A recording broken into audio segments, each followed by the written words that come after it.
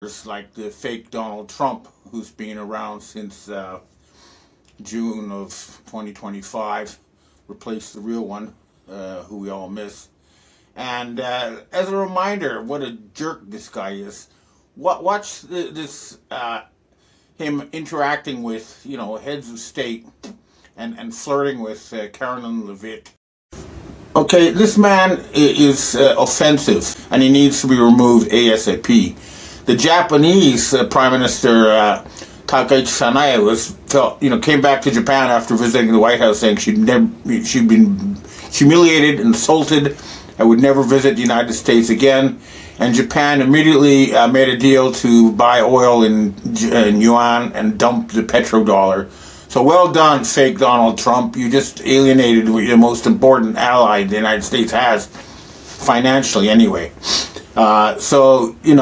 The sooner this guy goes, the better. Now, here's another example why these goofballs need to be removed from our screens. They need to be arrested in front of the cameras and taken away and to don't appear on our screens again. Listen to this reality show actor Pete Hegseth saying that the United States is a terrorist nation that bombs countries. And I think this goofball does not control the United States Armed Forces. They don't control anything. That's why they're being forced to use videos from video games, because they're out of the loop.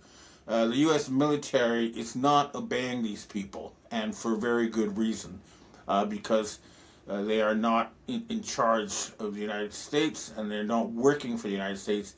They're working for a cult that is trying to enslave us. And here is a rabbi from the Khazarian mafia, the Satanist side of the, pretending to be Jews, saying that they're going to enslave all of humanity, including China and the West. And they're not, okay? They're not going to enslave anybody. They're going to be taken down, and it's going to be for good this time. They're being hunted down, and we need to get more people on the case. And I'd especially like to talk to American military veterans who were fooled into risking their lives for these clowns. Take a look at this veteran talking about how the veterans are the biggest sleeper cell in America. man, And like he says, they've been waiting for something. Well, this is it. The United States is officially bankrupt because of these people. They've taken all your money, and there's nothing left to take. And now it's time to remove their control of the financial system. And that can be done. I also recommend that the veterans descend on all the Chabad Lubavitch facilities, because they are not Jews. They are Satanists who are causing great trouble for the Jews, and they really, need to be dealt with permanently. And I mean arrested, taken in for questioning, and removed from all sorts of control over society. Including, here you can watch the fake Donald Trump honoring Rabbi Schneerson, who, calls non-Jews, which is not, I should say non-Satanists, because these aren't Jews. We can eat them, they say. They're going to kill 90% of humanity, they say. And here's this fake Trump and his handler, Howard Lutnick, showing exactly who they work for. They need to be taken in, they need to be removed from circulation. But the fact that their boss, the Rothschild bosses, are being taken down in Europe is a good sign. And there's also a big cleanup of the British royal family. This is an old video from Buckingham Palace, but it's worth reviewing, because you can see a child trying to escape from the palace. A naked child, obviously, probably in fear for his life. Prince William, who is now in charge of the British Royals, is not part of this cult. His real father is actually the King of Spain. He's a Habsburg, he's a Christian, and he's going to help clean up England. And if he doesn't, then he's got to be removed too, because enough is enough. These people have been causing trouble all over the world, and it is well overdue time for justice. And again, I'd like to remind the American people that you're not in debt. You're in a system of Babylonian debt slavery, which we are going to bring to an end. We need to have military white hats occupy the treasury. And, I've negotiated with the Asians because you really do have a trade deficit. You have been getting stuff from the rest of the world and not paying for it for more than 40 years. They're willing to write off all your debt as soon as you remove this satanic scum from your government and arrest all the pedophiles. Then all the debt will be written off. You'll have no more mortgages to pay. You'll have no more rent to pay. And, trillions and trillions of dollars will be used to rebuild your industry and your infrastructure. Another thing is, I noticed that since the U.S. government is bankrupt, airports are shutting down. I would recommend that the airlines charge a surtax on air tickets to hire back the, you know, air traffic controllers. And I also suggest you get some advice from Japan. Here in Japan, I can show up at Haneda Airport 15 minutes before my flight and catch it to anywhere in domestic flights, and you don't have to go through all that humiliating body searches and stuff that they do. So, the whole federal government needs to be shut down, and the U.S. military will be taken care of as long as they clean up the mess. But it is happening, folks. We're finally getting to the point where these ancient cult of Satan worshippers are going to be removed from control of the West and never, ever, ever again be allowed to try to seize power. Because they were caught in the act. Let's face it. They're still trying to spread bioweapons. There's no negotiating with these people. They need to be rounded up, all of them. That's what has to be done, and it is happening. The raids on the Edmund de Rothschild Bank are very, very important.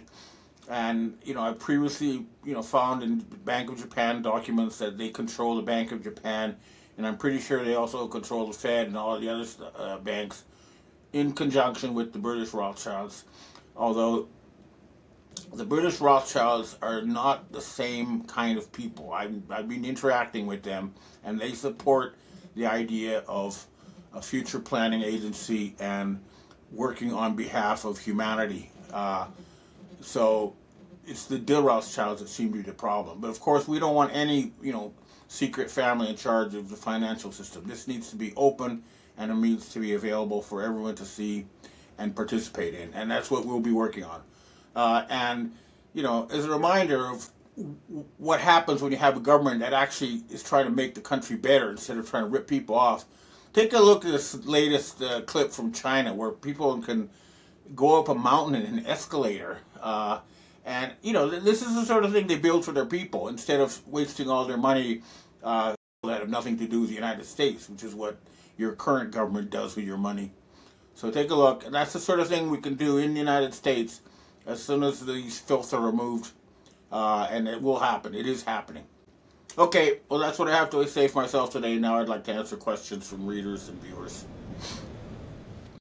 And then we have our first question today. It says, no evidence exists in search results of Chinese elders giving away U.S. Treasury bonds. China holds 761 billion in U.S. Treasuries as the second largest foreign owner, with experts warning a mass sell-off could spike U.S. borrowing costs and disrupt markets. But no reports mention elders or gifting. Related topics include the U.S. pension funds investing 68 to 73 billion in China since 2020, despite security risks, and U.S. bondholders seeking repayments on 1.6 trillion in century-old Chinese debt. Where did you get the information on China getting rid of USA bonds? First of all, the internet in the English-speaking world is completely censored and useless. It's not a source of information anymore. It's a source of mind control. I am an analog reporter. I physically meet people face to face. I've actually met members of the Dragon family. I've physically held the bonds in my hand. We've taken them, and I can deliver these bonds to the U.S. Embassy in Tokyo. I've called the Treasury representative. This is real. They have real gold. And, the Chinese are not supporting Howard Lutnick and that whole fake Trump regime, and are not going to. They're pulling the plug. They have pulled the plug. And if you look at the data, you'll see that the biggest buyers of U.S. Treasuries are like what crypto coins and uh, little offshore places like the Cayman Islands. In other words, it's completely fraudulent now.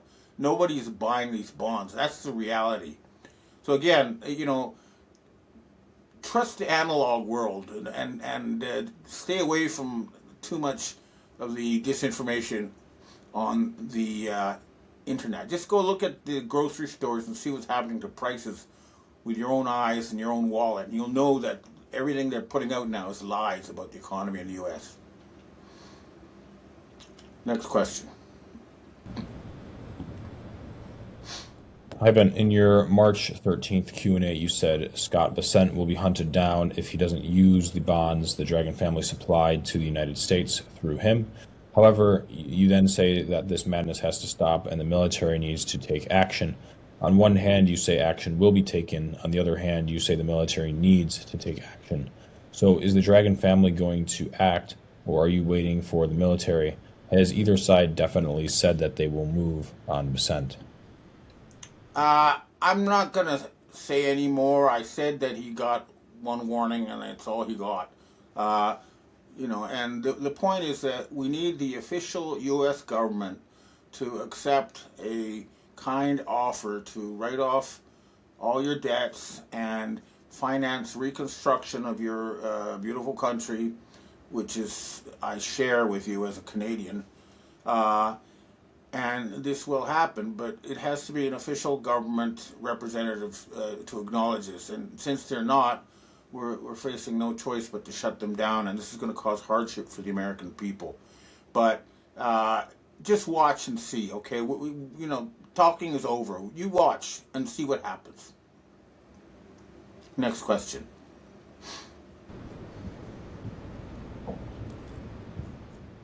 Hi, Ben. You say the only ships being blocked in the Strait of Hormuz are ours and Israel's, but we do not get oil from the Middle East at all. We have kept the strait open for decades for the rest of the world, mostly Asia, and it seems to be that most of the oil that comes through the strait is primarily for Asia and mostly China.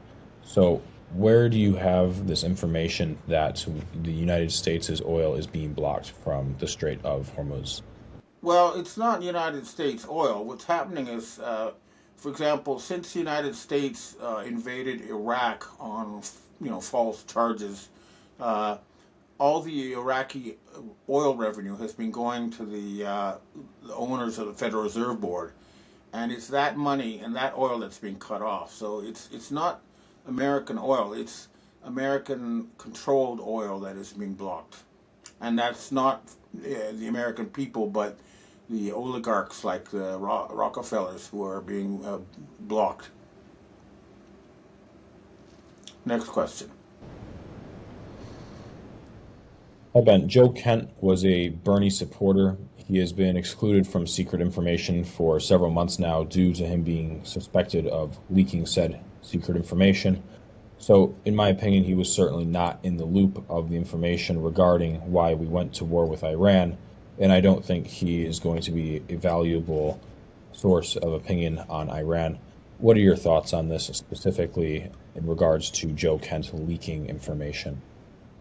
Well, I don't have any information. All I know is that as soon as he criticized Israel and Israeli control of the United States military, suddenly they said he's leaking information and they're going to prosecute him. This is the same FBI that hasn't arrested a single. And I think he was sort of like me. I was the Asia Pacific bureau chief for Forbes magazine. That's about as high as you can get before you hit the glass ceiling where the people who really control the planet are. And he was in the same. He could see the people running the White House, but since he wasn't part of that little club, he could only look at from the outside. And when he tried to do stuff about terrorism inside the United States, which was his job, and the chief source of terrorism in the United States is Israel, then he was blocked. And so he quit in disgust. That's what I know about him. And that's what you should be looking at. This war on Iran is about stealing money because the United States has run out and they're losing the Iraqi money. That's what this is about. So that's what I have to say on that. Next question. Ben, we have our last question for today. Although I do like your bright future dream, it doesn't seem to be reasonable in the United States. China, Russia, Iran, etc., are not going to risk their soldiers and equipment to help 90% of Americans that want to go against their government. They probably could be paid to do it. Why don't we pay them the west coast of the United States and Alaska in order to free the United States from our governmental tyranny? What the Asians have offered is to hire the U.S. military to free the American people, to make sure that they continue to get their paychecks and maintain their, organizational integrity in exchange for, cleaning up the satanic filth who have taken over your political system. Okay, well, that's what I have to say for myself this week, and I hope to see you again next week. The tabulators purely do catch up to what they already know is stolen, or in reverse, which we've seen with ballot harvesting, where the tabulators have to make the quick adjustment and then all the ballots come in into the middle of the night. It seems clear as day that that's actually fact. It's not even conjecture after talking to these county clerks and these ROVs, because they will not admit that there's a hole in the election. So I got one yesterday. I'm not going to name her. I don't want to throw her under the bus, because she had a long conversation with me in her office, which I love. I let her go, just let her talk, let her believe her elections are secure, so on and so forth. But then I asked that one question. I said, hey, when it gets to the tabulator, where are your cameras located? Oh, we've got one about 40 feet back there. I said, so your cameras cannot see the ballot itself before and after it enters the tabulator? No. I said, don't you see that to be a problem? Well, I guess maybe we can tighten things up. I go, well, yeah. I mean, if you just put a $50 camera, which we've already shown them how to do, when they're putting the ballot in the tabulator, and a $50 camera when it's exiting the tabulator, at least if the tabulator makes a mistake, intentional or unintentional, right now we know immediately. And that's why this transparency system that we created is so, so important. Scott, what do you have to say? My first thought was, when that answer came out, I was like, okay, cut the bullshit. That's the only response I have for any of the nonsense. Whatever reason they say, cut the fucking bullshit. A camera 40 feet back here. This is supposed to look, guys, we all know this. This is even below common sense thinking, right? It's absurdity, and it's such an insult. It's an insult to any of us when you have to point out something that a third grader could point out. Hey, shouldn't that camera be right over here? It's a crime scene, crime syndicate. And that's why, man, I mad respect for you taking this thing on and going after this at that level. But do you remember I tried to talk you out of it? I'm like, is there any way I can talk you out of this? Because you did. The bullshit that you're going to deal with in that machine, I worked in that machine for 10 years, and it's the crazy stuff. It was so bad back in the late 90s, 2000, 2004. This is how corrupt it was. I'd have my teams in precincts around Los Angeles. I was precinct captain on election day. So by law, and here's what everybody does. They go in, if they say Republicans and Democrat helpers can do this, they go in to the precincts on election day. Can I see the rolls to see who voted and who didn't? And what you do, those who hadn't voted yet, you tabulate that, send it to the phone banks, and then your phone people start calling voters. Hey, encourage them to come out and vote. So what would happen? It is Los Angeles. Democrats are running all these things. So I'd get calls, and basically I was an enforcer. I'd get calls, Scott, they won't give me the voter rolls. Okay, where are you? I'll be right over. I'd walk in. I was in better shape then, a little bigger. I'd walk in with my, jeans, biker boots on, tight t-shirt, walk in, look around, beeline right to the voter rolls. Where are the voter rolls? Hand them over. Here. And I'd hand to my people, outdoor go. Another ring, ring. Where are you? I'm on my way. That's what I did all day. All day. It was so absurd even back then. I'm thinking, how this thing is lost, and obviously it's much worse today. It's more like a Sunday morning cartoon watching this stuff. But I pray, honestly, I pray that through this evolution we're in, that there is, the overarching power of we the people, pushing hard enough that, whoever steps in, the military, whatever, to say, okay, we are taking control. This is an absolute crime scene. We're taking control elections, whatever legislation they got to pass, burning all the voter rolls and starting again. And Jovan Pulitzer and I had a show and several discussions on if you go to Twitter, X, type in the search thing, hashtag burn the voter rolls. Type that in there. Go to the 2 videos, watch one of those videos he has up there, and you'll see the picture. Because there's 30 to 40 million fraudulent voters in this country. And if we don't burn these rolls and start, again, like Trump said, one thing that Trump said during this week, I'm watching it, State of the Union, we need voter ID, whatever else he said. And I'm like, you better freaking say it, because that isn't enough. People come across the border. These criminal governors will give anybody a social security number, and with that number, they can get a driver's license. And with that driver's license, they can go vote. And then Trump, when he said this during the State of the Union, and he says, and we need proof of citizenship, I'm like, you better say that, man. You better say that, because without proof of citizenship, they're still going to steal elections, period. Anyways, so there's a lot. They don't even need that to steal elections, because when the voter rolls are so jacked up, I audited one city on my own. I took the voter rolls, I separated them within a spreadsheet, put everything around, and 42% of those voters should have been invalid. 42%. So we know those are going out and getting the duplicates. I know, because I had a roommate in our house several years ago, and he's still getting a ballot at our house, and he lives in Oklahoma now. So it is absolutely ridiculous the way that it is. The challenge, Scott, you may know this, is when we purge the voter rolls, they're right there on the back end, entering them back in again. Of course they are. Crazy. We've seen it firsthand, and it just blew us away. Bruce, what do you have to say about this? I know you're deep into this in investigations. Well, I mean, it is insane. I mean, it doesn't take a lot. You don't have to be a rocket scientist. And that's, I think, one of the intentional situations that they have placed upon us via programming, MK Ultra, brainwashing, or whatever you want to call it. And they've complicated it, all the legalese and all the legislations like that. Because here in Florida, same thing.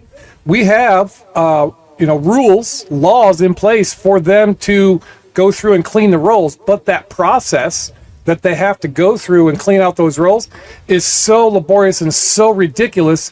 I mean, it's nearly impossible for them to want to, or to have the ability to remove somebody. They give so much deference to keeping people on the rolls, and that's why the bloating is always happening. We've seen it. I mean, I think it's Harmeet Dillon that's working with the DOJ, requesting the voter rolls from all the states, and there's many of the blue states are fighting in court. Many of the red states have submitted them already so that they can kind of correlate.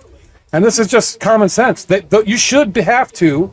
I mean, this is another thing that's frustrating. If there's very few people that really give a shit, right? I mean, 350 million people in the United States, and the last couple elections were allegedly super high turnout. In the 150-ish or so million people voting, so that's less than half.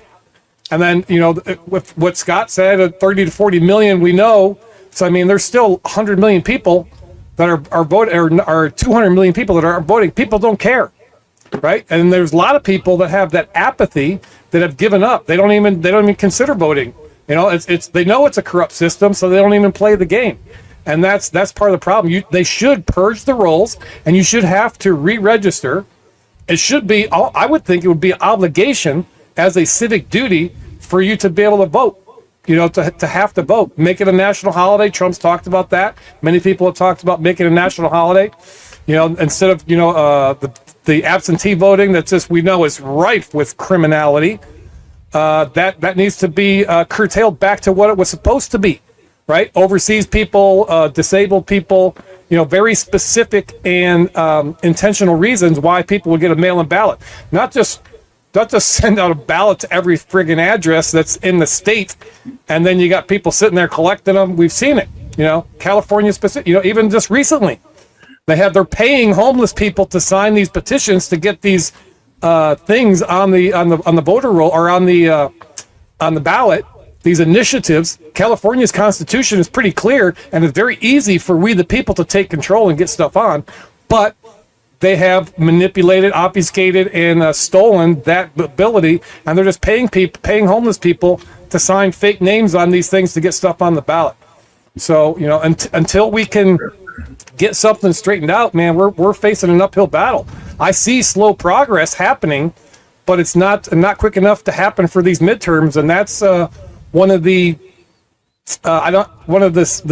scariest things that's could potentially happen is they steal it, we'd lose the House and or the Senate, and then it's over for doing anything with Congress, because then everything in the next 2 years is going to be impeachments and prosecutions and dragging Trump and his family and everybody that's associated with Trump into Congress and doing all these bullshit hearings. So we have to step up, and there's just not enough people willing to put their life or put their money where their mouth is and stand up. So this is where the battle that we have between now and November to try to get this thing to happen. Yeah, for sure. But, a lot of you guys understand construction, building cars, and so on and so forth. When it's a mess, you bring it down to its foundation, and you have to rebuild it. But for on Earth, I wouldn't understand why we wouldn't just do the same thing with the voter rolls and the election system. It's just bring it down to its foundation, and just rebuild it. It seems like a no-brainer. We know why we won't do it, because there's so much corruption involved. Michael, as an ex-Californian, perched on the other side of the border, stalking California from your site. What do you think? That's true. I am stalking. So waiting for you to win so I can come back. So this goes. It's a lot bigger. It's a lot bigger than California. It's a lot bigger than the United States. It's deep state activities, CIA level stuff.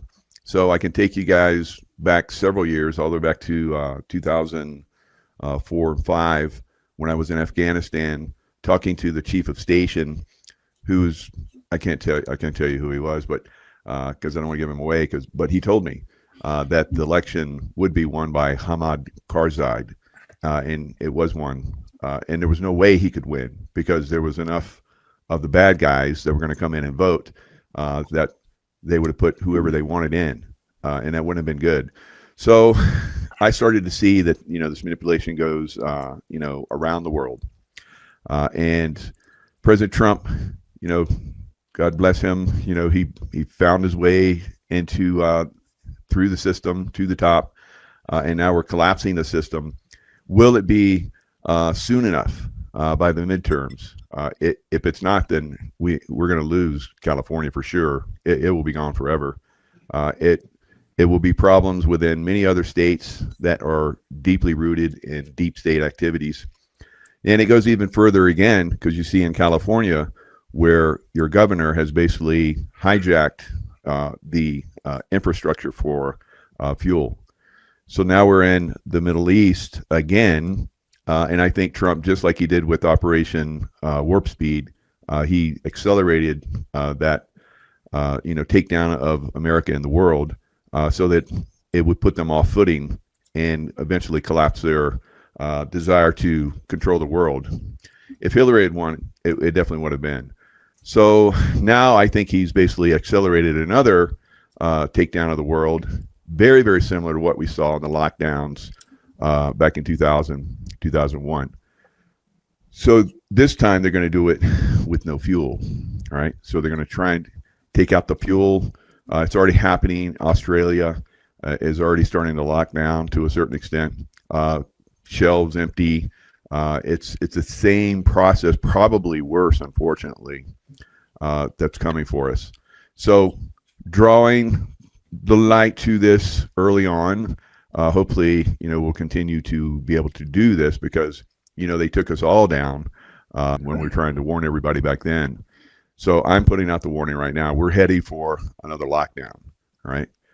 It is coming. It's a tsunami that's coming. And if we get to the high ground right now, we'll survive it.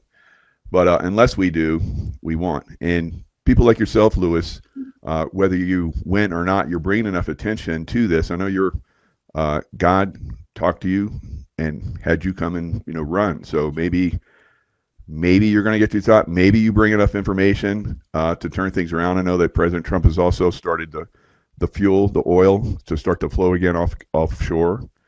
So will the environmentalists come in and shut that down again like they have in the past? I don't know. It's probably in the court system right now trying to stop it. But it's probably California will be the first to start to ration, I would say, because you have a governor there that's running for president, and he wants to make an impact. So it's you guys in California, and I'm watching from the other side. I'm like, oh, buddy, here we go again. It's interesting to say that. So, being a native of California, I actually grew up through gasoline rationing in the 70s, where it was. I remember it was if you had an odd number on your plate, you can go Monday, Wednesday, I think Friday, and even number could be Tuesday, Thursday, Saturday, something to that effect.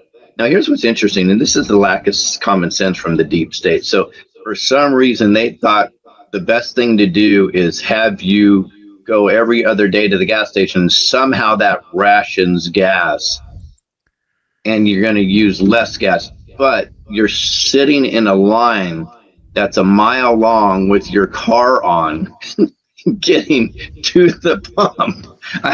Even when I was a kid, I'm like, how is this saving gasoline? It's ludicrous. And we jump through the hoops and so on and so forth. I could absolutely see that around the corner. Now, this is where we have to inject some common sense, and I wish sometimes, and I know, okay, let's assume there's a plan. If there's a plan, I'm wrong. But if there's not a plan, Trump could do better at the messaging from his standpoint. So, for example, suddenly gas prices, especially in California, just skyrocketed ever since we bombed Iran, right? Well, but people need to know that Iran controls virtually no oil. They have about 10% output, and that's just in the Middle East alone. That's it. And it takes 6 months for you to process oil, refine it, ship it, and get it actually to a pump. So it's ludicrous for it to even affect us financially here almost ever, but immediately, that's the game that they've been playing for so long. Scott, you're an oil country. What do you think about that?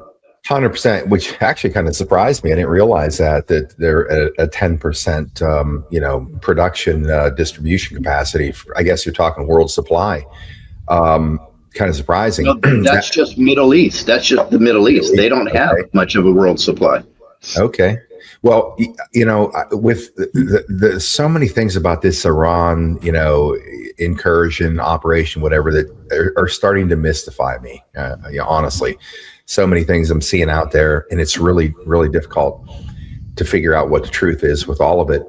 But the further we go in this, the deeper the reasons are why we're there, in my opinion, because, I've looked at this thing from any perspective I've had for the last 30 years.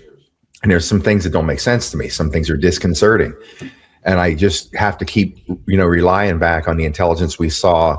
And I was actually running a search here on that intelligence to see where it was, where there was a drop. And I did find it talking about midterms potentially being pushed. And seeing where that, in one of these drops, it talks about, it's going back to the Mahler days, and it talks about why did Sessions pick Rosen? Few have facts. Few know the plan, and it says midterms in red, and it says in the brackets save and push. So I'm wondering if there's a staging going on here. Back to the midterm thing. So there's so many forces in play to this operation that it's hard for even me to get a handle on. I think there's a primary, secondary, and tertiary reasons why this is happening, right, in that scope. So that really doesn't answer your question. I was a little distracted trying to get that information to talk about these midterms. So it actually makes, well, it's interesting because I actually, believe it or not, when I announced my running last June, I said I still wouldn't be surprised if the midterms were suspended. That was almost a year ago, because you can see this thing bubbling up. But in regards to Iran, and I'll bring it over to Bruce, this is a what if scenario. And I don't know why I believe this. I'm listening to the rhetoric from the White House, and I said a long time ago, I believe there's a Trojan horse thing where they're cozying up to Israel while they're completely removing the infrastructure that supports Israel, all the finances and the media and so on and so forth. I think it's a Trojan horse. This is a what if, and I was telling somebody this yesterday, and they were blown away. And this is just a what if. I believe it's possible because I've heard President Trump talk about denuclearization. I've heard the Prime Minister Modi of India talk about denuclearization, and Putin has kind of mentioned it a couple times. Imagine that we go in there, and he's already announced that we've set back Iran 30 years on their nuclear weapons program. Okay, so that's already done. What if now, with the way Israel behaves, we somehow, with the rest of the Arab countries, can pressure Israel and the Arab countries into denuking? India already has said that this is maybe something they'd want to do in the future. Well, we know the reason why Pakistan has nukes is because of India. So India and Pakistan can come to agreement, and they denuke. Russia and United States do it, and they have to somehow pressure China and do it. What if this whole plan, or part of it, because I agree with you, there's so many subsets of stories that could happen here, Scott. What if this really comes down to denuclearizing the world? And why that could be possible is because we have direct energy weapons now that, by the way, have been shown publicly that we've proven we don't even have to have nukes to make pinpoint strikes. I believe, and then you can imagine, and I said this to my wife, you can imagine Trump has denuclearized the whole world, and the crazy, whacked out, blue-haired liberals, some of them will still have an issue with that. But it's just a thought. And let's start with you, Bruce, and let's just play around with this. It's just something seems like it's a lot bigger than we know right here. Oh, 100% is way bigger than we know. And there are certain people, because I scan everything. I look at try to find I need all the data that I can get, because we know that there is mis and disinformation on both sides, and the propaganda is thick on both sides.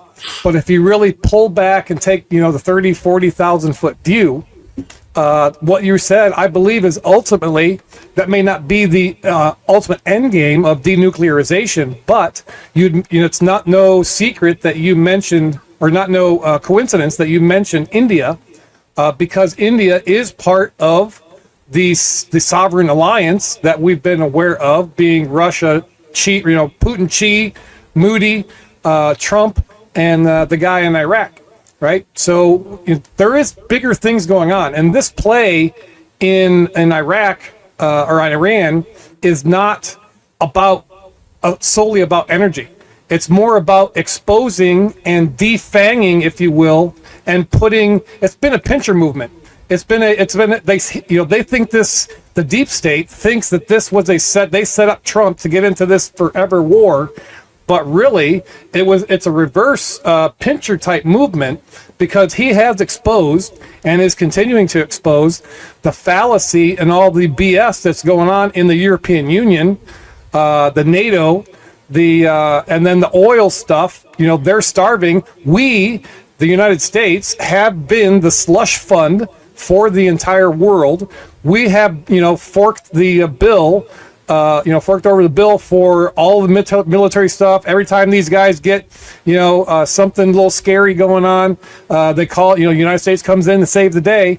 Well, that's not that. We are in the process of defanging and exposing the European Union, and we're bringing back every country needs to be sovereign on its own.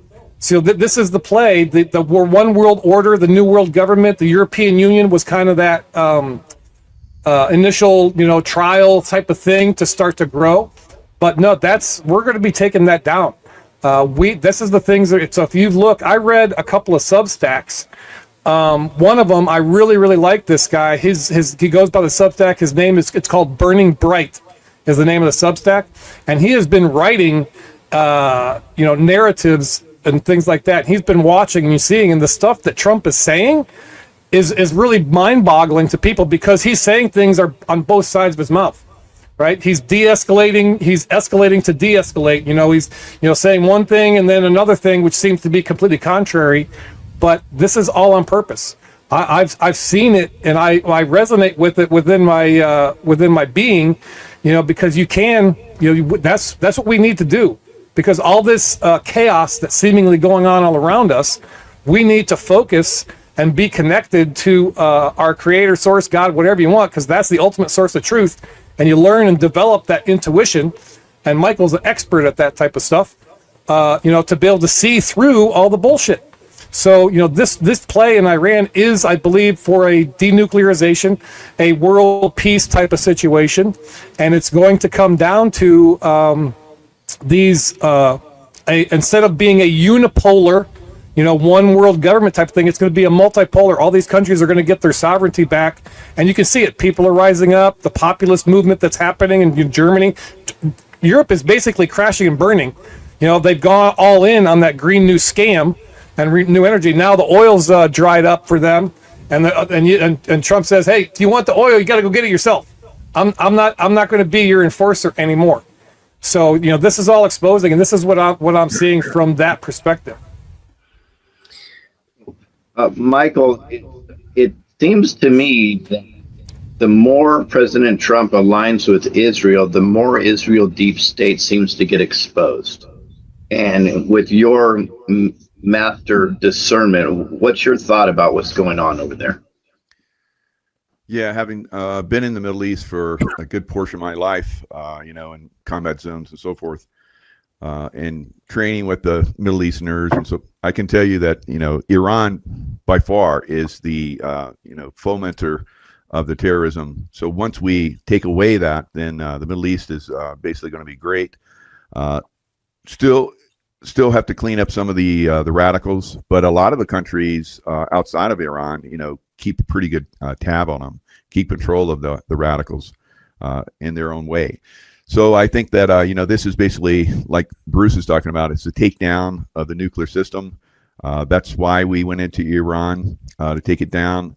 We're exposing NATO, like Bruce was talking about as well. I think we're probably going to pull out of NATO because NATO won't even let us, like, on the basis that we have in NATO. So they're telling us, unless you're supporting us in the stuff that we want, we're not going to support you.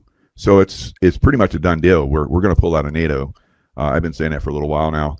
Now, oil production, the U.S. has the largest oil production in the world, 21.91 million barrels per day. The next one is 11.13. That's Saudi Arabia. And Russia has 10.75. So 22% of the world total comes from the U.S., which is more than the next two, Saudi Arabia and Russia. Now, we use 20% of what we produce, so we don't need anything from any. In fact, we're exporting and doing a really good job. Probably these numbers are even higher because I'm looking at the best I could do is April 2024. So Trump's back in, and Trump is like, drill, baby, drill, So there's a lot more oil out there now than it was back in 2024 coming from America. Now, Trump has talked about how he had, he was dealing in the background to end this war. The person that was doing the dealing was a Pakistani general who Israel blew up. So, the deep state is still active here, and even with our best made plans to end this, like Trump looked like he was moving towards ending this, it just got foiled by the deep state from Israel. So yeah, we have deep state here, of course. Pretty much all of our Congress and Senate is deep state. We need to clean that out. So I think most of those people are treasonous. So when does that get exposed? I think it's going to start getting exposed this month. So, things are really going to start to cook. I did a show yesterday morning, and there was so much information coming in, like the pilot, that had ejected from two pilots that ejected from their craft. They said they found one, and then they said they found the other, and now they're saying the other one's still out there. I'm like, the disinformation is so fast and so furious. It's hard to keep up with. So I was going to go live, and it's like an hour later, after I was digging up more information, I went live. So it's coming so fast and so furious right now, the destruction of the deep state, and then the trying to soften the blow. I guess the deep state is trying to say, well, we're still in charge and we're doing this. We're shooting down planes now in Iran, while the IRGC is starting to mutiny and starting their own little civil war against each other. So how long is this going to last? I say probably a couple, 2-3 more weeks, but we'll see.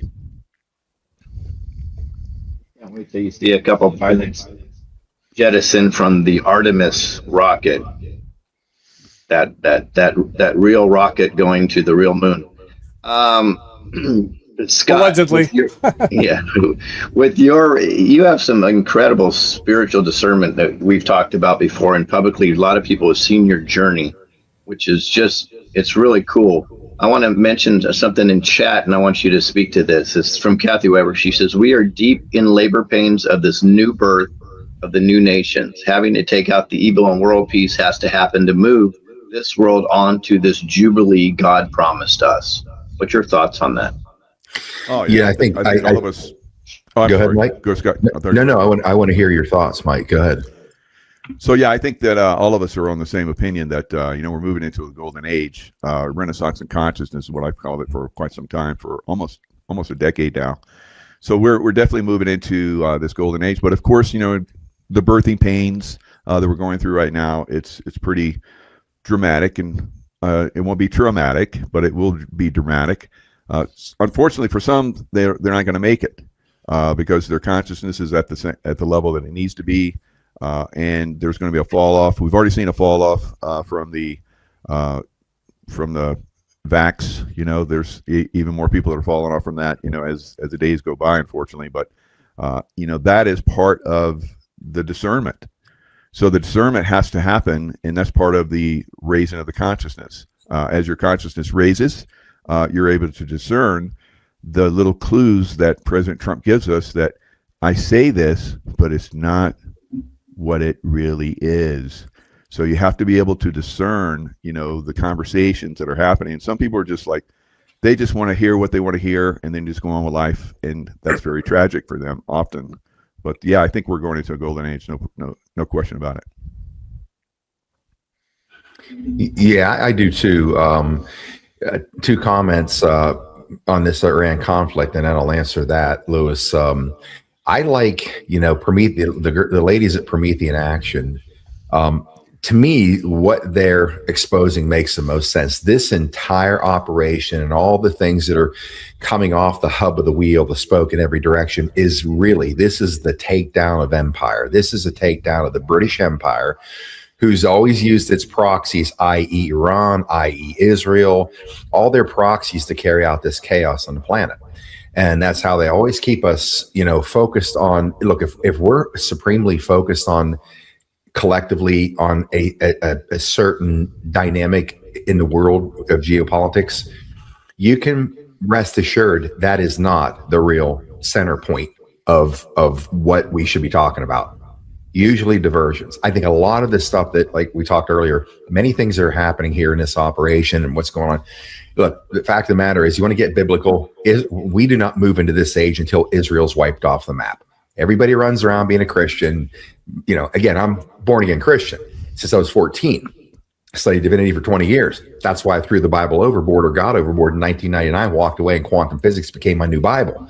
I literally said, F you, I'm done, drop the anvil, because it was tearing my soul apart.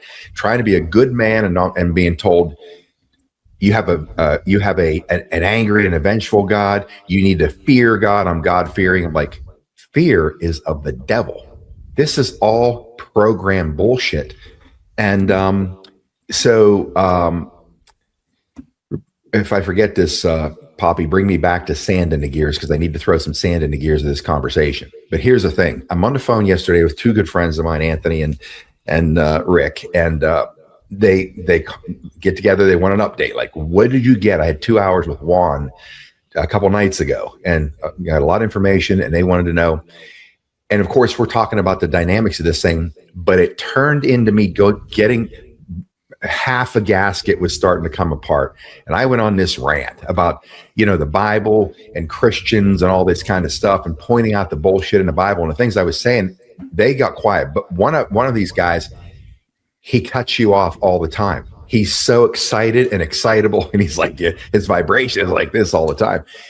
It's first time I heard this man. I love this man. First time I've ever heard him quiet for 10 minutes. When this gasket went on me, and I'm just laying so much shit down, and I'm thinking, I don't have these things bookmarked in my studies and all my notes and can go down through this sequence. When it happens and it's done and smoke's coming out of my ears, I'm like, Jesus, where'd that come from? Right.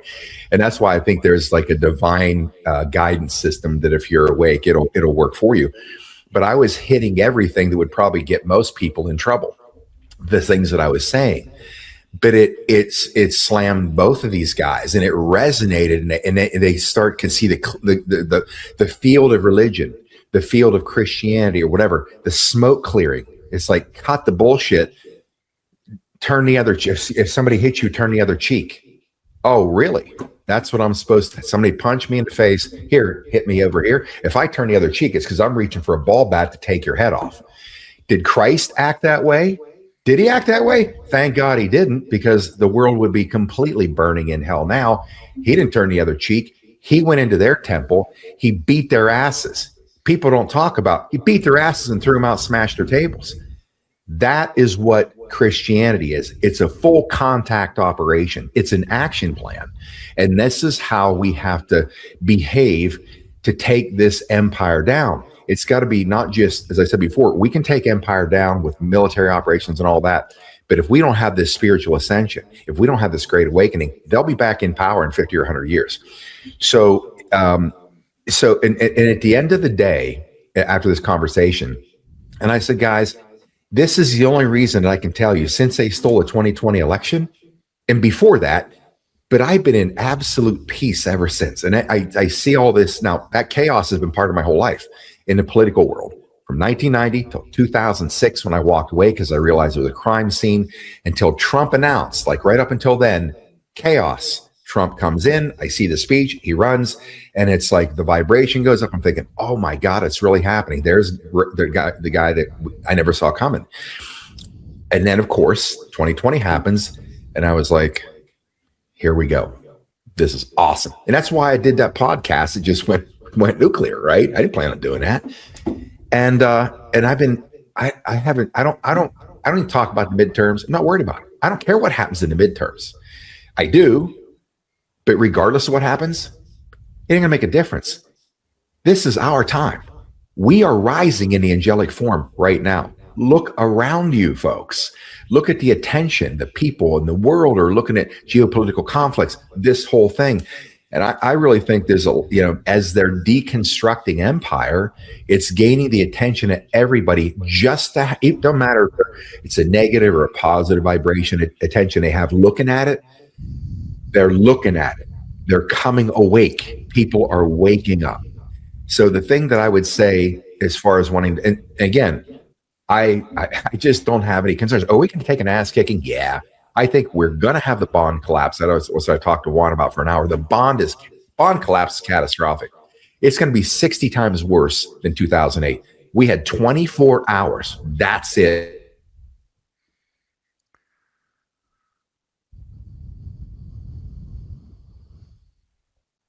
I can't hear Scott. Can you hear Scott still?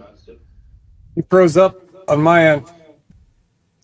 No, I don't think they liked what I said. I saw it's all kind. I went silent on mine. But anyway, You said 24 hours and then you froze. yeah, it's 24 hours. I guess they didn't like because everybody's screen went into buffering. I'm like, this is coming out anyways. Yeah. So they had 24 hours to pull off their crime scene to pad all these banks. If they didn't do it, Juan told me it would be catastrophic, right, to the whole world. This time, when it gets to that point, he talked to Jamie Dimon of JP Morgan personally. And he said, yeah, the bond collapse is coming 5 weeks, 5 months, 5 years. We don't know. 60 times worse. I have about 15 minutes. So I've said before, until we all collectively take an ass kicking, we are not going to wake up out of this thing, right? So I hate to say it, but I think that's coming.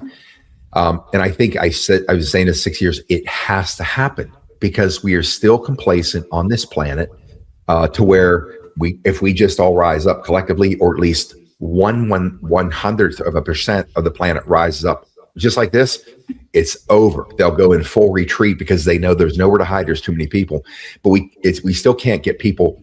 I mean, there's millions, probably 100 million people out there today joining the fight. It's a lot, but we need more. But until we get to that point, to be smashed in the forehead, to wake up out of the dream spell that the whole planet's in, that they built, to contain us, we can't get to that new age, the new era of poverty or peace for everybody and everything. But here's one thing I'm going to throw in here. We can keep talking about oil all day long, right? We can do this for another 50 years, this back and forth oil energy. Look, we've got enough oil in the Bakken oil fields in the Dakotas. This U.S. Geological Survey released this in the 90s. There's 300 years worth of energy at the current state back around 2000. 300 years worth of oil up there for the whole freaking world, right? So ask yourself, if we have that much oil, why were we buying from the Middle East or anywhere else? It's their game. It's their architecture. It's this whole thing. How do we end that? Really simple. Let's have 1 billion people say, cut the bullshit. Where is 0 point energy? Why can't we have it? We don't need to have wars and oil discussions. Give me the theory of magnetism in front of the whole world. You can't get an education. You can't get a class in high school, in college. You can't get a degree in magnetism. You can't. That's Tesla's entire work, right? But yet there's nowhere on earth that they will teach us about this infinite loop of energy. That's why you see these people create these free energy devices. We got a couple magnets and they wire this thing up and then they boom, just kick it off. And the magnet keeps pulling it back and forth. It'll go forever, right? Which can do what? Turn a little turbine, create energy. Right. So if we want to, yes, we have to talk about the oil situation. All this stuff is part of our exposure, awakening, or whatever. But we, as a human species, need to say, all that going on over there, gas price going up. Hey, cut the bullshit. Where is 0 point technology? You got it up there. You got it in places on the planet. You guys have been using it forever. You're hiding it. We don't need to have this discussion. Where is my 0 point energy, free energy, right? Well, that's part of the system, the deep state system that they put upon us that we've been living under since the dawn of time, pretty much. It's engineered scarcity. This whole oil thing is a psyop. And then we see the gas prices, here in Florida, it's like $4.20 or something. You see the gas prices, oh crap, so we get into this fear flight mode. And it's all that these guys do is this fake psyop crap. It's all engineered scarcity when we do not have to live there. We can have a life of abundance if we choose to. And we got to, the problem is fighting and taking these people down. I believe Trump is starting that process. But like Scott said, it's going to take a huge number of people finally standing up and saying, "Fork off! I'm not going to play the game anymore," and then that's when it changes. Yeah, let me touch on a couple of things that Scott says because it's fascinating conversations. You hit on a lot, but real quick, in regards to the bonds, I actually worked directly with the attorney that's been investigating and trying to get these bonds, the infiltrators, prosecuted. There is a fix there, and actually, I had this discussion with Juan just about a week and a half ago, 2 weeks ago, that we keep avoiding, and we keep saying the fix is more taxes. Michael, I think you may have heard me say this. you have to clean your own house up first. So in California, WARF, which I've named waste, abuse, redundancy, and fraud, is probably about 75%, right? So you get rid of the WARF, and now you have a surplus immediately where you can start addressing these things. We never talk about cleaning our house up. We always talk about going back to the people to fix the problems that the deep state has created, which is just disgusting to me. That's one.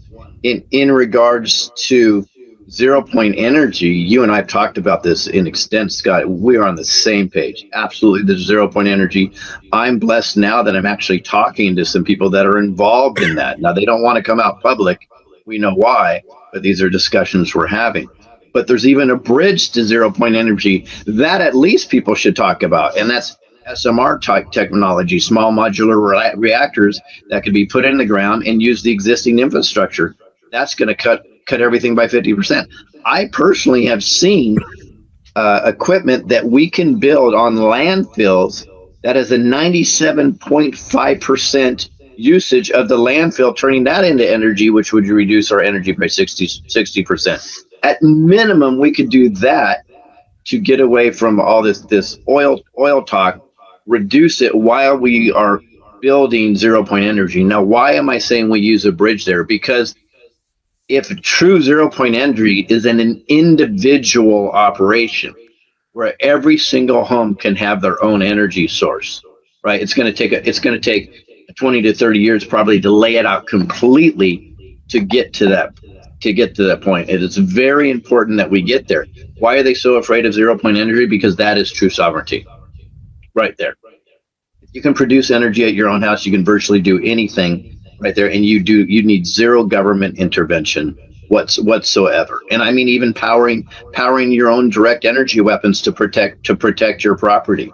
That's how far it can go if you do 0 point Look energy. how big Mike's smile got right there. You said that. Yeah, right. personal due system on my property. That one, yeah. Right, it makes sense, right, Mike?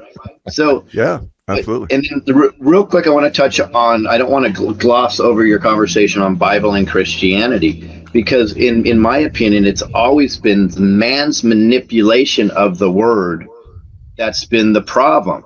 And I'm going to use the one my favorite scripture by far is Matthew 5:5. The meek shall inherit the earth. Well, we've been brainwashed and psyoped to think that meek means docile and weak throughout time. What a great way. And you know what's proof of this? Only 22% of Christians come out to vote.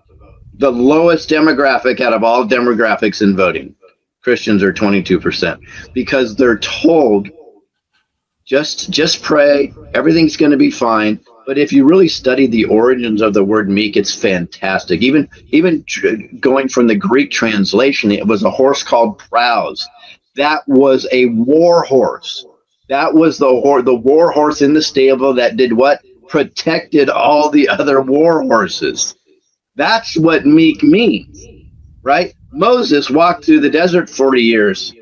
He was called meek. Well, you've got some big balls to be able to do that, in my opinion. Jesus called himself meek. Christ, which is the truth, in my opinion, Christ, and that word means a lot if people really want to look into it. Christ called himself meek, and he's flipping over tables. So it's the man's manipulation for control. And I'll leave you guys with this one part. There's a passage in the Bible that my wife talked about that all the new Bibles, it's being eliminated. And it's Matthew 17:21, because it talks about how we can fast and manifest through prayer. Interesting that they've removed that. If you go to the KIVs and all the new Bibles, 17:21, it goes from 17:20 and it skips to 17:22. Because the most powerful stuff that gives us personal autonomy and sovereignty, that's the stuff that man wants to keep us from. And people say, Lewis, you're not a Christian because you don't go to church. I don't go to church in except there's one church in Yuba City that I do attend because he's very awake, and he's actually endorsed me. But I don't go to church because I don't believe that I need a conduit between myself and Christ. I believe we're directly connected there. You are the church. That's what Christ told us. It isn't a building. It isn't a location and somebody you have to listen to. Look, I go to Pastor Bob's church. It's a one church I go to. I consider him a good friend, and I love what his message is. God's inside of you. He said, and Christ said, the kingdom of heaven is within. They make us think it's an external place we're going to. And I understand I'm rattling a lot of cages here. They believe it's an external. They want us focused. I mean, think about it, folks. There's a mansion for you and streets paved with gold. In a realm like that, who the hell needs a street, let alone paved with gold? What good is that? That's a matrix mindset. You need a mansion? I mean, this is all matrix construct, and they have us in one, and they think, well, you're not going to get it here, but you'll get it there. So just sit back and pray and take a beating. We parrot this stuff all of our lives because we believe it's all true. And I've thrown this wrench out at every major church stage in the country I've been on, which was many of these big ones. The whole Reawaken America tour for 2 years was many of these were big church stages. And I've said it every time with pastors sitting in the front row and telling the crowd, folks, the single worst thing that has ever happened to the human species is religion, right? Because our creator is not going to throw down 3 major religions, and it's now branched out to $26,000 or 26,000 sects of religions. Would you do that to your kids? Would you confuse them? That it's absurd. It's all absurd. And I've said before, look, if it was all 100% the reality of truth of the consciousness of Christ and our Creator was always there and all of it in its full power and animals every year. Obviously, it isn't.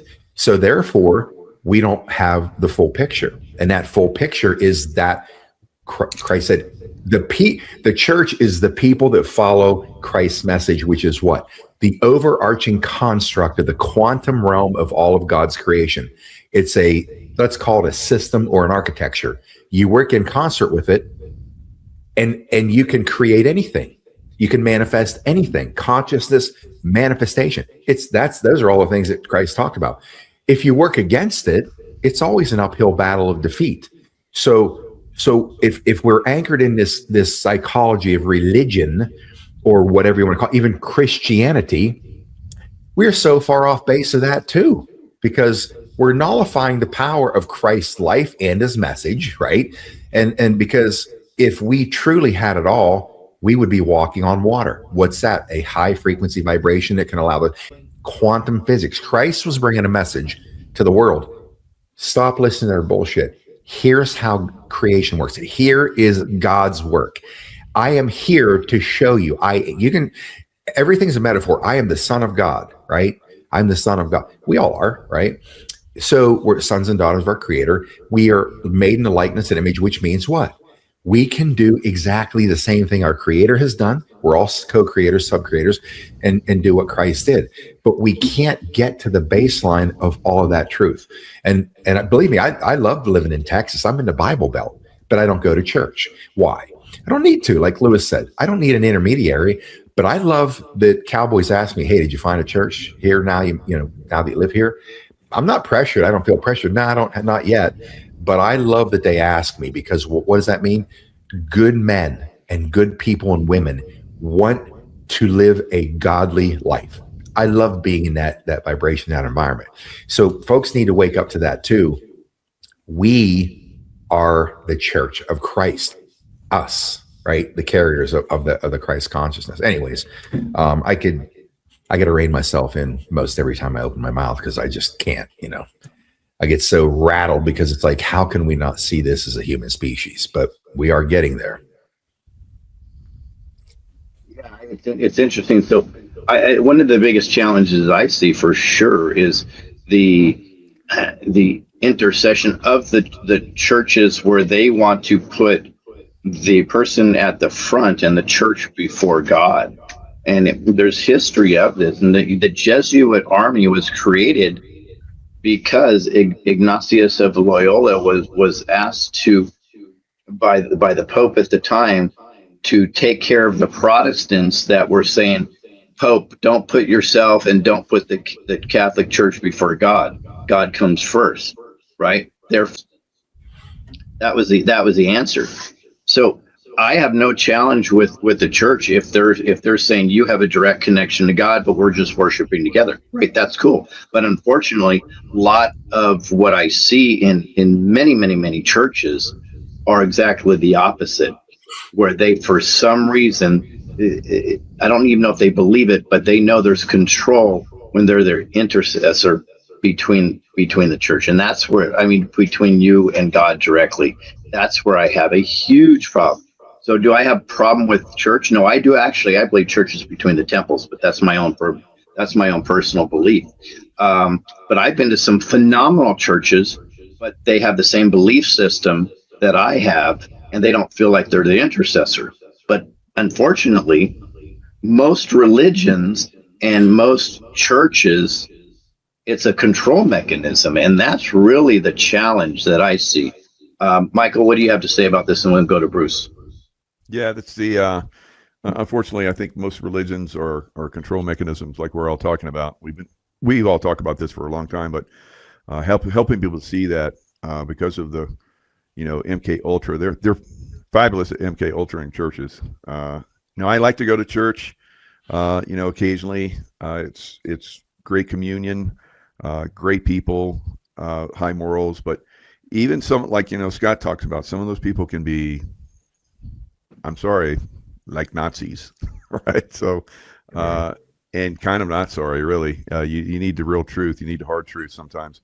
But I agree with you. The real temple is in between your temples, and your connection to God, like my connection to God, has been phenomenal over time, and that's because of my desire to have that connection and my willingness to go outside of the church and explore those potentials. And I feel that I have a very rich connection with Source, with Jesus, and on and on and on. They're there for you, but the church is intermediary, which basically blocks a lot of that.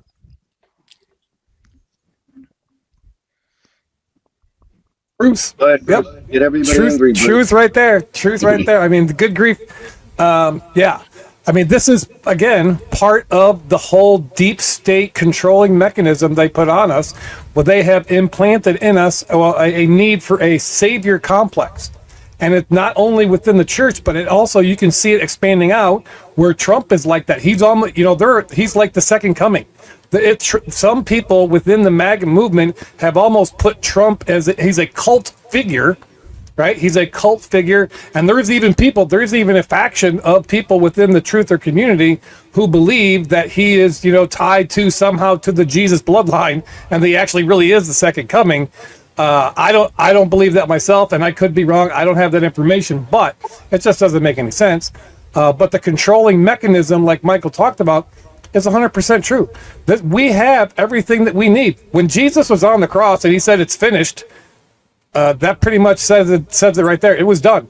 We don't need anything else. We have everything inside of us. I mean, if anybody wants to, Q talks about many times expanding your thinking, question everything, but yet you can't. Here's the thing about propaganda too. When you start to question Christianity or the Bible, that's just like, oh, sacrilege, man. You're a heretic, for questioning any of this type of stuff. But we're told to question everything. And if people really want to do some research and find out, go within yourself and look. I mean, just one story, the story of Noah and the they believe that's a factual situation. The story of Noah and the flood predates the Bible by thousands of years, and AI has proved that they can see that this was a crafted story that they inserted into the Bible for that situation. So I mean, there's tons of stuff but you can't believe me.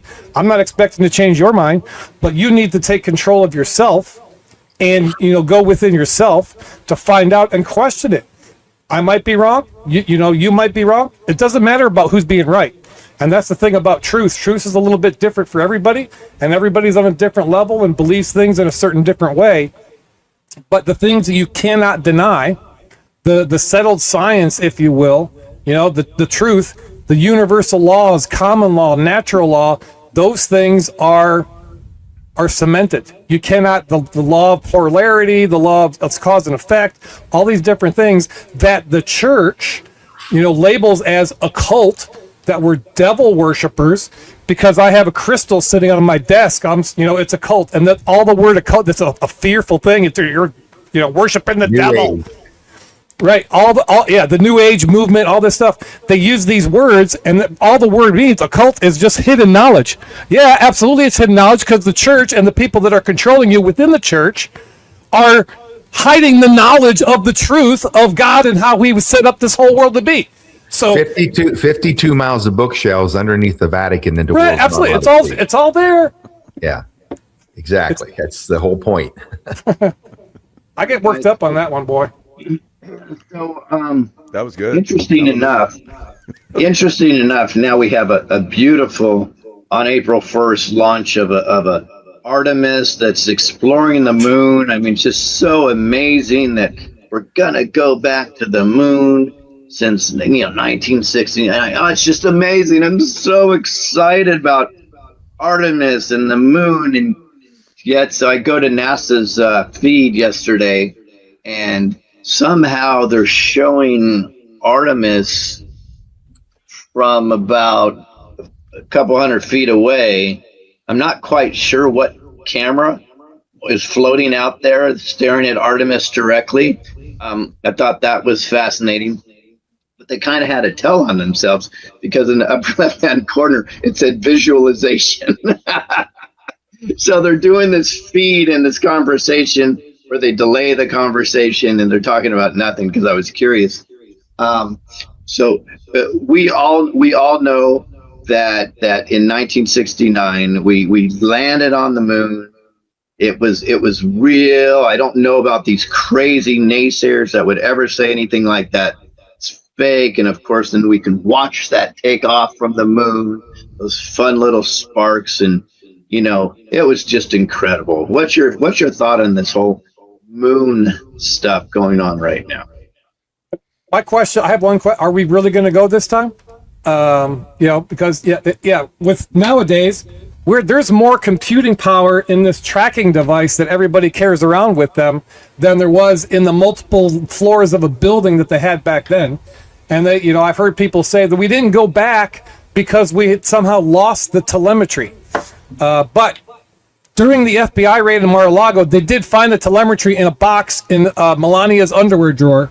So that's why we're going back. So the deep state got their telemetry back because they found it during the raid there. But it's ridiculous. Ring. Oh, wait, hold on. Ring. I'm sorry, hold on.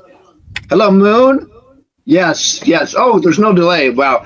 Why is it? Oh, because our cords, we brought that to the moon directly. Therefore, there's no delay in conversation. Hi, I'm President Nixon. It's so good to hear your voices up there. What's up, boys? Having a Heineken? I mean, what the heck? I know. We got to retrieve the camera guy that was up there filming the thing taking off. We left somebody up there, or something. I don't know. It's really still waiting. Yeah. Comical. You wrote the song, I'll be waiting. I got to eject one here at Nancy Volker 3342. Those bums ruined my Saturday cartoon time. I miss Scooby Doo. Not sure who you're calling bums, but you should take a fork and hike. Go back to Scooby Doo. I didn't even know. I had to do some moderating here. I love it. Yeah, I just ignore that stuff. It's crazy though. I mean, the moon. Now, okay. I'll look from a pragmatic standpoint, from the mainstream point of view, but I can't get over there's no way that the first moon landing ever happened. Based on all the information we have, that would be the first Apollo moon landing. I'll let other people argue within our community about the other ones, or whether there is a moon or a disk or whatever they want to argue about. But in fact, I posted yesterday, I said, instead of having me prove that we didn't go, why don't y'all give me proof that we did go in 1969? Because there's just no real proof. It's all just fakery in my opinion. And here's what's interesting, and I'll turn it over to you guys. Did you know that 2 days ago, when the Artemis astronaut was actually interviewed? I was going to say the same thing. Yeah, you're exactly. Yep. Yeah, he said this is the first time we've been into what is it? Their inner orbit, and the first time we've been this close to the moon. And he's the astronaut. I I'm saw like, that. boom, right? Mm-hmm. And by the way, I checked to make sure it wasn't AI. Yeah, it's a total psyop. It's crazy. Mike, we know you've been to the moon and back, so why don't you give us your opinion on this one? Yeah, so there's a lot of disinformation, and everything. I think that there is a possibility that we have been to the moon, and maybe we're going to the moon because I saw Osama bin Laden an hour after his side of his head was blown off, but was that really him? I'm very skeptical at this point. So over time, we kind of learn these things. Now, were some of the movies that were made that we know that they're movies now, were they made in case there was a problem, and then they would just keep the show going? It's a possibility. I don't know, but NASA, it was started by the Nazis, and Operation Paperclip brought all the scientists over. So von Braun, all those guys are Werner von Braun. All those guys are like, very suspect to me. So everything they did at this point is very suspect to me. So is it a possibility? Now, when I was eating my morning cereal and watching the moon landing, I was enthralled. I thought it was real. But yeah, there's definitely a lot of stuff that's come out since then that makes me very skeptical, like all of you guys. And you guys seem to be like, there's no way. So I'm kind of like in that, let's observe this and see what happens. Now, the thing that would really convince me is if they gave us some video from the other side of the moon, the dark side of the moon, because they've never done that. And so why is that so sacrosanct that they can't, do that? So they have said that they're going to have video of the dark side of the moon for this trip. So if that is the case, and if it's not AI generated, then I think it's going to help a lot of people. Now, 50 years, this thing's been shut down. 50 years, like we've all talked about, we should have free energy. We should be blasting it off everywhere throughout the galaxy at this point, the whole galaxy, not just our solar system. So it is. And is that happening on another side? I think it is, but we're not privy to it. So they've dumbed us down on this level of the Earth for a very long time. Our science is all screwed up. Our math is all screwed up. Our history is all screwed up.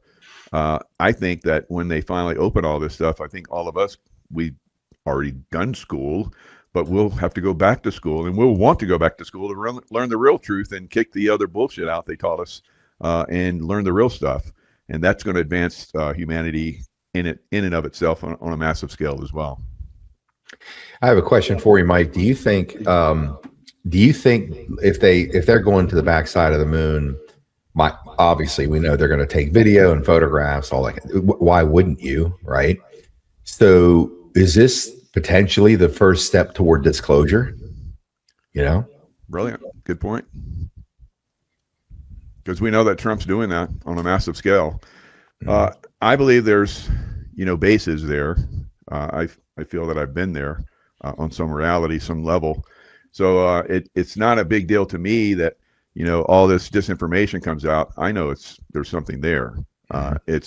Will it be a disclosure? Because, Trump is of that mindset, just disclosing everything. And if that does happen, and we do this time, or again, who knows, land on the moon, because that's the intention. So this slingshot around the moon, they come back, and then we do a moon mission again, or for the first time. So could be. Good point, Scott. Mm-hmm. Right, and we talking about the moon brings into my mind, we haven't even talked about the Matt Gaetz bombshell that was dropped on us, the forced human alien breeding program that they got hidden around that has been kind of supported by somebody else, Australian senator, and then the Tim Burchett interview. I'm sure everybody has seen that one on Newsmax, I think it was. Where I can't talk about it. I'm still a sitting member of Congress, but if you heard what I heard, the earth would be on fire or something. People would be going crazy. Yeah, he just said none of you would sleep at night.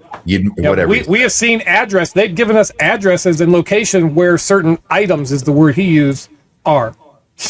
So, and that the question that comes, are these extraterrestrial off of our planet type people, or are they other beings from outside of the ice wall within the realm here? We can go all kinds of crazy stuff. The Terra, what we see here is only a part of what's on this piece of rock that we're on. So it could be, other beings from those things. Could be interdimensional stuff. That opens up a whole other can of worms of disclosure. And even what's that guy, Scott Greer, Dr. Greer, saying that they're getting ready to bring out a huge Project Blue Beam. They've been talking about that for a while. So we got to be prepared for anything. The things are piling up, and anything can pop off at any time. It's a pot of keg, as some people said in the past. But we have to be aware, and we have to be prepared. We got to pray for and expect the best, but we also have to prepare for the worst, right? Because Michael said there's going to be, there's going to be some type of lockdown, rationing of fuel and different things. This is all probably a likely scenario, right? There's a high probability. It's a very plausible situation if you have put some eyes on and look at what's really going on. So, we can talk about that if you want. What we're doing here, though, is bringing light to the darkness, and when you do that, you help people overcome the darkness that's coming. Right. So they can't foment it on us because we're spreading the light, and they lose. Yep. Light is undefeated against darkness. There is no record. It's light is undefeated against darkness. Darkness cannot exist where light is present. Yeah, I'd say, Mike, you just said one thing that I think people need to focus on is that, remember, regardless of how rocky this gets or even scary, because even in the intel we got, the question was scare event, or I don't know if it's a question or a statement, scare event necessary. I think is what it said. Scare event necessary, question mark. You have to maintain this thought no matter what it looks like, how it feels, what we go through. And this is what I was telling the guys the other day, yesterday, the day before. We win this time. We win it all. We are taking back the planet, and we're ushering back in the Garden of Eden. And again, as I said before many times, how do you know? I can't tell you how I know. I'm just telling you, I am 1,000,000% right. We win. And when this gets rough, you have to have this mindset. Forget the fear. That's what they want. You should be excited, be prepared to endure, because you can endure more than you can possibly imagine. I've had that experience in my life, what I've had to endure. You guys have, many of the audience has, Mike has, in situations that, especially as a SEAL operator at these levels, that most men could never stand in those shoes for 5 minutes. And some of the highest level operators can't even get through that stuff. We are built to endure. That's been my message to people. You have zero idea of what you, who've never really done anything your whole life, are capable of doing or enduring or whatever. When this thing begins, just say to yourself, this is awesome. I am now seeing and part of the greatest show that humanity has ever seen or been part of. And this is the absolute beginning of their ending. This is when it's all coming down. That's how you have to see this, because it's a truth. This tumultuous time that we're going to all experience, because it's what's going to break us out of the dream spell. We're all going to feel it. We're humans. We're going to have some fear. I'll have some fear. Mike will, Bruce, but we'll capture ourselves and say, oh, that's right.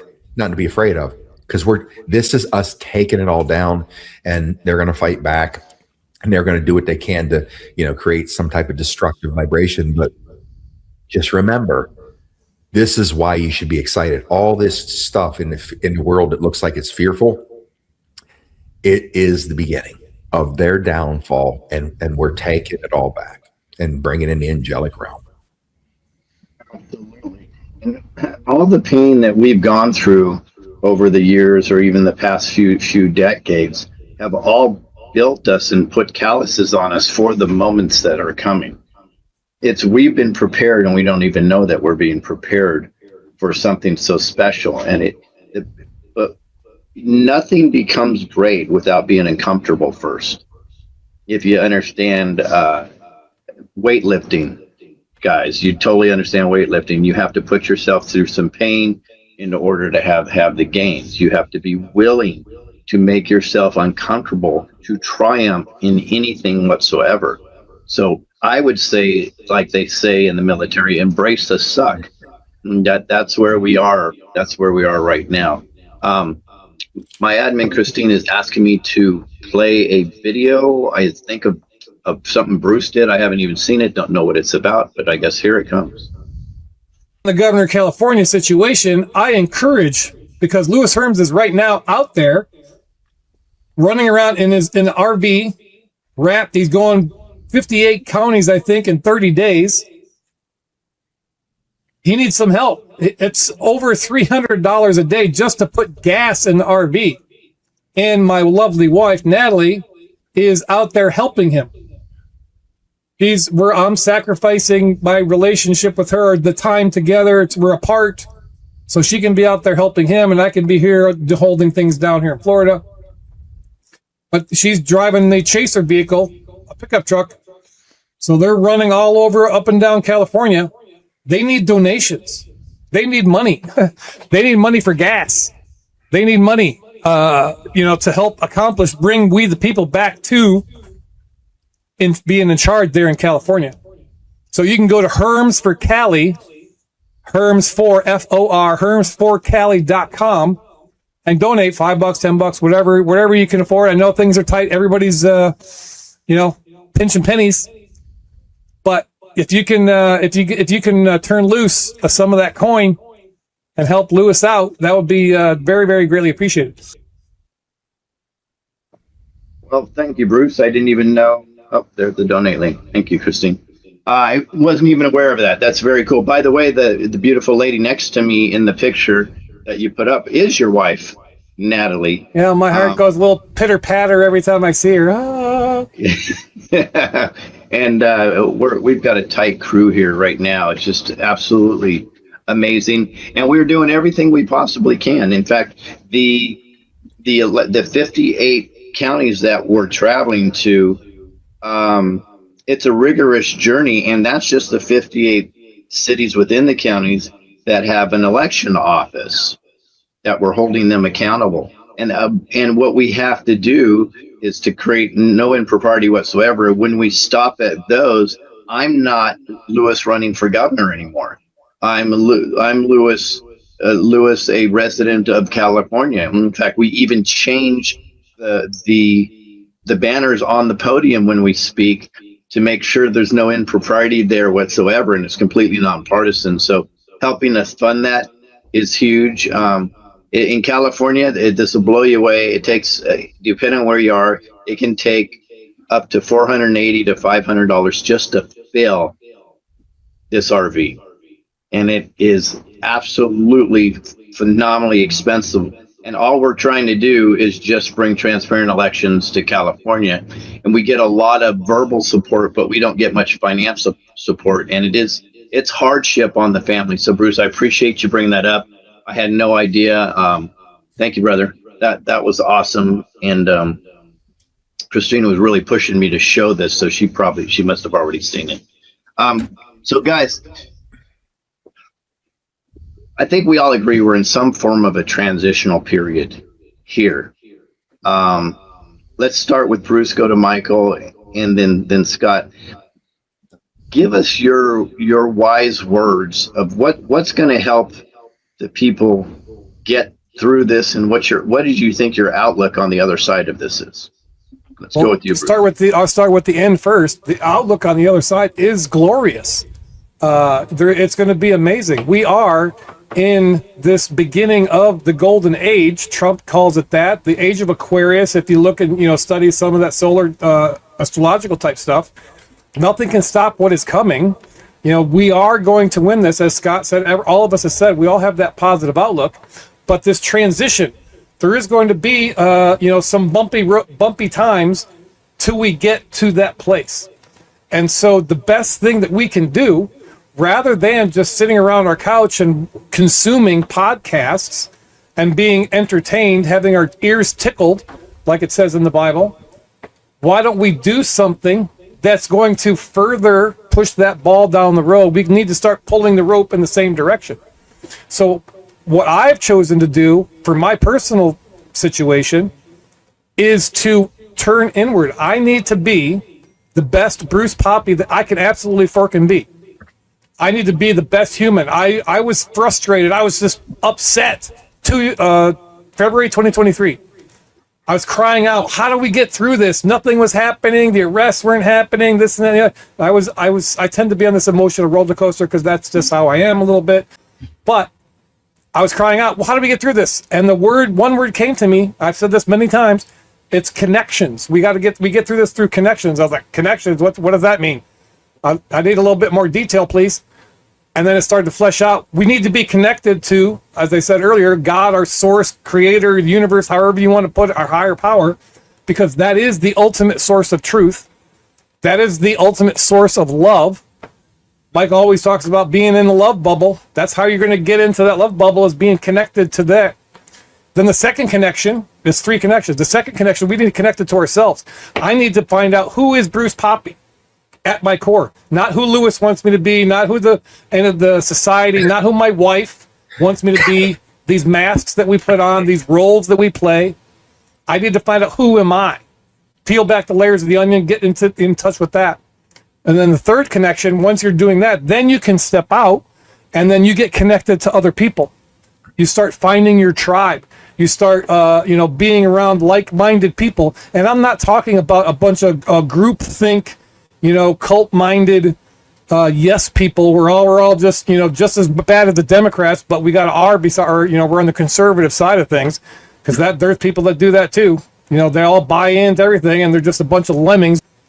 Doesn't matter. The party the two-party system is a joke anyway. It's another psyop control mechanism, but that's how we do it. We got to work on ourselves. So that's why I got my website, brucepoppy.com. I'm helping people to unleash excellence in their life. We all have excellence. We're all children of God. He doesn't make any mistakes. We have the excellence. It's already in us. Everything that we need is already inside of us. Scott said it earlier. But it's been buried under all the bullshit. All the masks, that we wear, the roles that we play, the stories we tell ourselves. And then the thinking, we got to change our thinking. So you got to burn the mask is the first pillar of unleashing excellence. The second pillar is the unlearn to unleash. We got to change our thinking. And then the third pillar is forge. Those first two things are information gathering for yourself. Forge is where you put that stuff into action. You do small, tiny reps, small little things that will make you believe, develop self-trust that the beliefs and your identity are true. You got to do just tiny little things. It takes a couple minutes, and then you build self-trust, and it starts, it started at the bottom, and now we're here. So that's what we need to do, and that's where my focus has been, and how I'm trying to help people move into the next phase of where this is going. Yeah, I like what you said earlier, Lewis, about we're pretty much being forged right now, and those that are willing to be forged and move past this area, kind of like when I went through SEAL training and so forth, I got forged to be able to become a SEAL, and then when I was in combat zones, I got forged into how to be able to maneuver and stay alive in combat zones. So I feel like all of us pretty much are in a combat zone right now. So we're all being forged, and on the other side of this is that beautiful golden age that we're all looking forward to. But we have to collapse this system, and the only way we collapse this system is to bring light to it, and it doesn't do that on its own. And we can't be in a cult and expect Donald Trump to do it all for us. We, the people, have to get involved. So we've all talked about this for a long time. I do see more and more people getting involved and taking action. The way you take action is like, I'm looking at my YouTube channel right now, which is, we're live over there, and it's like over 2,000 people are watching and making comments like crazy. The comments are like just blowing up. That's how we defeat them. We get together and we start to share this information, and we converse about it, and we can bring the light to it and destroy it. The darkness cannot survive with the light. We just talked about that. So unless we get involved, we will get what we get because we allow it. And that's been the way that the deep state has been slowly squeezing us, slowly dumbing us down, and we have to just like pop out of that and just get moving again. Beautifully said. And real quick, so physically, darkness doesn't even exist. It was a word that had to be made up just because there was a lack of light. And I think that's very important for to know that you touched on that. Hey, Scott, what do you have to say? Yeah, it's interesting. I was thinking of the same point a little bit earlier, and now it's kind of that vibration. Now here you are asking this question. So I had my answers already loaded from earlier in the show. But here's the thing. I've been trying to, get this message across to my audience for, since we've been on the air, is that, and all these people that are watching this, and I'm gonna tell you a truth that is irrefutable for all of us. Damn well you were born to be more than who you are right now, and in your own soul, you tell nobody, but you feel that ache. I know that I was born to be more than what I am right now, or do more than what you've done at this point in your life. You know it. You wrestle with it. It pisses you off because you see other people in this matrix world and have accomplished things, good things, and you're like, damn, I want to be like that. I know I can. But when to go there, you have to get out of your comfort zone. And what most people don't understand is, I don't care how good your life is, if you're extremely successful, and if you just sit there, right there in that place, you never grow again. That is your ceiling. If you do nothing different, because that's what we want. We seek out comfort. Now, if I look at, let's say Mike's track in life, and he's he's on a battlefield, like in combat and all this stuff, I'd be thinking to myself, but there's a certain point in time where Mike's calm and he's peaceful. It's his comfort zone. You say, how can that be a comfort zone? Because he kept busting through these challenging situations. You have a divorce. You lose your house. You lose a job. All that stuff is so distressing to the human species or human being that you go into fear mode, all these kind of things. But you can't sit there because you got to live and survive. So what do? You go sit in front of an interview, you go knock on doors, you look for a job, you do things to try to start filling in the gap of these holes that's been created in your life. And what do you do? What do you learn every time? 99.9% of what you worry about or have fear of never happens. It never happens. And you waste all your energy worrying about things, but you're forced to go into action. And what do? You find a new job. You find another house, you find another soulmate, whatever. That is what allows you to become who you were born to be. So many of you, when these really tough times come to get us the other side, I'm telling you, stand up, take a leadership role. Things happen in your communities, step up, call some people, something you've never done before. Hey, we need to help these people over here. It's getting scary. Whatever you can think of, do something. Because when you come out on the other side of it, who you are then, you're going to be so happy, because you're going to say to yourself, man, I didn't think I could ever do that. I didn't think I could be this. I didn't think, you know what I mean? And that's the one thing that, if you can understand that you will end up in a tumultuous situation, you will grow to a level of comfort because you grew, right? And then there's another level of discomfort that will happen, and it could be a little scary, whatever. But remember this. You are born in the image and likeness of your creator. Christ said these things you will do, and even greater than I. That's the capacity we have. You start discovering that, you have less fear of change. You have less fear that your comfort zone just disintegrated, and now you got to do things you've never done. But once you do them, guess what? A whole new comfort zone, and you're at peace. And eventually you get to a point where no matter what level of chaos keeps coming, you now blend into this psychology and this spirit of peace, because I can handle this. Oh, this, and I'll finish with this. And this is what I lived through, and it's what got me through. I had this catastrophic, many people know, had this catastrophic gravedigger crash, left me paralyzed and destroyed beyond repair, and in bed for months and months and months and all these things. And even though luckily I understood the Christ consciousness and I set out to prove it. Luckily for me, it was with me and I did. But when I was in that horrible situation, I knew and said to myself, this was supposed to happen to me. And when you're in that you're in this wrecked hall that a prison you're never going to get out of. No, everything's gone, your life, everything you own, business, everything. And you can't do anything. My head, I said to myself, this was supposed to happen to me. This is what's going to basically force me to unleash myself and do and become things that I knew I could do, but probably was afraid to do it, or didn't, the comfort zone, you want to hang on to it. So just know that you have the capacity and be prepared through this to become who you were born to be, because it's your opportunity to say yes or no. If it comes, you have a choice. I'm going to do this, or you can sit back and basically be in the same vibration, what allowed them to capture the whole planet and keep us in this beating pattern. Good. And I'll just finish with this, folks. There's no problems. There's challenges, and we need to reframe our language, because if you reframe something from a problem to challenge, suddenly that challenge has a solution. So reframing our language is very, very, very important. There is no failures. There's just lessons. And we grow from these lessons through life, which is just phenomenal. And I'm so excited about the future.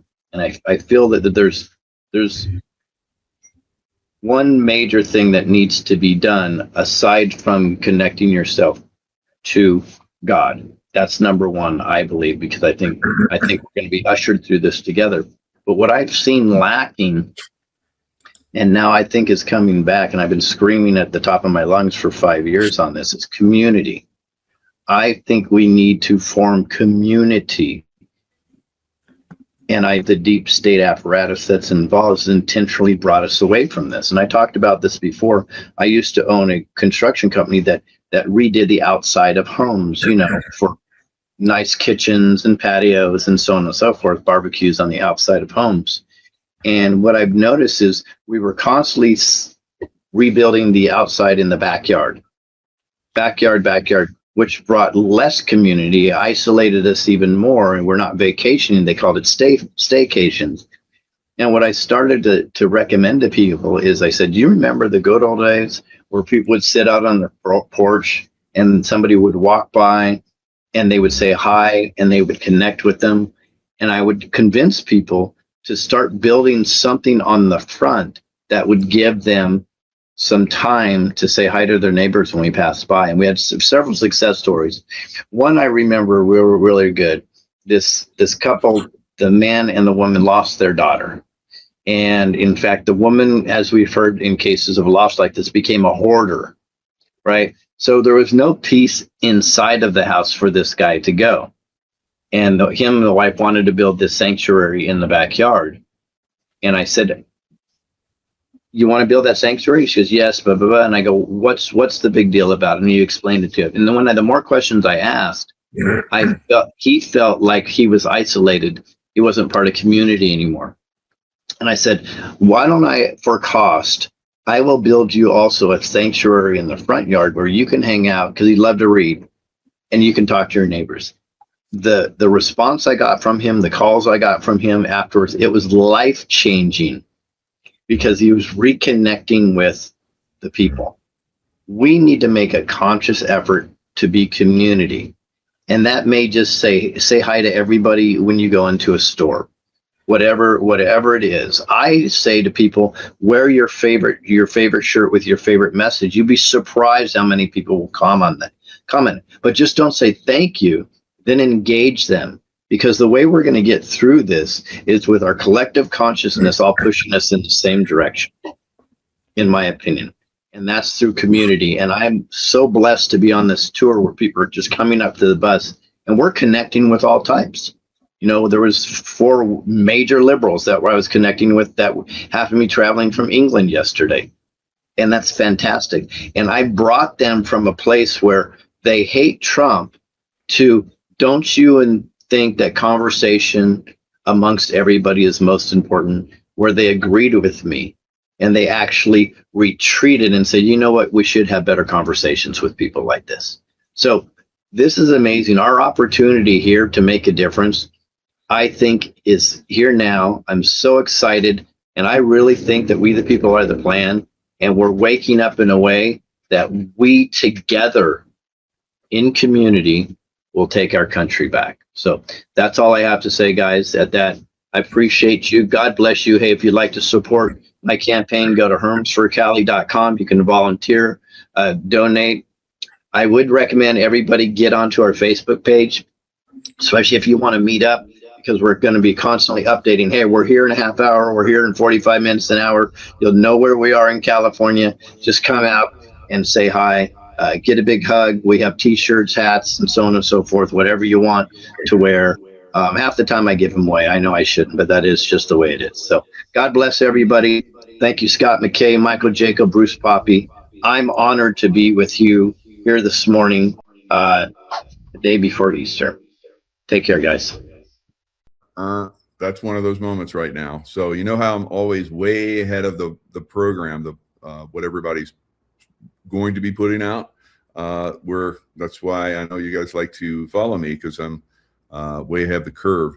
Now I've been watching this, lockdown coming. Now it took me a little bit to see through the subterfuge and but it didn't take too long, right? So I was way ahead of the curve and started putting out very early on. I basically knowingly risked my channel over, and it got taken down over and over again to get this information, to get information out to people to help save lives and keep people focused. All right, so we're in that again. We're in that moment again, right? So I believe there's going to be a global or worse, right? I think we're already seeing bank assets being frozen. That's already beginning, right? And I'm going to talk about each of these subjects in a little bit more detail. But this is one of those moments. But you're going to be way ahead of the ball game, guys. So you're going to be able to get out and prepare and get what you need before the shot hits the fan, right? And that's what I did before the last one. Gave everybody heads up and showed everybody, hydroxychloroquine, how to make your own. We just made a little hydroxychloroquine the other day where we took grapefruit peels and boiled them, and it's a free little boost for your immune system, right? So I think we all need that going forward. Who knows what they're dropping some of the skies and putting in our foods and so forth. I think they're, really, turning up the heat again, right? So President Trump, was ahead of that ball game too. Operation Warp Speed, which basically he was not supposed to be president. Hillary Clinton was supposed to be president, and the world would be a catastrophe right now. Now, I believe that President Trump did the same thing bombing the hell out of Iran, right? But as we know, they came in and sabotaged him. They sabotaged a lot of us that were, releasing this information. They sabotaged, once Trump was out, they came in and really hammered down. But because he did Operation Warp Speed, he was able to, nullify a lot of the things that they were going to do. And if he hadn't been there, if he hadn't done that, that would have caused a much worse catastrophe because it would have slowly ground us up, right? So by him, pushing it, they made mistakes, and that's what you do in special forces. You push the enemy, you hijack them, you sabotage them, all the different ways that you can do to stop their progress and move forward. That's what we're doing in Iran. So I think Iran, if he hadn't done what he did, would have been much, much worse, much, much worse. So I believe they were quietly and methodically, and probably this is all part of a plan, come in and shut down the Straits of Hormuz and cause this worldwide glut and catastrophe that's happening. It's a tsunami that's coming, guys, and I'm telling you it's coming. Now, some of you are going to be at the shoreline saying, "I don't see it," and you're going to get destroyed. All right. So if you don't take action now, you're going to get hammered, right? Now, of course, things could change. President Trump could end the Iran war, which they're doing everything they can right now. They're sabotaging the peace talks, and we're going to talk about that as well. Now, Juan O'Savin was on last night, and he talked about that.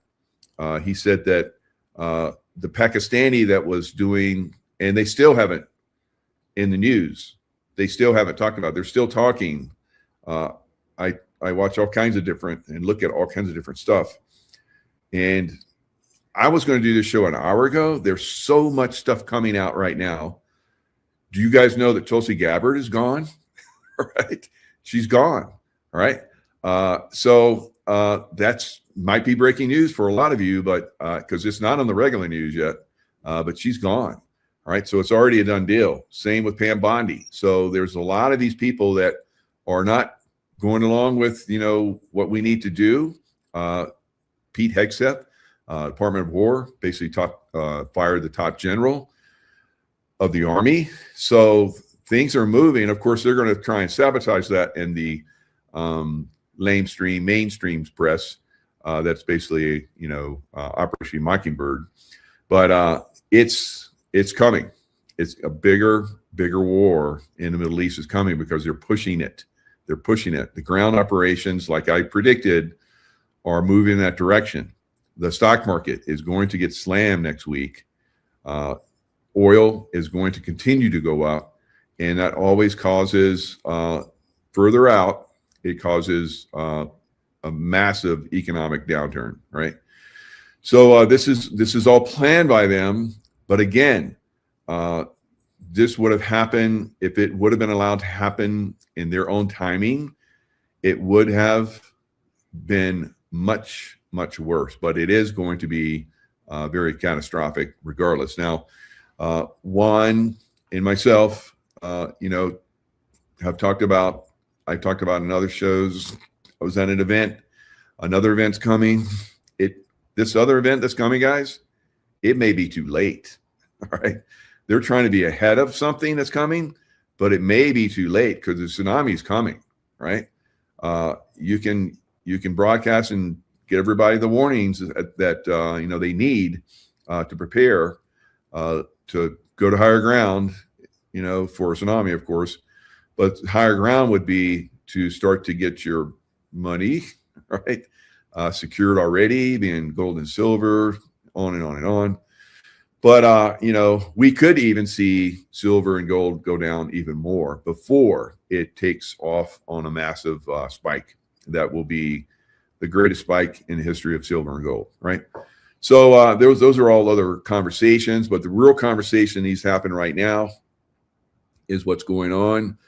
First of all, Donald J. Trump said Vice President J.D. Vance is now in charge of fraud. Fraud is very, very close to destroying and collapsing our country, guys. And this is also a planned, destruction. And they've been stealing from us, and now we're at the point where it's tipped. And tsunami, the blast in the ocean has already happened. Everybody's aware of it. Well, not everybody. Some of you may be listening to about this the first time. You're like, what? So get ready. All right. So he goes, President Trump, and this is in Truth Social. He says it is massive and pervasive, and the job he will be doing in conjunction with many great people within the Trump administration will be a major factor in how great the future of our country will be. All right. So, of course, he's going to, say this in a very positive way, just like with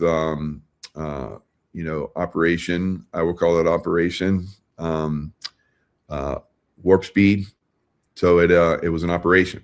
It was a military operation to get that out as fast as possible. So we're in another operation, guys. Of course, it's happening in Iran, but it was also going to cause shocks throughout the system. Now, we know that we've already seen fraud being exposed, and that led to Iran, and now it's going to double down here in the States and around the world. So President Trump goes on, this is today. This was released early in the morning. You know how President Trump is hot on the keys, very early in the morning. So it was released, I think, at 05:05 today, the 3rd, Good Friday. So it's already got lots of views, lots of retweets. So he says, we will, he says, J.D. Vance will play a major factor. He will be called the fraud czar, and his focus will be everywhere, but primarily in those blue states.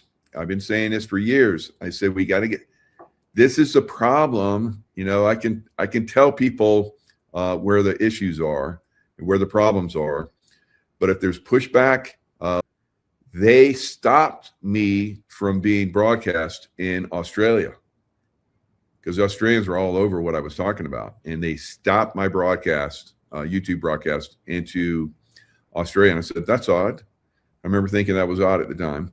I was like, well, hopefully somebody's doing a workaround. They're getting this information.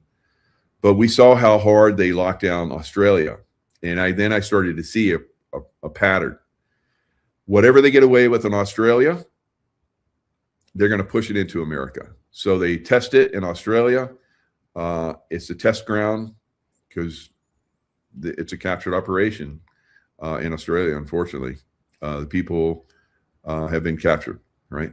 And they don't have hardly any say. Of course, there's a lot of people that are pushing back on them, but it's not enough, right? So whatever they get away with in Australia, and they're already starting to get away with this in Australia, guys, they're gonna push it to America and the rest of the world, and it's happening. It's already. So I can just look. Over the years, I'm just looking because I saw it happen to me. They restricted me from putting out information. Who knows? Maybe this video will be restricted in Australia, right?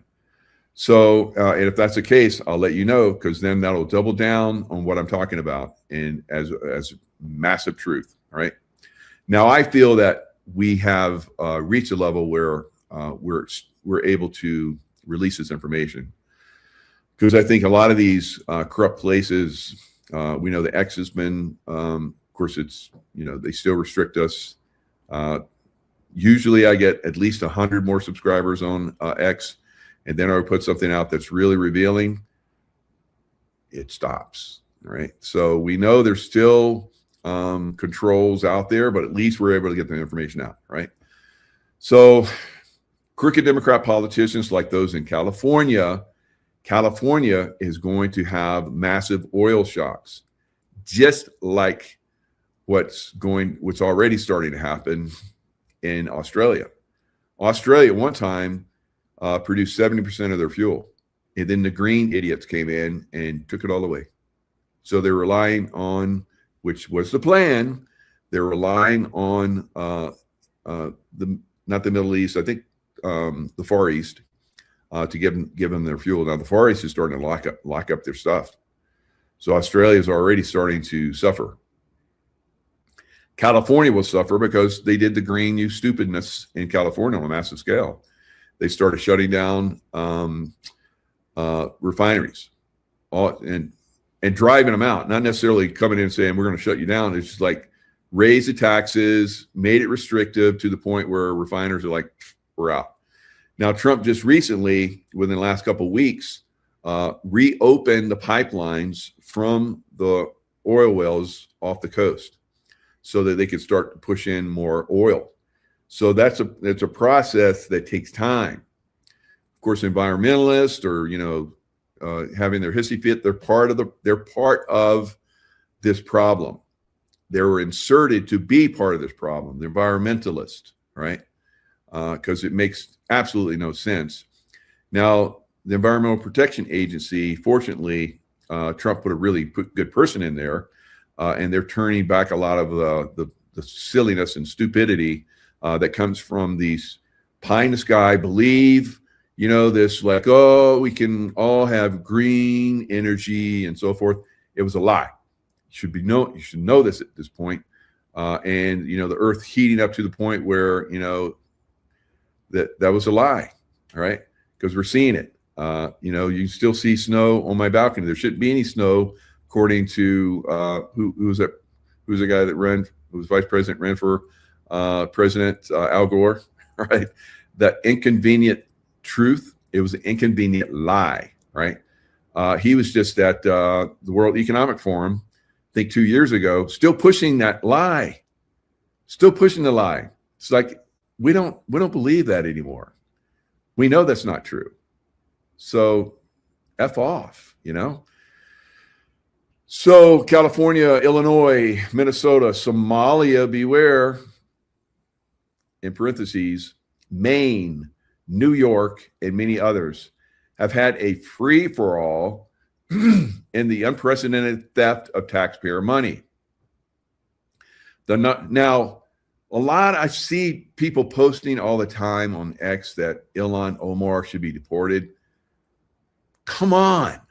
She needs to be tried and thrown in prison. And then once she's done her time, and if we can't find the money that she's stolen, she should stay in prison for longer. All right. Don't send her back to Somalia. That's like, okay, we know you stole billions of dollars from us. Just go away. That's idiocy, guys. Stop supporting people that say, because I think it's on purpose, to deport her. All right. She needs to be tried. If you do a crime, and God, that's treasonous. Should be maybe she goes bye-bye. All right. So stop saying you think that I see it from top level people on X and everything. They have millions of subscribers, and they push that. And I come in and say, no, she should be tried first. All right. Prosecuted, stand her jail time or whatever happens. And then if she survives that, right, however long it is, then, take away her U.S. passport and deport her to Somaliland, right? And whatever. So many other states, all right, the Democrat states, all up and down the left coast, all right, Oregon, Washington, all problems, have had a free-for-all in the unprecedented theft of taxpayer money. The numbers are so large that if successful and turn around this fraud, we would literally be able to balance our American budget, which I think last I saw 37 trillion. All right. I was saying for a long time that it's $1 trillion in fraud in California. And I had somebody on the other day, and I'm going to have another guest on that's going to talk about, oh, no. It's 3 trillion. So, boy, that jumped up because no one was talking trillion. I was talking trillion early on, and now we're looking at 3 trillion. Holy moly. Yeah, so if we can turn around that and we're not going to turn that around. These people have stolen this money for the most part. So anyway, raids have already started in LA. Good luck, JD. Right. Now, this conference that we're going to have in the Ahern in Las Vegas, Juan and I talked about it last night. I'm still waiting for the link so people can sign up for it. So it's the 15th to the 17th of June. I hope that we haven't been locked down by then, right here in America. But I think we could be. So we're going to have to be very flexible, right? So one of Juan O'Savin's top guys, his head of his moving and stuff around and so forth. I'm not going to give his name, but he said sir, because he's former Marine, and of course, Vice President Vance is former Marine. So he says, sir, would be honored for Vice President Vance to attend. Join remotely or record a message for us. Semper Fidelis. Right. So this is the Fraud Summit, Fraud Fighter Summit, uniting the front lines against fraud. So the Ahern Hotel in Las Vegas, I've already lined up my room. All right. It's supposed to be 500 tickets. I think there are going to be 300 and something you talked about on the show last night. Meals going to be included. And the meals there at the Ahern are outstanding. Right. So it's going to be very good. So 3 days. Wow. And I was just there. We just did a 1 day, and the reveals were just stunning for me. And I'm going to have a lot of those people that were there on my show. One of them is Mitch Vexler. So he's coming on. He is basically, Juan asked him while he was, because he's in Texas, fighting fraud for people that are paying property taxes. All right, property taxes. I have people that have been, telling me there's places in Texas where property taxes are up over the last several weeks or several years, 300%. 300%. How is that possible? That's bullshit, right? So in a lot of in another place like in Colorado over the last year is up 40%. Wow. Why? Because the fraud Ponzi scheme is accelerating to basically exploding, right? And you should not be paying property taxes. You should not be paying income taxes. And who knows, maybe there's going to be a Jubilee. And maybe that Jubilee, like Juan was talking about, could be coming during the prayer service. I think it's May 16th or something like that, where President Trump is doing a prayer service across America. Of course, you can pray wherever during that time frame, but it is coming. So let's dive in a little bit deeper. Tulsi Gabbard. Now, this is several days ago. Actually, it says Friday, April 3rd. So Tulsi Gabbard on thin ice as Donald Trump poised for third firing within days. All right. So the word I'm getting is she's already been fired. Gabbard has allegedly attracted Trump's displeasure after failing to condemn former counterterrorism chief Joe Kent after he dramatically resigned from his position last month and criticized the administration's decision to take the U.S. to war with Iran, claiming that Trump is fighting Israel's war and that Iran did not pose an imminent threat to the U.S. Now, I'm going to basically call this guy an ass clown, right? From my military experience. Of course, he's a military guy, but he's an ass clown, right? And he's absolutely, there's no question in my mind, he's been puppeted to do this, to sabotage, right? So I don't know what happens to him in the future, but I think it's going to be quite severe. And then Tulsi Gabbard pretty much kind of went along with it. Remember, Tulsi Gabbard's former Democrat, right? But she got on the Trump train, and he pushed her to a very high level. And we pushed her to a very high level because we pushed Trump to a high level. And then Trump would ask, what do you think about this person? And I shut down at least one that I know, but everybody out, or maybe two. And it wasn't just me, everybody. A lot of people are like, no, absolutely not that person. No. And then Tulsi's like, everybody's like, yay. So, we, the people, got a voice. Trump gave us a voice, and we chose Tulsi Gabbard, and Tulsi Gabbard has failed us, right? So she's gone, right? So let's see what he was one of those guys that was really on the cutting edge. They kept taking him down, of course, like all of us, but he was really, really on the cutting edge. Lots of respect for him, right? So let's look at what he had to say about this. At Dulles Airport, this is a hell of a day in Washington. We've just had word that Tulsi Gabbard is out at ODNI. This is the server, we think, the server not telling Trump about the coup server, potentially also an assassination server for Charlie Kirk, potentially also an assassination server for him. So this is taking on huge significance, but Tulsi should have told Trump. And so she's out. We also have Miller's Crossing here. We have two Millers in this story that did the programming to tap the phones and all the electronic communications and social media of 5 senators, 12 totally targeted in this Arctic Circle 2024, I guess 2025 is the best way to say it, and 5 illegal wiretaps on U.S. senators with no FISA, no nothing. Of course, Josh Hawley is one of them. 2 of the Blackburn and the other senator from Tennessee is one of them. Tuberville from Alabama is another one.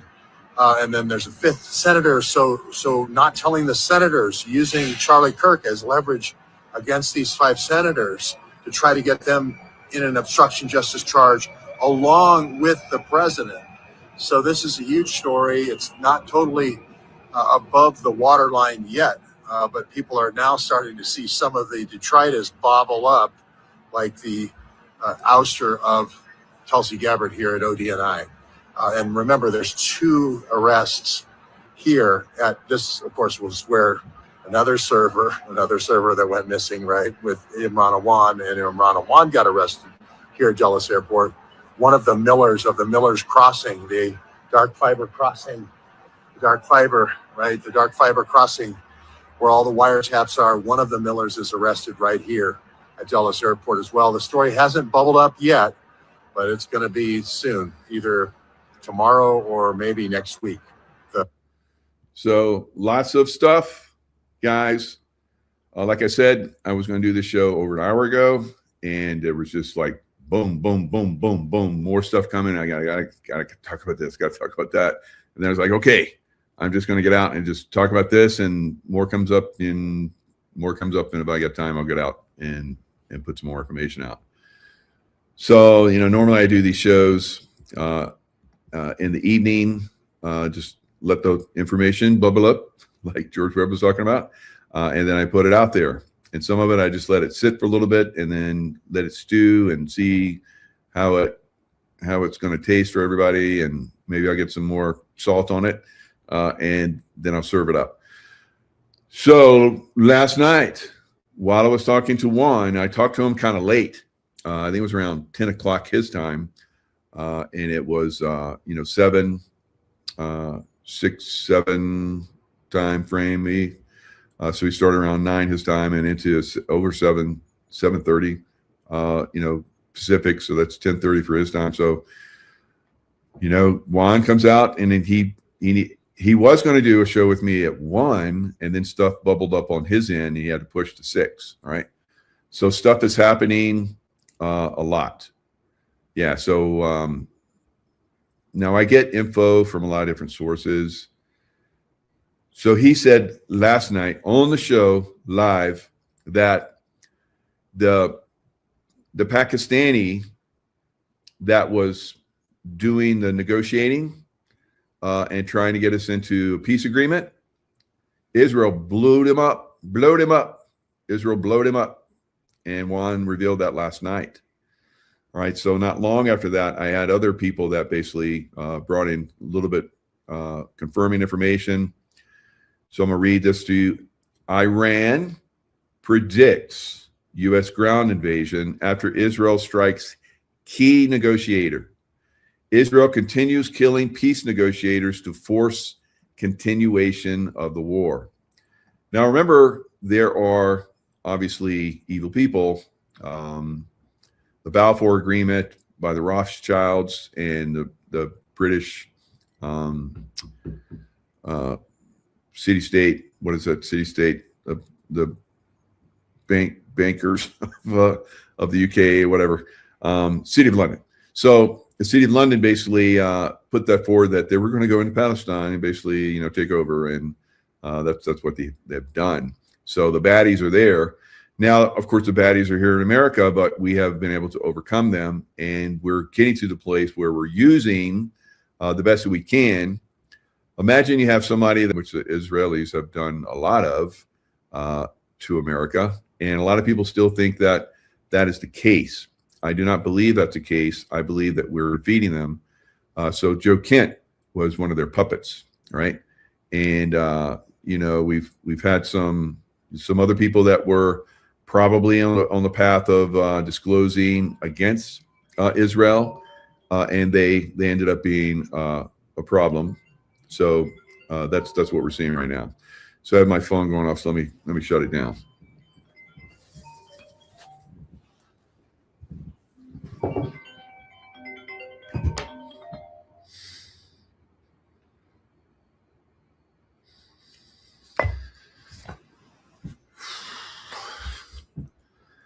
More stuff trying to come through. All right. So, yeah, I agree with you, Hermano.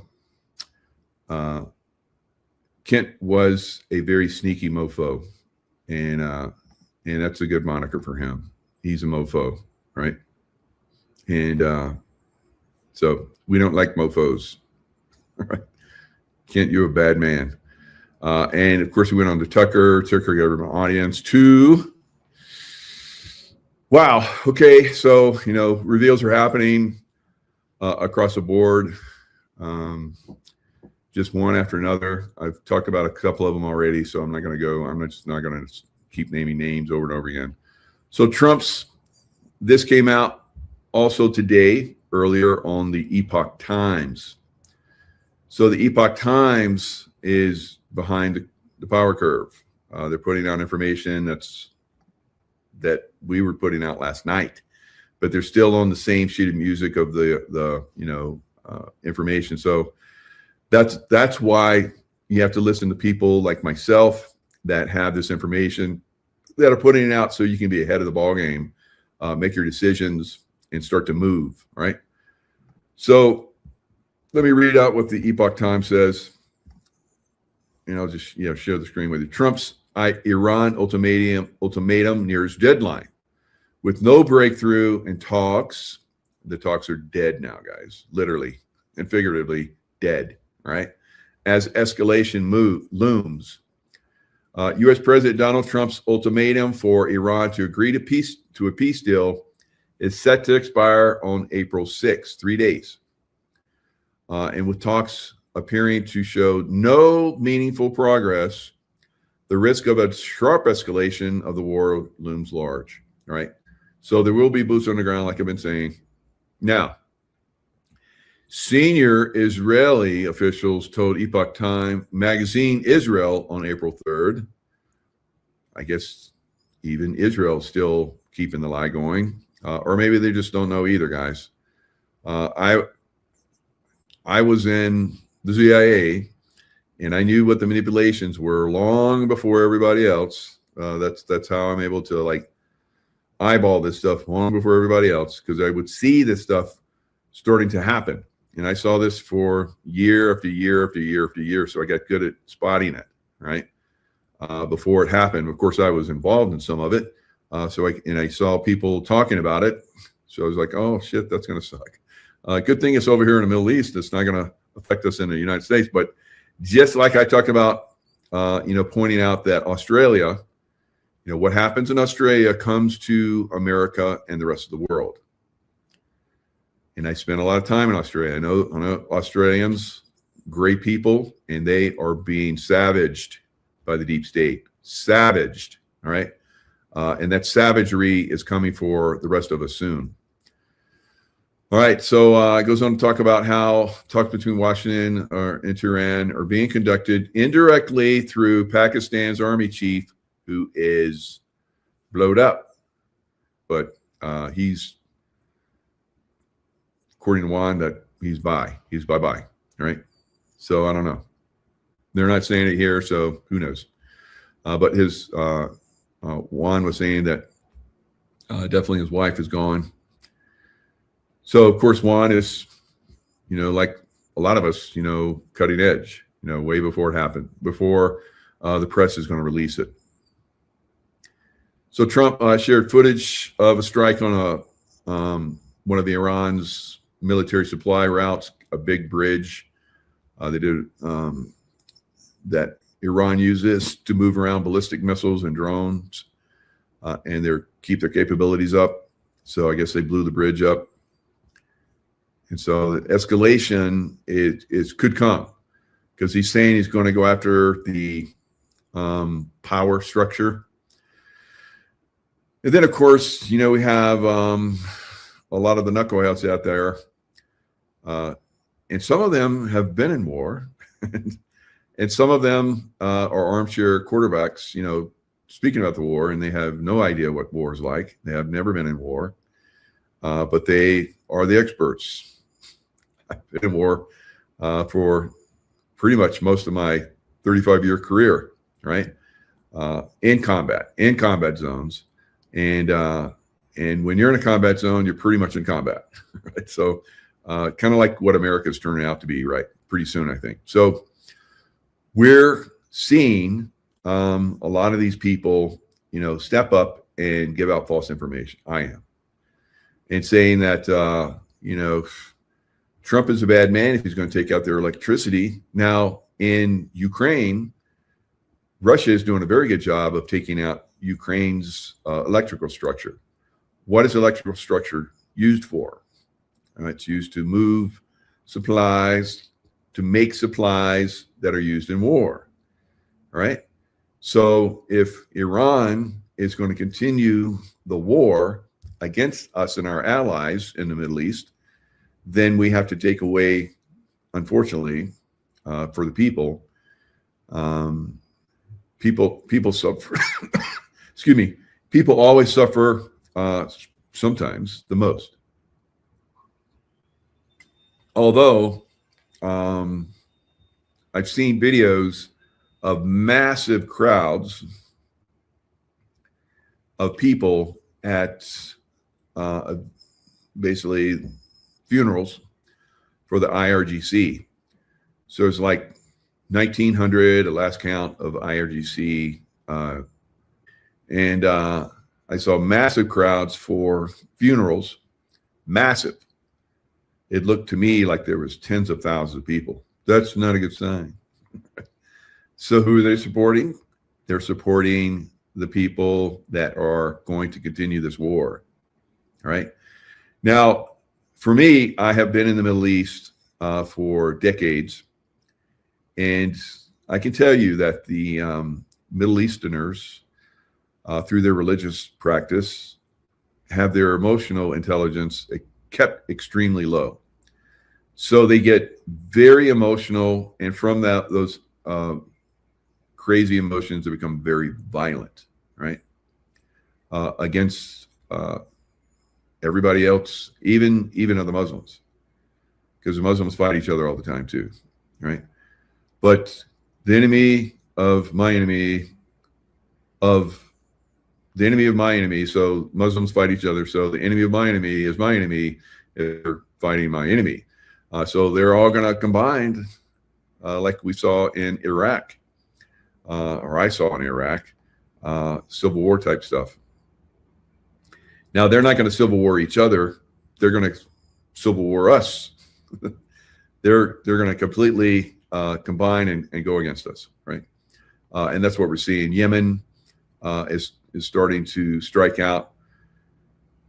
But again, it's the Yemenis that are in power. It's not all of the Yemenis, because I've been around all of the Yemenis, and many of them are like us, very conservative, free thinkers, good emotional intelligence. All right, they don't get riled up easily. So it's going to be crazy for them. Now, let's go into, Trump is saying that the war is almost over. I think he's talking about the negotiations are reaching a level where it's almost over. the negotiators and negotiations are dead, right? So their capabilities are really going to start to be utilized. I think they're being supplied by Russia because we supplied Ukraine against Russia, all right? So don't beat up on Russia. Russia, unfortunately, has been beat up by the United States and Europe forever, all right? So they're good people. The people of Russia are good, but just like anyone else, they're going to protect themselves. So they're going to, just like we did in Afghanistan, we pushed Russia into a long war, and we supplied through Osama bin Laden, who was the CIA puppet boy, and then CIA came in when he was no longer useful. So that's the way Luciferians are, and the CIA is absolutely Luciferian, right? I know because I worked there, and they came after me as well, right? So I was useful to them, and then when I was no longer useful to them, it didn't work out. But they did destroy my life for a period of time, all right? So let's look at their capabilities. Is reported footage of an Iranian ballistic missile just missing a bunker housing American troops in the Gulf region. This video is absolutely terrifying, especially if you were one of the guys there. So this is the missile coming in. All right. See how fast that came in. That's super hypersonic. And it just missed this bunker. If it hit this bunker, so we would have a big casualty number right now. I don't know if this was like, see what we can do type thing, or if they just missed, or it got deflected, or what happened here, or they didn't have the right coordinates. But this is pretty significant. And it hits right. All right, so you see this guy, looks like he's in his shorts, but he's got his helmet. It could have been, siren went out. It was one of those missiles that, they were ineffective in bringing down. Those Patriot missile batteries are not so good, guys. $2 million a pop every time one of those missiles goes out. And they're not always hitting their targets because these are hypersonic missiles. And the Patriot is regular speed, right? So these hypersonic missiles are blasting past the Patriot missile batteries, and they're getting in. So they don't have a lot of them, or at least we don't know that yet. And we hear that a lot of these missiles and their launchers and so forth are being taken out. But obviously their capability is not decreasing, like we've been told. It seems to be advancing in some areas. Right next to the bunker. Are y'all good? Everybody's good? Everybody over here is good. So it just barely misses them. Watch how fast it comes in at the end. So it's right there, and then boom. Are y'all good? So I was about to say that guy's in shorts. They might have got called out, and they're in their bunks, and they're like, get to the bunkers, right?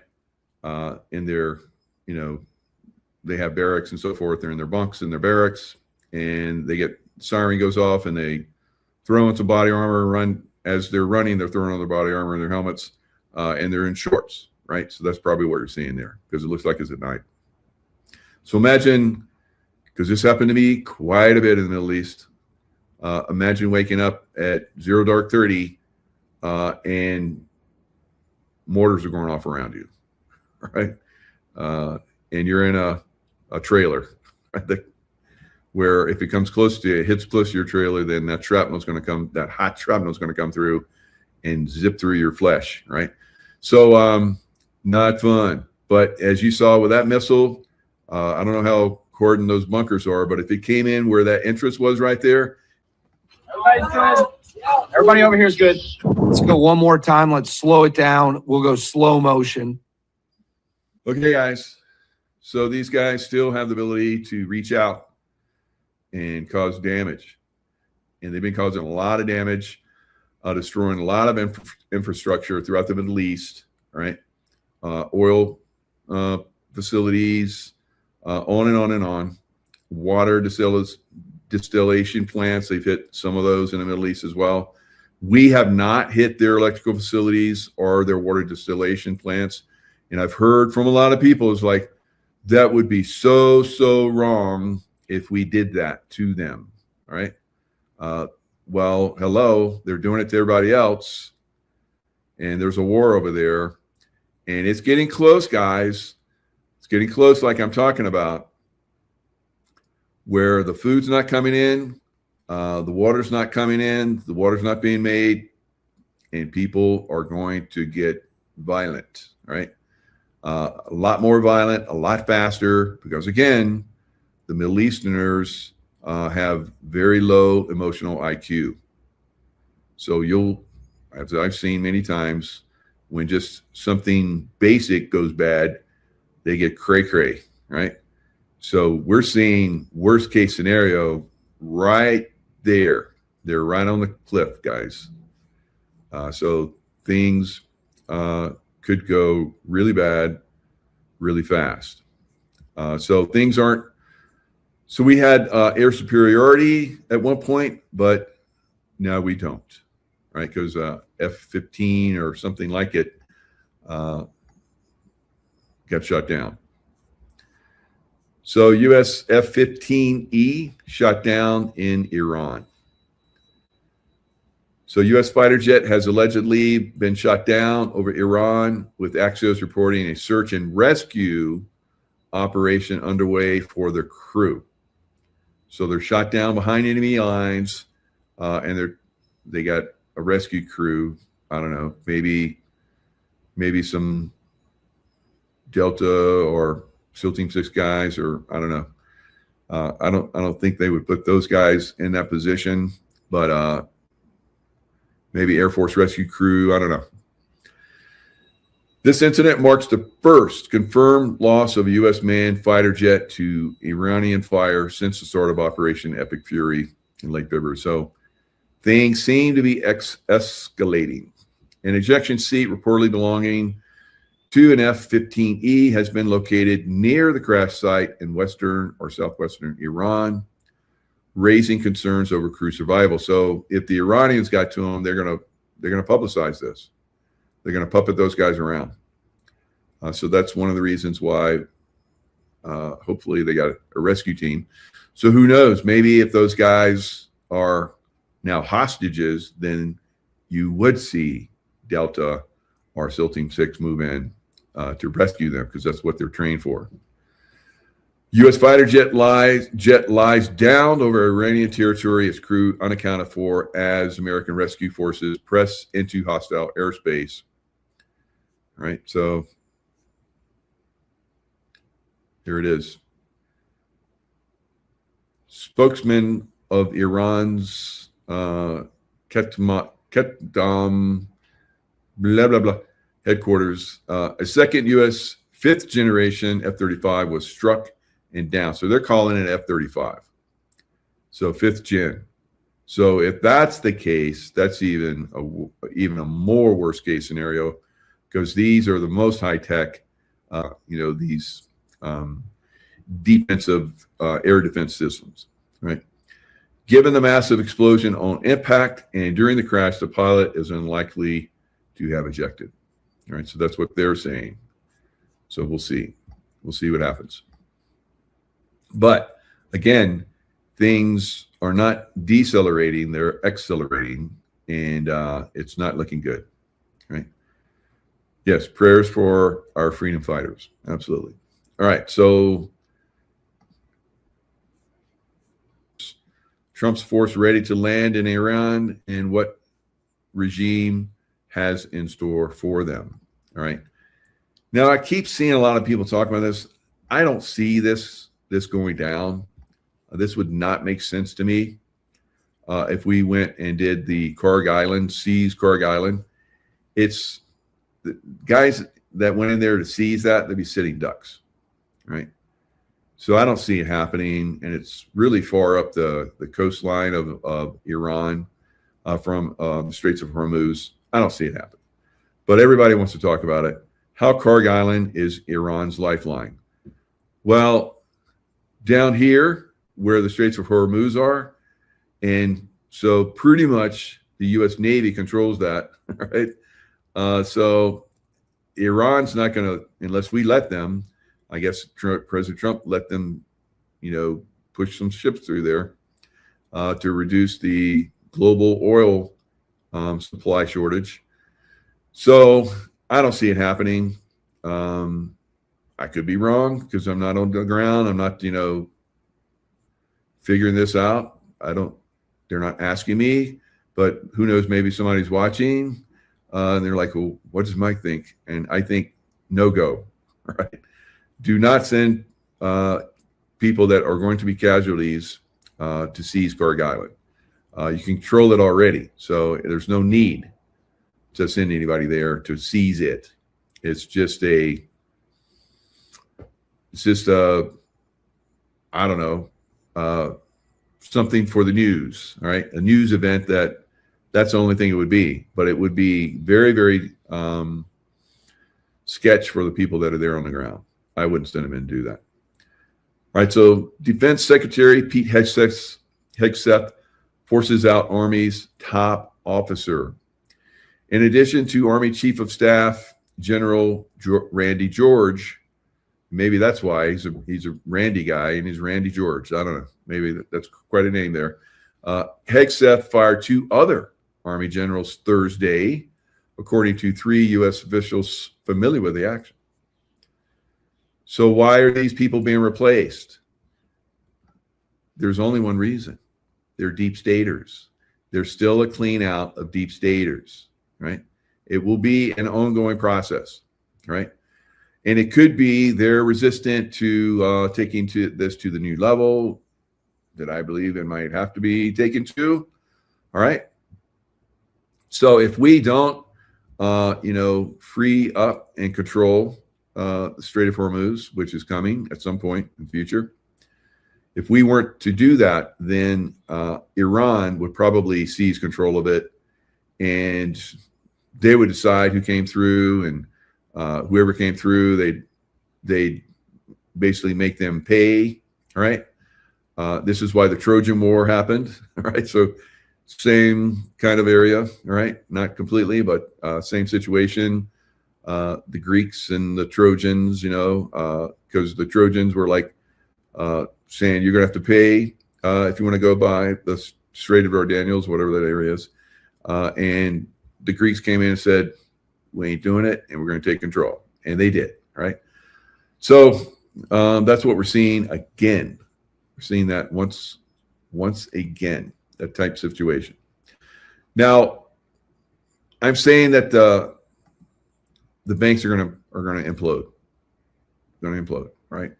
Fraudster-ish stuff going on, and same kind of craziness that happened 2008, 2009, financial crash back then. No one was held accountable, right? So you have criminals that are, doing fraud in the banking industry, and the whole world economy in 2008 almost seized up. And those of us that are pointing out this fraud now are saying that the situation is much, much more dire than that time frame. So they injected a lot of liquidity into the markets. That was when Bear Stearns went under, and all the banks were like staring at going under as well.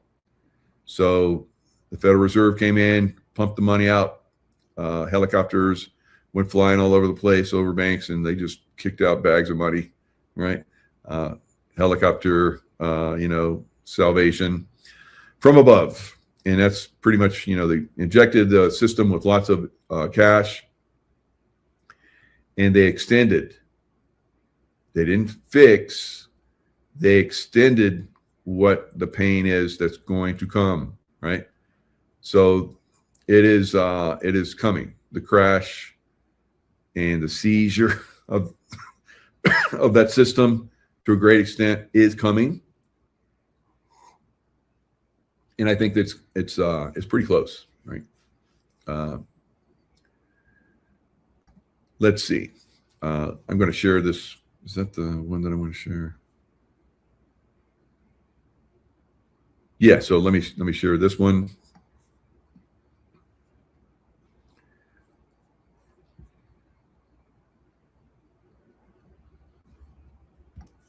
And it will give us a better insight of what's coming.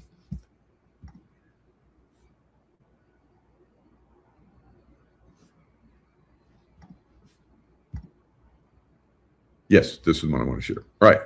So let's listen to Lena Petrova. And she talks about the U.S. shadow banking implosion. 13 billion bank run accelerates turmoil in private credit market. Now, she posted this 5 hours ago. All right. So we're going to, it's not the one to actually share. Let me go but see. So I want to show you the one first where she talked about a week ago, this implosion coming. I think this is it. Yes, good. No, it's the same one. What do I have here? Dang it. So I should have one for a week. Come on, where are you at?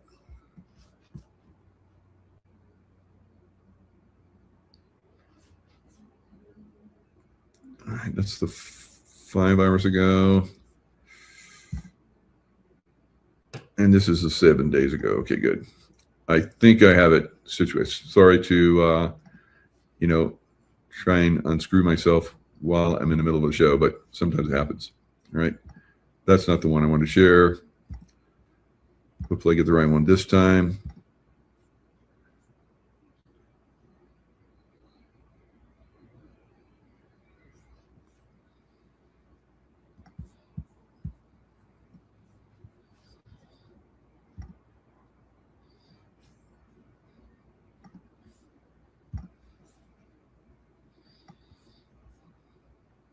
All right. So she talks about a week ago, $3 trillion time bomb that's coming. So you see here 7 days ago, private credit crisis has already begun.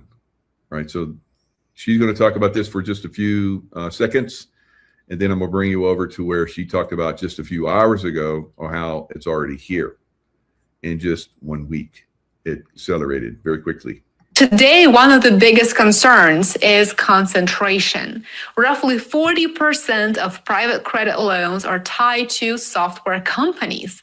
And that might have seemed like a safe bet several years ago, until artificial intelligence, that is, entered the picture.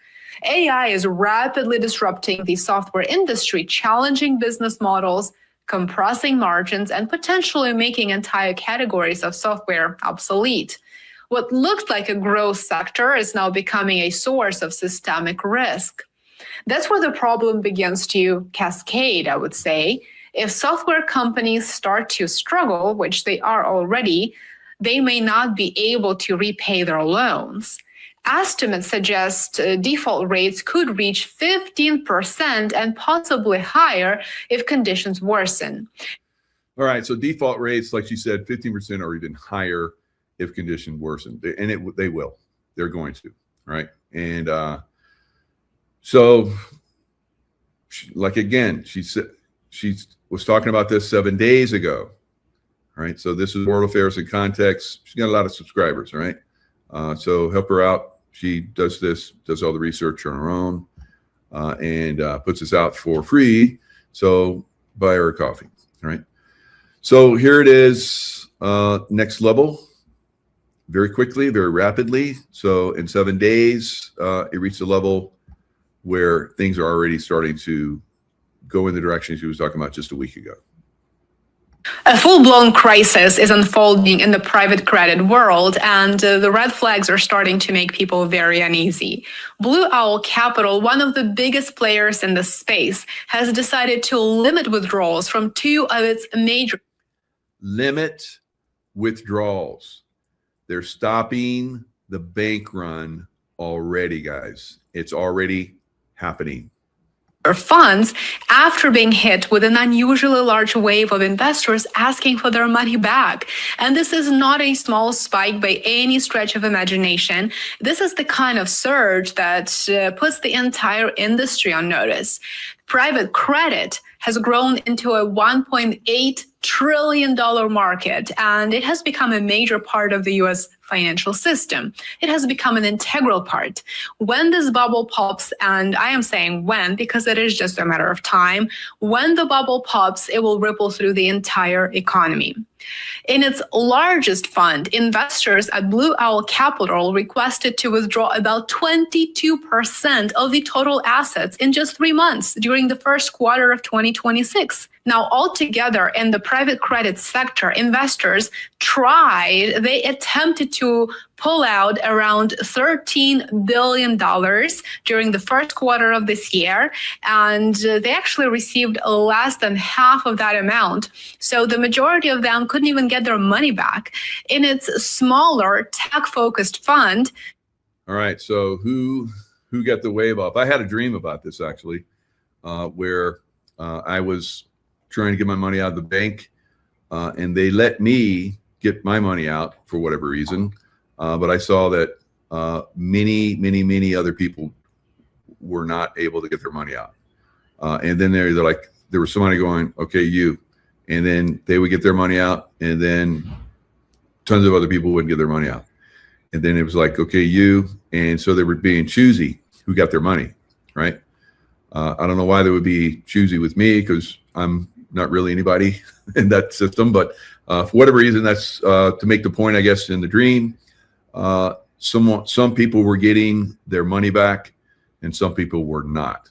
So this is, do you want to take the chance that you will be the one person? Because I remember this back during 2008, guys. You might remember it too. They limited how the level of withdrawals, I think, per day. You could only get a couple hundred, out at one time. And I was traveling overseas. I needed to get more money out. So because I needed to sustain myself when I went on these trips overseas, because there was no money for us. You brought your own money, you paid for your own food, and then they reimbursed you for paying for your own food. So, this is, so I got limited. I was limited. And I think somehow what I did is I was going to the bank, every day, and over a period of time, again, because I was, kind of ahead of the situation. I'd heard that they had locked down, how much you could withdraw. And then I just, every day, I'd withdraw what I could, my limit. And I would go argue with the tellers, and they were like, we can't get away from it. And, it was like, it was Navy Federal Credit Union. That was my bank at the time. And they just weren't having it. They didn't care. Oh, you're a veteran, you're a Navy SEAL veteran. I didn't use that, of course, but, they don't care, guys. They're going to decide, who gets their money, and probably a lot of people won't. All right. So we're on the cliff side. We're about ready to get pushed off. Right. I'm not, I'm good. I've anticipated this for quite some time. I'm already positioned to do okay. I don't know how long this is going to last, but you need to position yourself so you can, we've talked about this, be ready for at least several months, have enough cash to, survive several months, and gold and silver, you can translate that into cash or whatever, or use that for bartering. You don't know. You don't know what's coming, guys. All right. So you're probably, well, that won't happen in America. Let me show you some place where it did happen and why it happened. So a big explosion in Lebanon. You guys might remember this, but this explosion went off. Remember that train that had all that ammonium nitrate that disappeared off the train, and they still haven't found it after several years. Right? So we don't know where it's at. It just leaked out. while it was just going along, it kind of like vibrated, and there was a CO that got broken from train vibrating, and it just leaked out. Right, it's just gone. Right, so that's a lot. That's a lot of ammonium nitrate. And let me show you what happens when because I used to do this myself, right, when I was doing demolitions and putting demolition charges together. This is Beirut. Because I'd been to Beirut and I knew the politics of Beirut, and I figured I knew what kind of happened. So I'm not going to talk about it here, so I don't want to get this video taken down again, because that video got taken down. I did a 3-hour presentation. I went into so much detail on that. It had, close to 1 million views, and then it got bye-byed, right? So watch what happens. 6 p.m. local time on Tuesday, the 4th of August. An explosion ripped through Beirut's port. People in Lebanon's capital had earlier spotted a large fire at the port, billowing dark smoke into the air. There were reports that a warehouse containing fireworks had caught fire. And several videos of the scene showed colored flashes in the flames. Videos from the scene suggest there was one smaller explosion. And then roughly 30 seconds later, this enormous shock. The blast struck with the force of a 3.5 magnitude earthquake. This was the aftermath. Windows shattered in buildings across the city and damaged cars on the roads near the port. This is where the explosion happened. 4 kilometers away, in the St. Mar-Meroun church, a priest and his congregation were... All right, so there's been a lot of videos on that. You can go check that out if you missed that somehow back in the 2020, right? August 5th, just before the lockdowns came, right? So it was around October. I started seeing some anomalies in China, and I started kind of like throwing some videos out there. There's some strange stuff going on, and I did that through November, December, like maybe one a week. I'm just like watching this, guys. This doesn't look good. And then in January, I went full every day. All right, and then we had the lockdown after that. So this was somebody came in and blew that place up because there were some illegal activities going on underground, right? So I just have to leave it at that. But now in this one, I think it was like 141, but they say here at least 130 were killed and thousands were injured. So this was not too long after the actual blast. Now you're like, why are you bringing that up? What does that have to do? Yeah, we're at war. There's things being blown up, but that's far away from me. That's far away from me. I don't care. All right. Kind of like, the Australians, getting shut down. I couldn't warn them. So yeah, we're all connected, guys. So if you see some problem in one area, it's eventually going to affect all of us, kind of like what's going on in the Middle East, because they move a lot of fertilizer through that area. And that fertilizer is not going to get out to the rest of the world. Food problems are coming. All right. So after that Lebanon blowed up thingy, right? The people were like not too happy with, maybe they saw my video and figured out what was happening. So they were not too happy with their government, and their government would stand down. So what do? They made gallows and with hangman nooses, and they put it outside of where their government offices were, and then the government all resigned. Right? That's good enough. We're good. We're out. Okay. You wanted us to go? Okay. Yeah. So they went. All right. But things didn't get better. Unfortunately, things did not get better. Things got gradually much worse, unfortunately. All right, so kind of like the financial collapse, they're like, well, we'll just take the money, because the Rothschilds had a huge bank there in Lebanon. How about that? So Lebanese depositors resorted to robbing banks to access their frozen savings due to the country's severe financial crisis, with some using weapons or threats to withdraw their own money. These incidents increased since 2022. So there was basically Lebanese pound lost significant value, making savings in local currency nearly worthless. So the longer that money stayed in that bank, the more worthless it became. Kind of like what we're probably going to see with the dollar pretty soon. And that's why you want to have silver, right? Banks have imposed strict limits on cash withdrawals, often allowing only minimal amounts, kind of like 2008, right? Many depositors are facing dire financial situations, including job loss, inability to afford basic necessities. All right, so it talks about how people went in and robbed the bank. And so they faced no prosecution, largely due to public sympathy and the legal complexity surrounding the bank's actions, right? Legal experts argue that these robberies may be viewed as acts of self-defense, as depositors are attempting to reclaim their own money, right?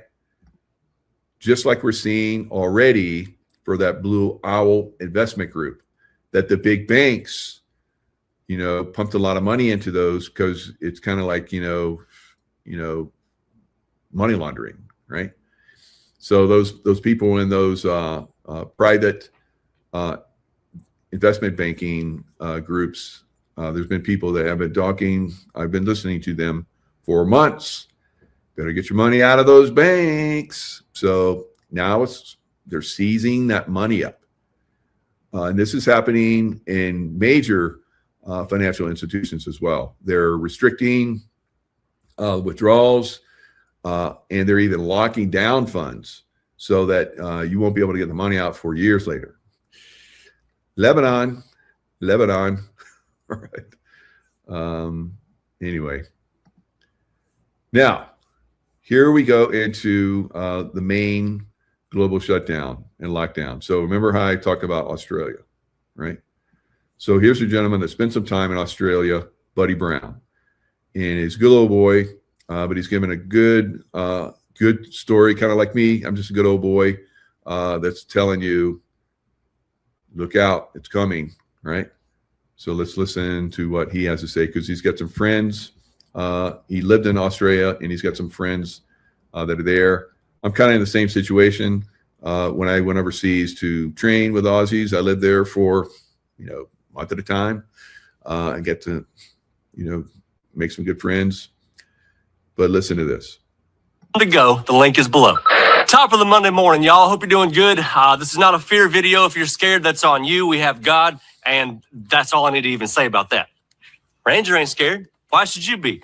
Look, the fuel crisis in Australia is getting pretty crazy. And the thing you need to know about Australia is 90% of Australia's fuel comes from Asia, while they get it from, you guessed it, the Middle East. But what happened? Like back in the 1970s, Australia produced like over 70% of their nation's fuel. This is exactly why you do not elect these fantasy liberal Green Party people who think, their citizens should suffer and we should live. All right. So like President Trump is saying, he dimed out all the Democrats and all the Democrat, controlled states. So this is coming for you guys in the Democrat states. In the fantasy of being green. It just don't work. Now, my friends down in Melbourne where I lived, they're all telling me that most grocery stores there still have a bunch of food and they're pretty much good. But in the rural areas down there in Australia, look, they're suffering. And a cyclone just came through. It didn't make anything a whole lot better. But they're starting to hear now some rumors. And rumors can be just rumors, but I'm just going to tell you what they're saying down there in Victoria right now. What I'm hearing from my friends is very soon. And there's ideas floating that they could even be saying, we're going to reduce your fuel to like $40 every single time you fill up. just to keep like emergency reserve. All right. So I bring Australia to the light because I say that, you know, from my experience, what happens in Australia comes to the rest of the world. But it is already happening throughout the world.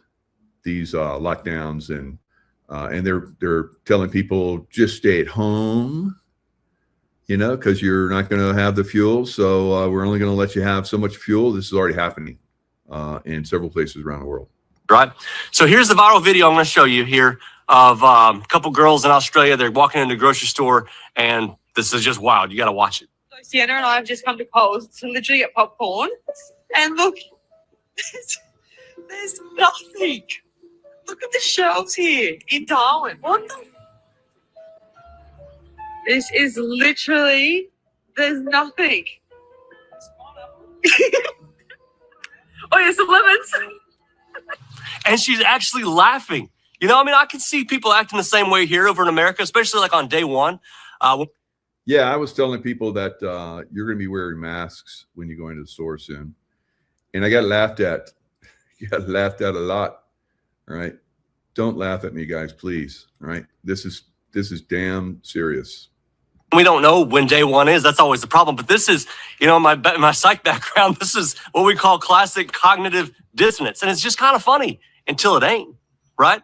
So I will note that this video was taken during a cyclone when it came through, and the trucks just couldn't get to the areas of the grocery stores. So I don't want to make the claim that this is all of Australia and can do some kind of spook video on y'all or something like that. But I do think, here's what I do think. I think it's absolutely crazy to see the start of this and act like it can never touch you, because that's how people get in trouble. I mean, will you be laughing in 20 days? I don't know. I mean, y'all can drive on the left side of the road all you want down there, but the food still shows up on the right side of reality. I mean, there's no fuel for delivery trucks. And once it gets worse down there, no fuel means no groceries every single time. This goes back to show that when you spend years and years and years trying to make it harder for people who actually produce the food to survive, eventually they stop. And when they do stop, the shelves don't argue. They just go empty. That's not bad luck. That's just math. So if you're taking a look at it, you got like one of the biggest and most wildest places on earth with some of the most dangerous animals on earth. And somehow the most dangerous place ended up being your grocery store because there ain't nothing in it.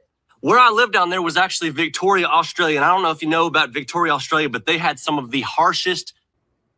Looked like they were seizing maybe biological and maybe nuke, but they were definitely doing the biological seizing because when you're in the military, especially at the Tier 1 level, SEAL Team 6 Delta guys, we are very much trained in to go after the biologicals and the nukes, the weapons of mass destruction. And so if it does happen in the United States, which it has been, then those guys are sent out to seize it. And they did it in California, right? California, where in California, you're going to see the lockdowns begin, right? You will see the lockdowns begin in California, the left coast, right? So we saw it in Sleepless in Seattle.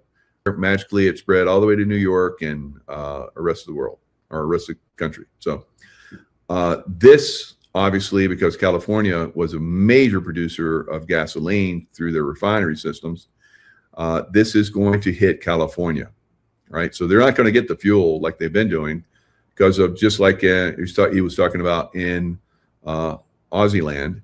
They have, decided that they know better than the people, and they're going to make everything green. They took away their weapons. They knew better. And then, because now they can't fight back, right? But here in America, we can, right? So how is this going to happen with the fuel crisis? Remains to be seen, but California's already prepped it. California's already prepped it. What other states have already prepped it? Democrat states. We're going to see. We're going to see, guys. But California, in my guesstimation, will probably soon, with the next couple of weeks or so, maybe even sooner, start to ration. And then once they start to ration, they will start to say, don't come to work, right? Don't come to work. Stay at home. Lock yourself at home because we're only going to give out, we're going to ration the gas. You're only going to get so much gas, and that's all you're going to get, right? So then you won't see as many cars on the road, which would be great because traveling to California sucks because of all the traffic.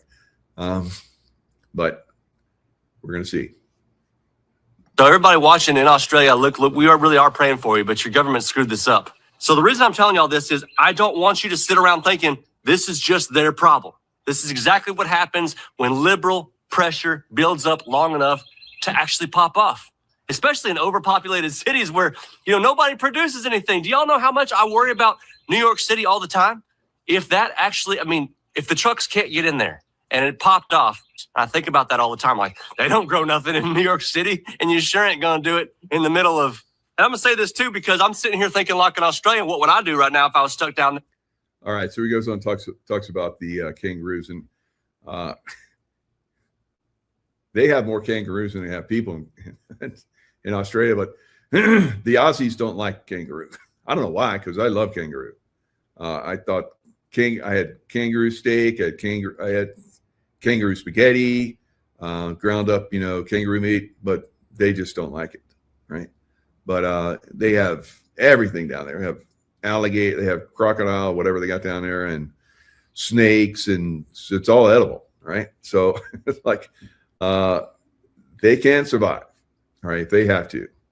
And that's what happened in France, when before Napoleon came in. They had mass starvation, and the people went out and started cooking snails, and that's escargot now. So how about that? So I don't know. Maybe Aussies will learn to love kangaroo meat like I do. All right. Anyway, you guys are in the big cities. You're not going to get any kangaroo, any deer, any buffalo, any fish, nothing. Those of you that are in New York, maybe you can go out and spear some fish along the shoreline. But that's gonna go bye-bye pretty quick too. I don't know. We're gonna see. It could be like what was that one movie where they locked down New York, and Snake Plissken was a guy that came in, escaped from New York. It's gonna be. We've been kind of like joking about that for years. That's going to come for New York, but I think it also could come for LA. Yeah, so we'll see.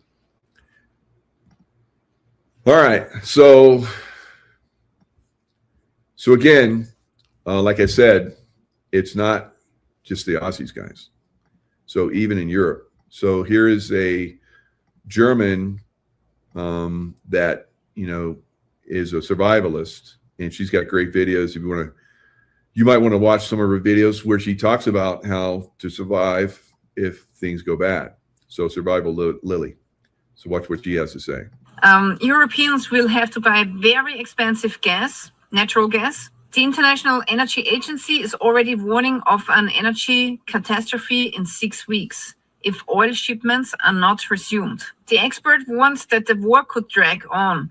Fuel lockdown looms. OPEC is forging a secret plan. Fuel may no longer be sold at some gas stations after Easter. Apparently, OPEC is already secretly working on a rationing plan. The situation on the energy market is dramatic. The Strait of Hormuz was blocked overnight, and the war in Iran could be prolonged with ground troops. Refineries in the Persian Gulf are already shut down, and some are damaged. Restarting them will take months even after the war ends. Around Easter, petrol stations in rural areas could suspend sales.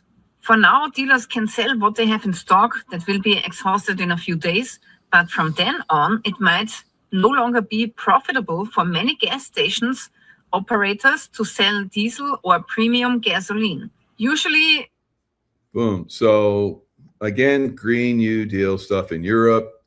Of course, they destroyed the pipeline that Russia had built, and so long term, guys, these guys think and they move and they operate long term.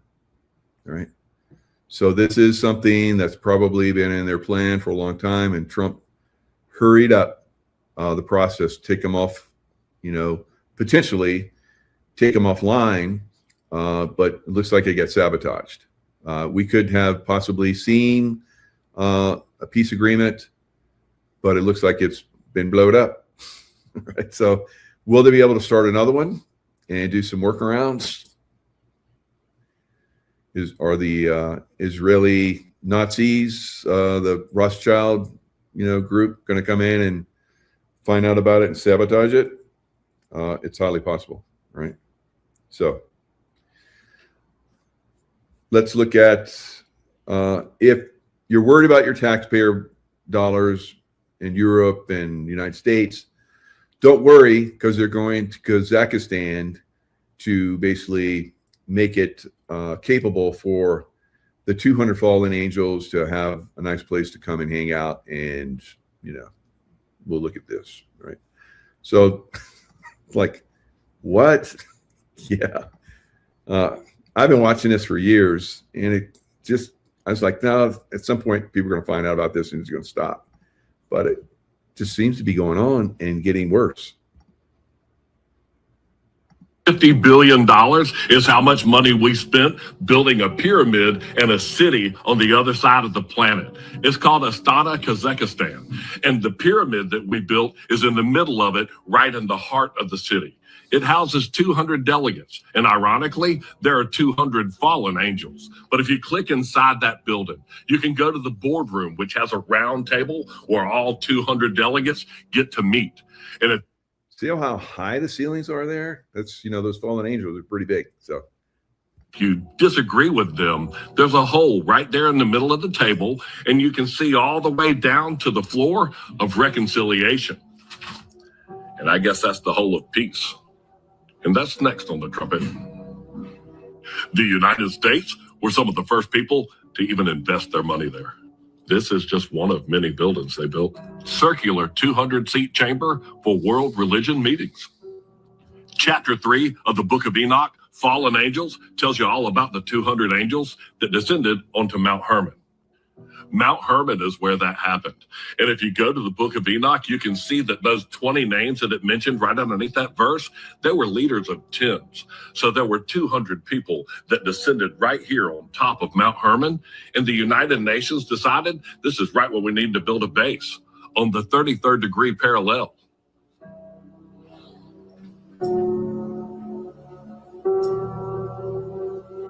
These people right here, and he will gather the nations. And no, I'm not talking about the Pope. Look at that logo right there. That's quite simply the 33rd degree. That logo shows the earth divided by 8 sections, and each section is divided by 4 other sections. 8 times 4 is 32, and the center section makes the 33rd. There's a lot of people on that same page. Now you're going to start seeing that 33 show up everywhere, like in the buttons on his cloak. They represent the years of Jesus's life. The 33rd degree is where Jesus transfigured in front of the disciples. The 33rd degree is where the Masons built the Tower of Babel out of bricks. And yes, if you work with bricks or stones, you are considered a Mason. Charleston, South Carolina, home of the Masons. I love that these guys think that they are the oldest fraternity of men. You're not the oldest fraternity of men that swore an oath. That was the fallen angels. And they called it Mount Hermon because they had sworn and bound themselves by mutual imprecations upon it. That book is in the Library of Congress. And this book is right on my shelf for all of us to read. And in the Sermon on the Mount, these are Jesus's words right here. Verse 33, in case you weren't paying attention. Again, ye have heard that it hath been said by them of old time, thou shalt not forswear thyself, but shalt perform unto the Lord thine oaths. The men of old time are spoken of right here in Genesis chapter 6 under the wickedness of the world. There were giants in the earth in those days, and also after that, when the sons of God came in unto the daughters of men, and they bare children to them. The same became mighty men, which were of old, men of renown. Jesus goes on in the book of Matthew and says, but I say unto you, swear not at all, neither by heaven, for it is God's throne. Swearing in on the Bible now has a whole new meaning for me. And when they take the oath of office, well, this ought to be great. These are all Jesus's words in red. right there. Did we really pay $50 billion for a pyramid on the... All right, so 50 billion, and there's been a lot more put there. You should go look at that Kazakhstan. I've been looking at it for years, and they're building quite the city there. Hardly anybody in it, so I guess at some point they're going to occupy it, right? Or at least that's their plan. So it's the nations of the earth are sending a lot of money there, and they're building a fantastic city there. And I think it's going to be a place that they're never going to make it to, right? So we'll see. We'll see how we have any bearing on that. Now, California stealing land. So not only are there the environmentalists that are there helping to burn down California, because there are certain ET groups, reptilian, that don't like a lot of oxygen, right? So they try to burn down a lot of forest all over the world, right? So they want the oxygen level a lot lower, and so they're moving in that direction. Of course, we have the environmentalists that are saying, no, we can't clear the brush and so forth because it's not natural. Well, the American Indians that basically used to manage this land, the entire land, and there were massive forests all over that have been cut down all across America. Once the white man came, and basically the bad white men, right, came and basically started to kick them out, put them on reservations, and steal the land. So it is what it is now. I don't see it going back to where it was anytime soon. Garden of Eden can happen here in America, can happen very quickly, but not if we have these crazy Democrat liberals that are running the show. So they're stealing our land. One way they steal our land is to continue to raise property taxes to the point where people can't afford it anymore. Another way, of course, as we've seen, is they burn us out of our land with directed energy weapons, like they've done in California multiple times, all up and down California, and also in Lahaina in Australia or Hawaii. So these burnings have happened all over the world as well, right? It's not just limited to America. They burn. I pointed this out in multiple shows for years now. All right, so this is a shady land grab just in one area, but this is happening all across our country. These shady land grabs by politicians.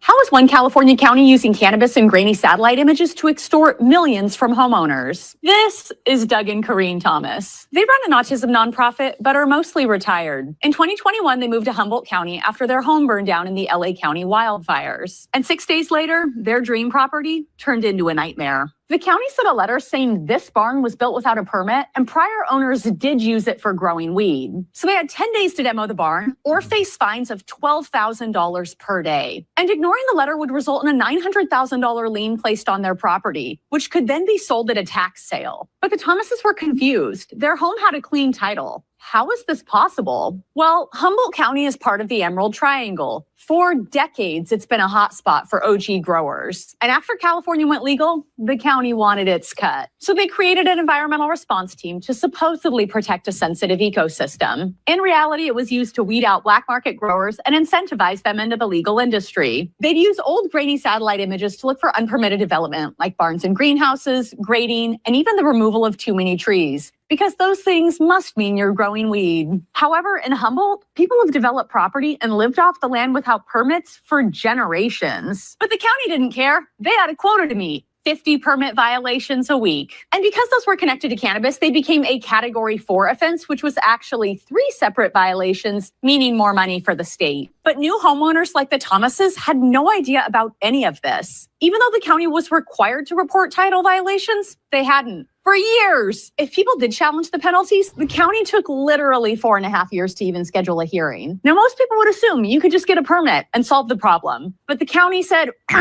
nope. They want property owners to return the land to its original condition. For the Thomases, this meant $200,000 to remove the barn, which might not even be possible because it's surrounded by protected old growth forest. The only way out of this ordeal? To settle. The county wanted the Thomases to falsely admit growing weed, waive any right to trial, allow the government access to their land forever, demo the barn. All right, so they did grow weed.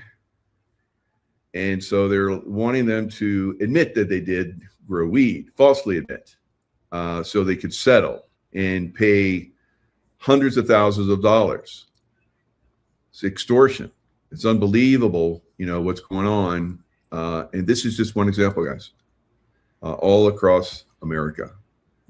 And they're manufacturing reasons and ways to seize people's land, especially in California, right?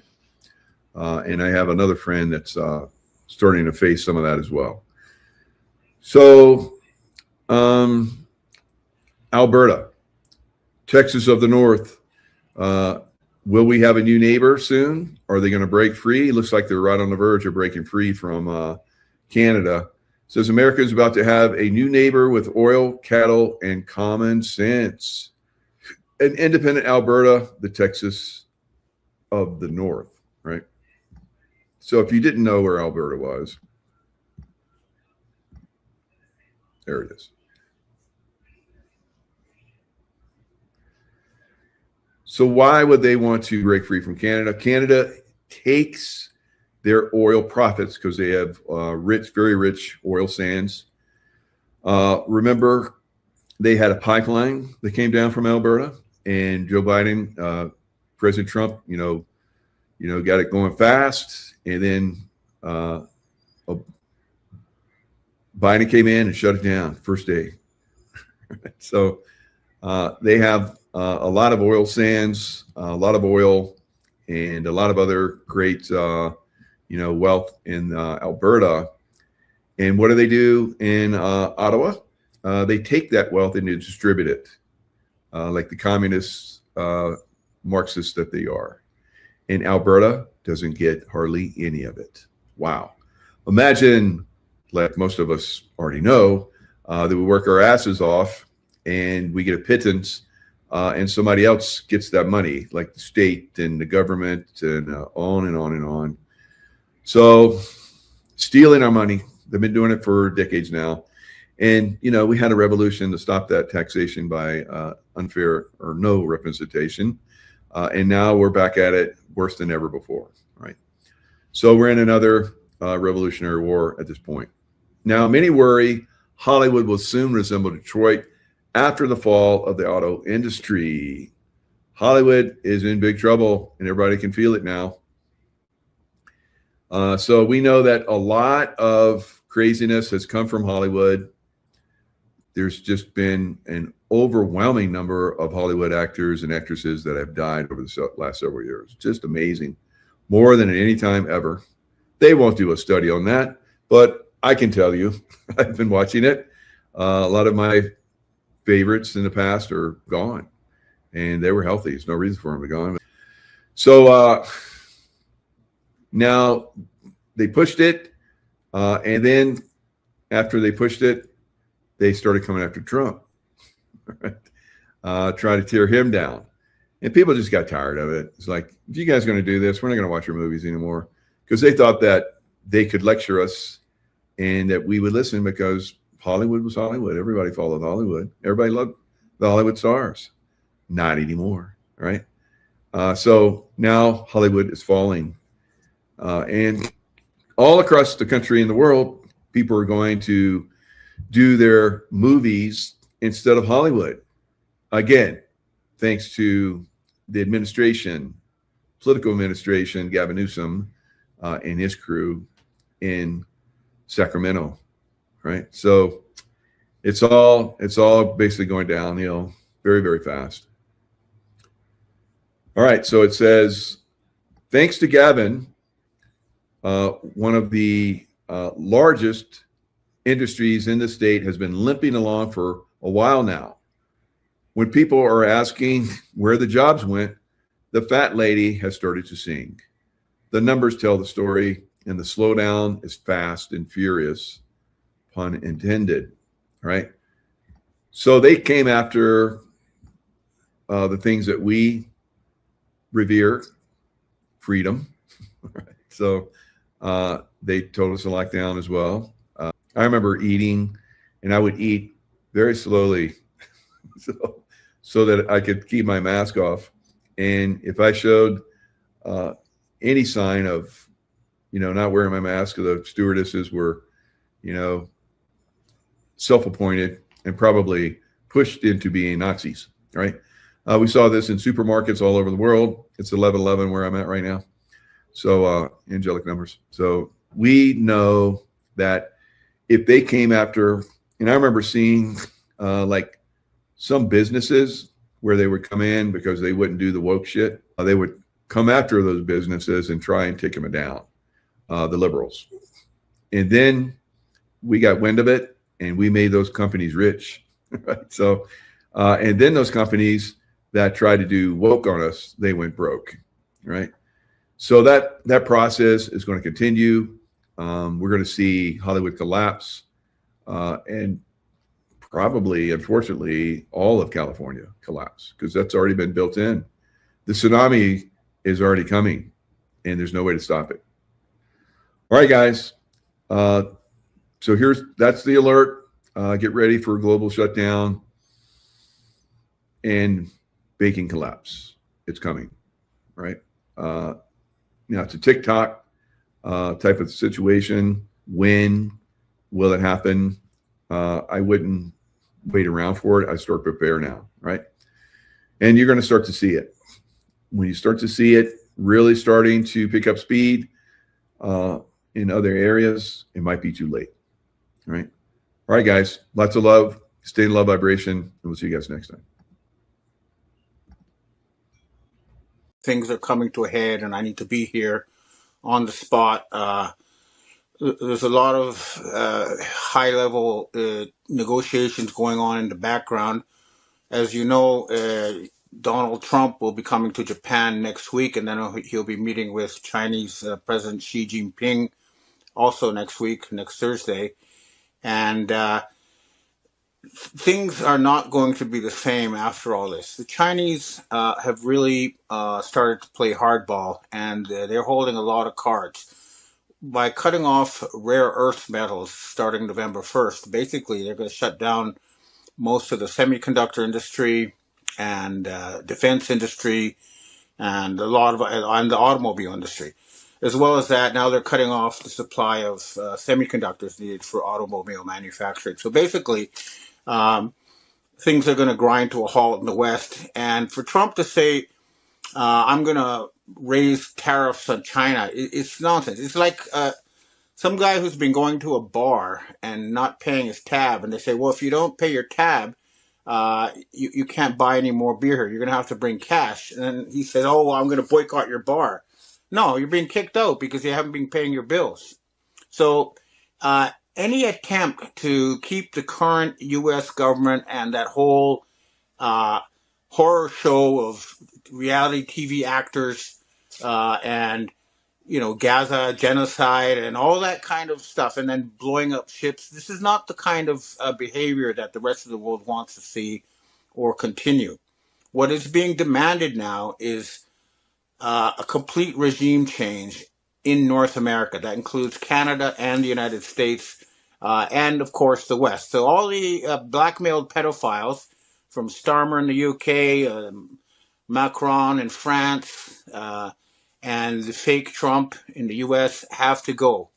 And the other thing we're demanding is a jubilee. That is a complete cancellation of all debts, public and private, and a redistribution of assets. Return the money that was stolen from the people through central bank fraud. This is the demands we'll be making, and the Asian societies support this, and they hold the cards. I just don't see what they expect to accomplish if they want to keep the current system going. Now, Also, Japan's new Prime Minister, Sanae Takaichi, she's off to a good start. She's going to start deporting a lot of the criminal foreigners who were brought in as a part of a social destabilization project that's happening in all the G7 countries, Canada, United States, Europe. You're bringing in military age foreign males to cause trouble. It's just not it's not going to be tolerated anymore, and that's what I'm hearing.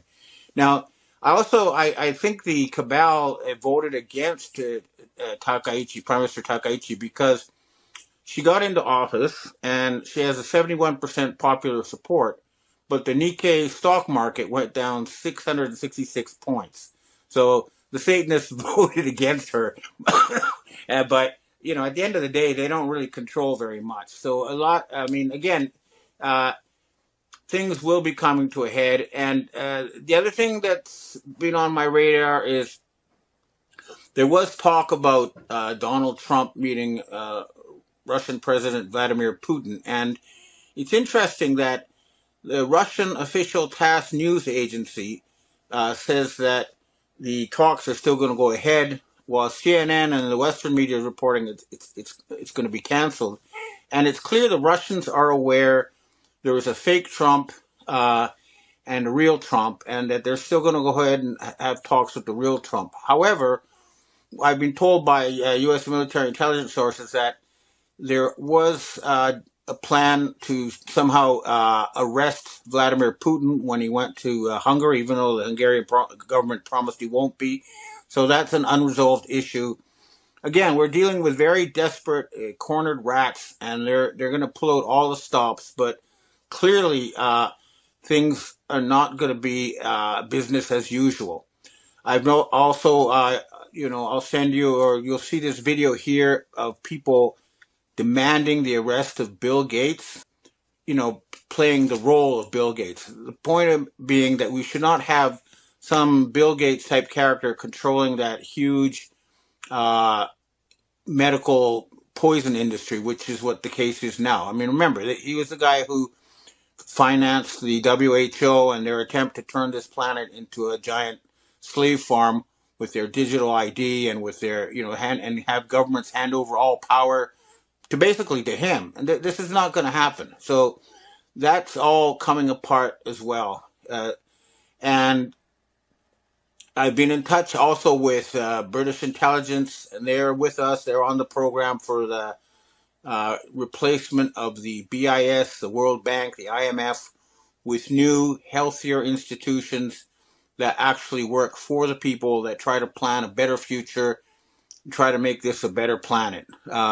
Again, the other point is U.S. military salaries may or may not bounce today. So that's something we're going to keep an eye on. But my message to the U.S. military and the White Hats is that if you want to get your paychecks, you're going to have to get off your asses and seize all the corporations that are controlled by State Street and Banking, Vanguard, and BlackRock.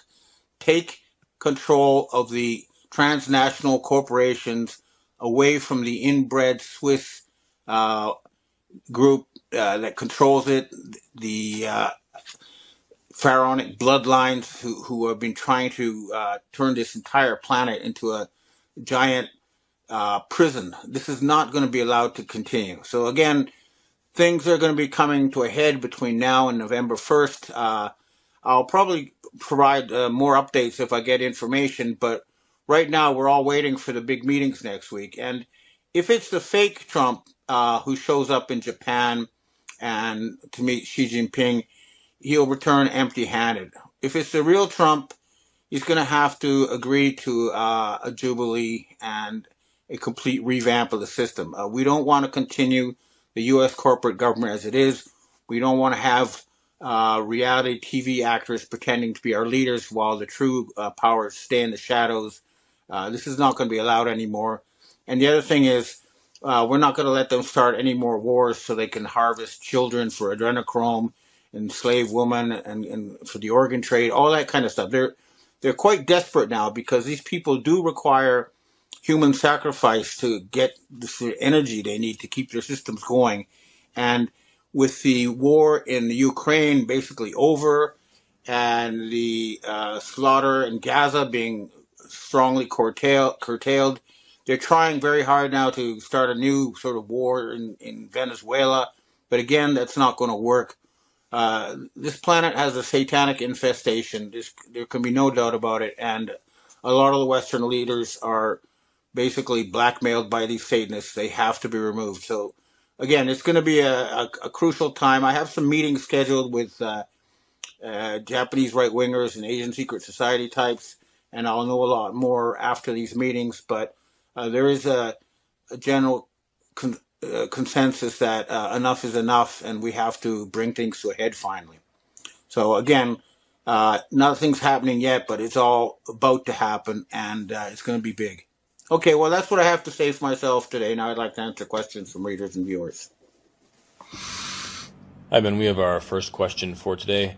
It seems to skirt FEC rules as if APEC can back channel and fund politicians using something called Democracy Engine LLC. Do you know what this is, and have you considered this funding source when reporting on the USA bankruptcy? They have something like 70,000 different non-government organizations that they use to do all sorts of social manipulation. I'm sure that's one of them, although I don't know the details of that one. The other thing they do to launder their funny money and to control society is they control religious cults, the Mormons, all sorts of different cults, that the Christian Zionists, and here in Japan they have several different cults that they have been using. What they do is basically they use the religion, tax-free religion, as a vehicle to give money to people who they think they can manipulate society on their behalf. All of that needs to be shut down, including the one you just mentioned, although, again, I don't know the details. Okay, next question.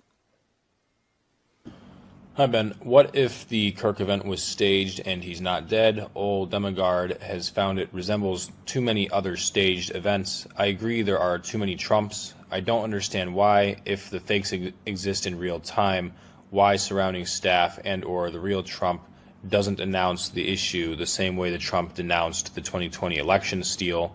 What are your thoughts on this? I mean, as far as the Charlie Kirk thing is going, I have been told by some sources that he's alive in a military base, and that it's hard to tell. Maybe there's wheels within wheels, and the white hat staged a fake assassination to ruin Israel's reputation, but it blew up in their faces. We just don't know. But what the point is, we don't want to have this sort of reality TV like events, street theater stage to try to manipulate us. That's not how we're supposed to run a government. The government's supposed to listen to what the people want and then try to figure out how to make that happen. It shouldn't be, staging an event to make everyone go off to war or something, which is what's going on now. That whole system needs to be shut down. Next question. Hi, Ben. Is the real Trump against the AI robotics takeover of humanity, against the digital ID? We are in a human extinction event if this isn't stopped. The AI job apocalypse is starting to accelerate the U.S. economy. The UK government is trying to force digital ID on its citizens. The problem with all this digital ID stuff is that there is something out there known as physical reality, and it is above and beyond the AI or digital ID. It's sort of, the story of King Midas is a good example of how this, or analogy of how this works. King Midas was granted one wish, and what he wished for was that everything he touched turned to gold. And what happened was he couldn't eat it.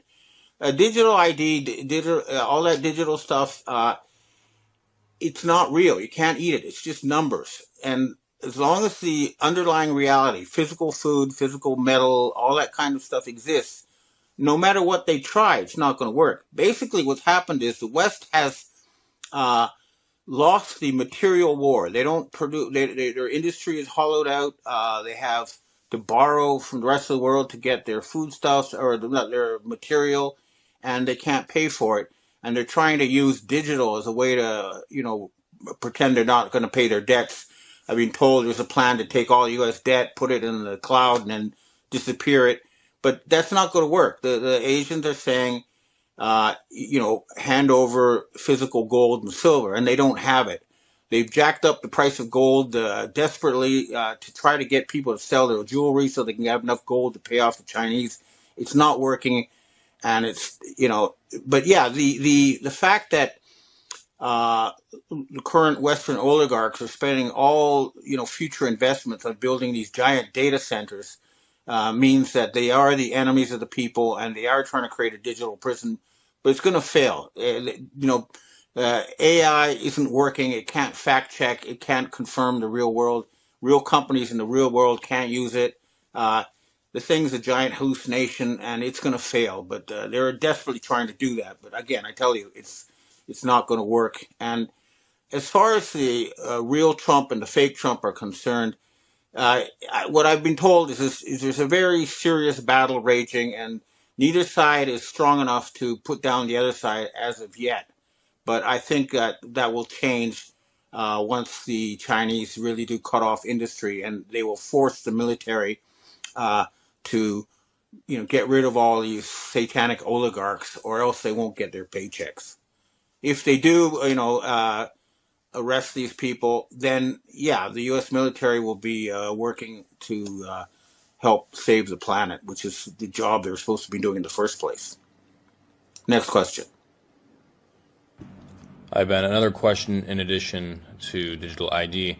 In your opinion, is digital ID what the Bible refers to as, quote, the mark of the beast in Revelations, where individuals without the mark will be hunted and unable to buy or sell goods? It is very clear that there is a very powerful group centered around Israel and then Switzerland who did want to implement a mark of the beast type control. And I know this is very linked closely to Barack Obama and that whole Hitler branch of the Khazarian mafia. So yeah, I think there is a group which they used to be known as the Sabbatean Frankist Jews. Now we call them the Khazarian Mafia, who did want to implement Mark of the Beast control. And Jared Kushner, Trump's son-in-law, is definitely part of that, because he bought, that property on Fifth Avenue, 666 Fifth Avenue, if I'm not mistaken, where they had Lucent Technologies, which is Lucifer Technologies, brain chip research. So yeah, it's these are the people who are behind it, but it's going to fail. They're not going to succeed because people are aware of it and they're revolting. Next question.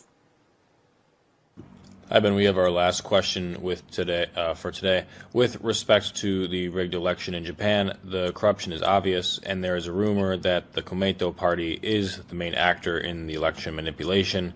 Please inform us about what you know about who the main actors of the election manipulation are in Japan. Well, up until now, the Komeito were the people who did a lot of the actually dirty work. They had their believers come in and fill countless paper ballots, fake ballots, and they were send them out, putting up election posters and all that kind of stuff. But the Komeito withdrew its support from Sanai Takaichi, and they're not as powerful as they used to be. I'm still, I'm waiting to see what happens with this new regime. Again, I just got back like yesterday to Japan, so I haven't met any people to try to get more information. But I know that Japan is something has clicked, and it's not going to be business as usual. And this Soka Gakkai cult is not going to be subcontracting control of Japan for the Satanists anymore. That's for sure.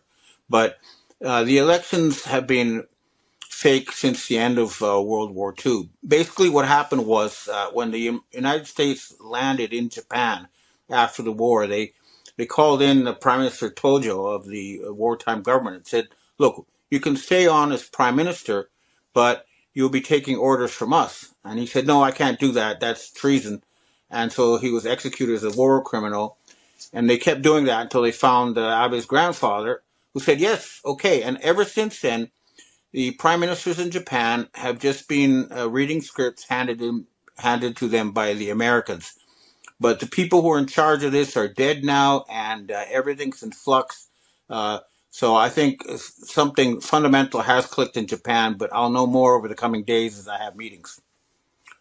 Okay, well, that's what I have to say for myself today, and I hope to see you again next week. And there should be a lot more to talk about then, because Trump will be here, and we'll know more about if it was the real Trump or the fake Trump, and if the U.S. is going to have a hard landing or if they're going to announce a jubilee and a reboot.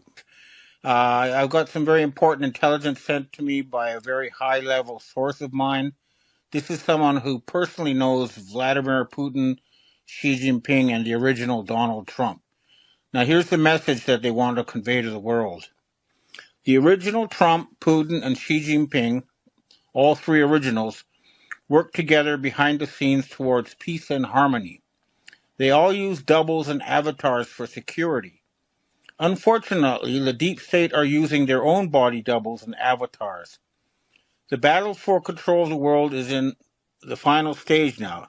This is the global alliance for the benefit of humanity versus the satanic dark side that wants to kill off as many living beings as possible, not just humans. You know the deep state fake Trump by his continual support of Israel, as well as his continued vacillating on almost every issue. You will know which Trump goes to Japan when you see him and his actions.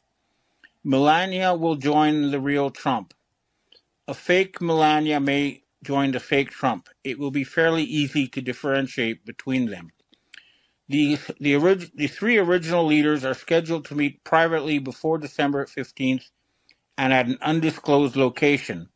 There will not be any public disclosure, totally off the record. That's it. Okay, I just thought it was important to get that out there.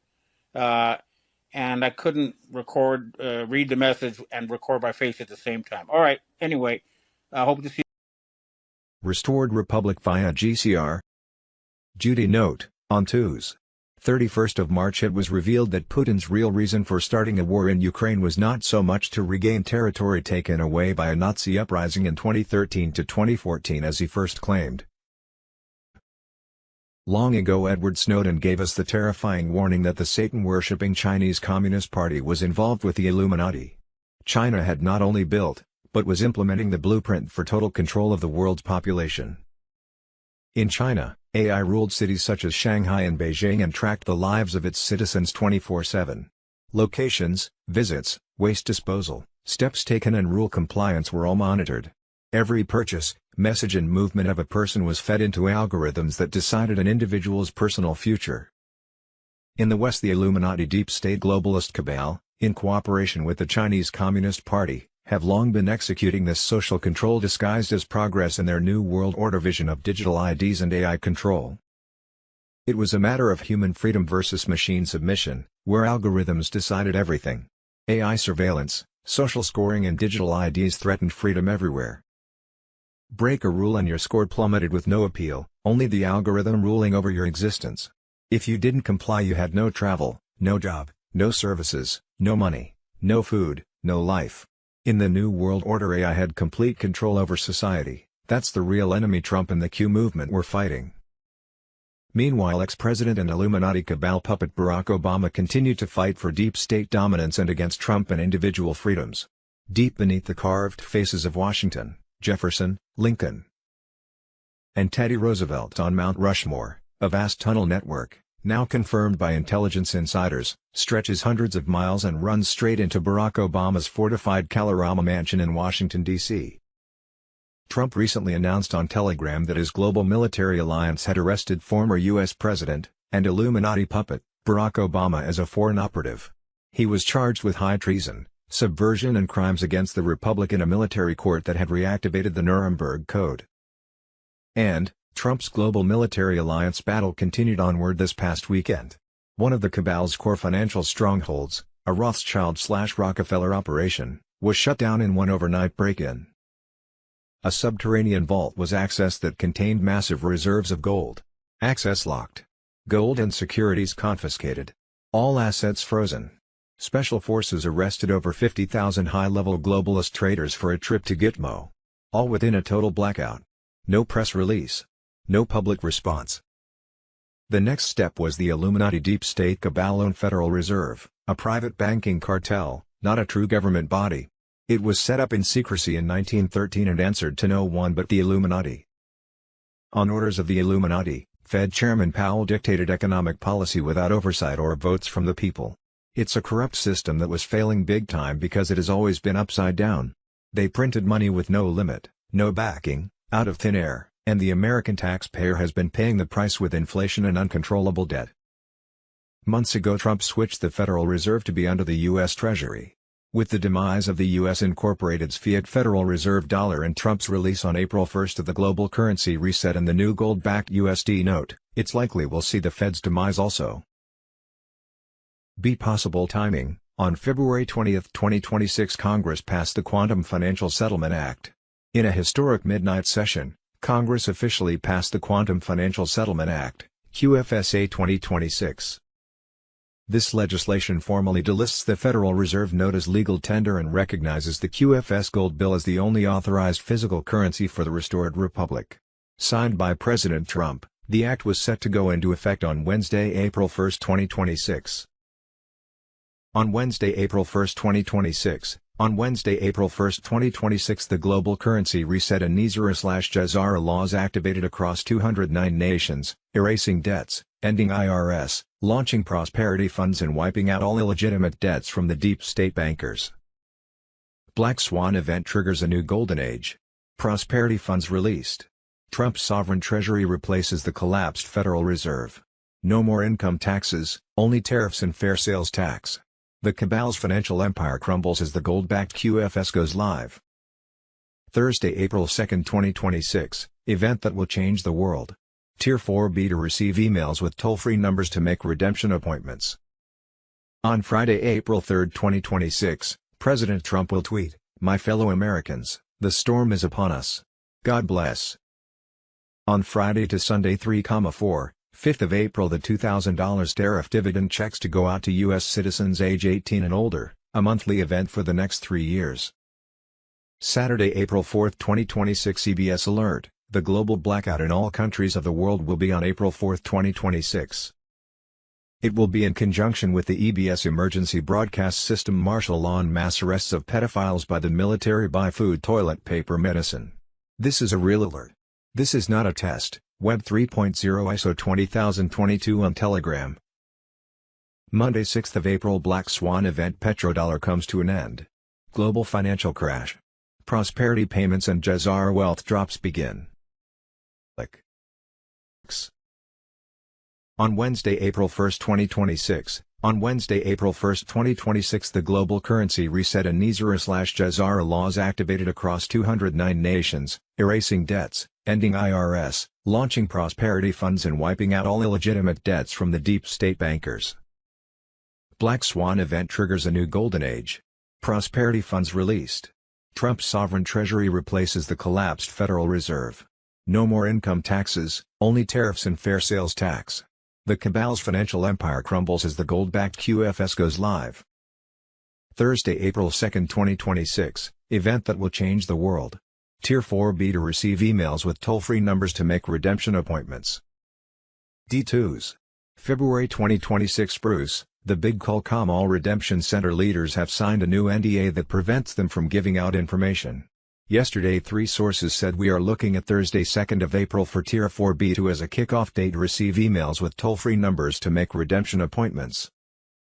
If you don't get an email, you can go to the Big Call universe and get the information. On Friday to Sunday 3,4, 5th of April, the $2,000 tariff dividend checks were to go out to U.S. citizens age 18 and older, a monthly event for the next 3 years. Judy note, we have been told that Wells Fargo, which is controlled by the Chinese elders, the ones who own the gold behind the global currency reset, will send out emails to currency and bondholders worldwide telling them how to set redemption and exchange appointments. It is advised to exchange/redeem your foreign currency at an official redemption center, RC, rather than a bank. You can only redeem ZIM at RC. The dinar contract rate can only be given at RC, and banks will offer you lower exchange rates than what you can obtain at RC. You can only set up your new wallet, bank account, at RC. It was my understanding that most banks were under control of the cabal and would soon play a different role in the global financial system. Wednesday, April 1, 2026, boom.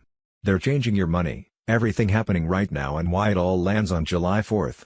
Wednesday, April 1, 2026, bombshell. U.S. debt clock goes nuclear, Jerome Powell and the Fed busted in infinite money Ponzi operation bleeding America dry. 2s. March 10, 2026 bombshell announcement, President Trump declares restoration of the American Republic, U.S. Incorporated dissolved, common law sovereignty returns, Mr. Poole on Telegram. Patriots, the storm has hit and it's magnificent. President Donald J. Trump has invoked Article 2 to declare the United States fully sovereign under common law once more. The fake foreign-controlled U.S. Incorporated is finished. No more Admiralty law oppression, no more globalist chains dragging us into debt and war. The deep state grip is broken, the true constitutional republic rises triumphant. This is no mere rhetoric, it's a binding declaration of authority and summons from Trump as Commander-in-Chief. He's seizing full control, sidelining the corrupt swamp and directing the military via the Uniform Code of Military Justice. Every flag officer is oath-bound to obey lawful orders from the legitimate president. No more excuses, no divided allegiances. The military now serves we the people through Trump, not the treasonous corporate facade. Under common law sovereignty, grounded in God-given rights and original founding truths, Trump exercises his prerogative to summon leaders, affirm real authority, and rebuild national defense. This resets America to the founders' vision: no commercial enslavement, no hidden British shadows, just pure liberty. All flag officers are ordered to convene in Virginia, the Republic's sacred cradle, for immediate realignment. This is full military mobilization to restore loyalty and eliminate globalist remnants. The timeline is set, orders issued, clock running. Unity under true command is happening now. Foreign-tied overseas bases and Commonwealth-linked tops. They're being shut down or reclaimed for America. No more secret outposts serving alien masters, no covert pacts bleeding us dry. Trump is smashing the centuries-old crown chokehold on trade and power, and the military reset locks it down. This fulfills Trump's sacred oath to defend the Constitution, protect the people, and preserve the Republic. Every officer and servant must choose, stand with the restored Republic or stand exposed as oath breakers. The line is drawn, no more shadows, no two Americas. One Republic. One Commander-in-Chief. One law, common law. Quanons, white hats, digital warriors, this is our victory moment. The debt-based, deception-driven U.S. Incorporated fraud is overthrown. Military mobilizes under Trump's unbreakable command. Deep state cabal legally crushed, illusions collapsing. Freedom surges back, the Republic is back, sovereign, unbreakable. We witness history, true American Republic restored. Patriots win. God bless President Trump, our military, and the sovereign United States of America.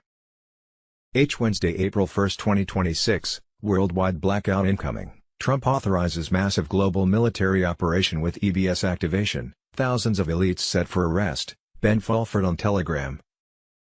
As the world stands on the edge of the greatest awakening ever, President Donald J. Trump has given the final go-ahead for a historic global military operation.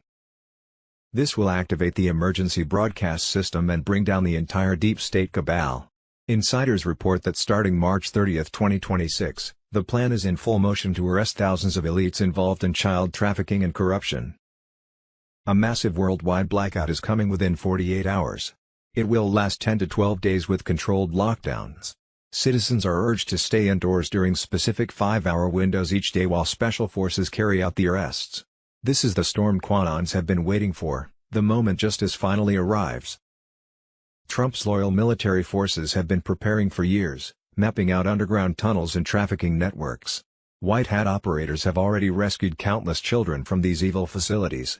The deep state is panicking as their empire crumbles. When the EBS activates, all mainstream media will be overridden. The truth about election fraud, big pharma crimes, and elite pedophile rings will flood every screen. Starlink will ensure the broadcasts reach the entire planet. Special forces will strike with precision, taking down corrupt officials and billionaires hiding in bunkers. The global military alliance answers only to Trump. Stockpiles are ready so patriots won't suffer during this transition. This operation will restore true sovereignty. Debts will be wiped out under Nizar/Jazara, borders secured, and the corrupt administrative state destroyed. Rothschild, Clintons, Gates and their allies are finished out. The golden age is here. Hold the line, patriots. The light is winning and victory is ours. A new republic rises now.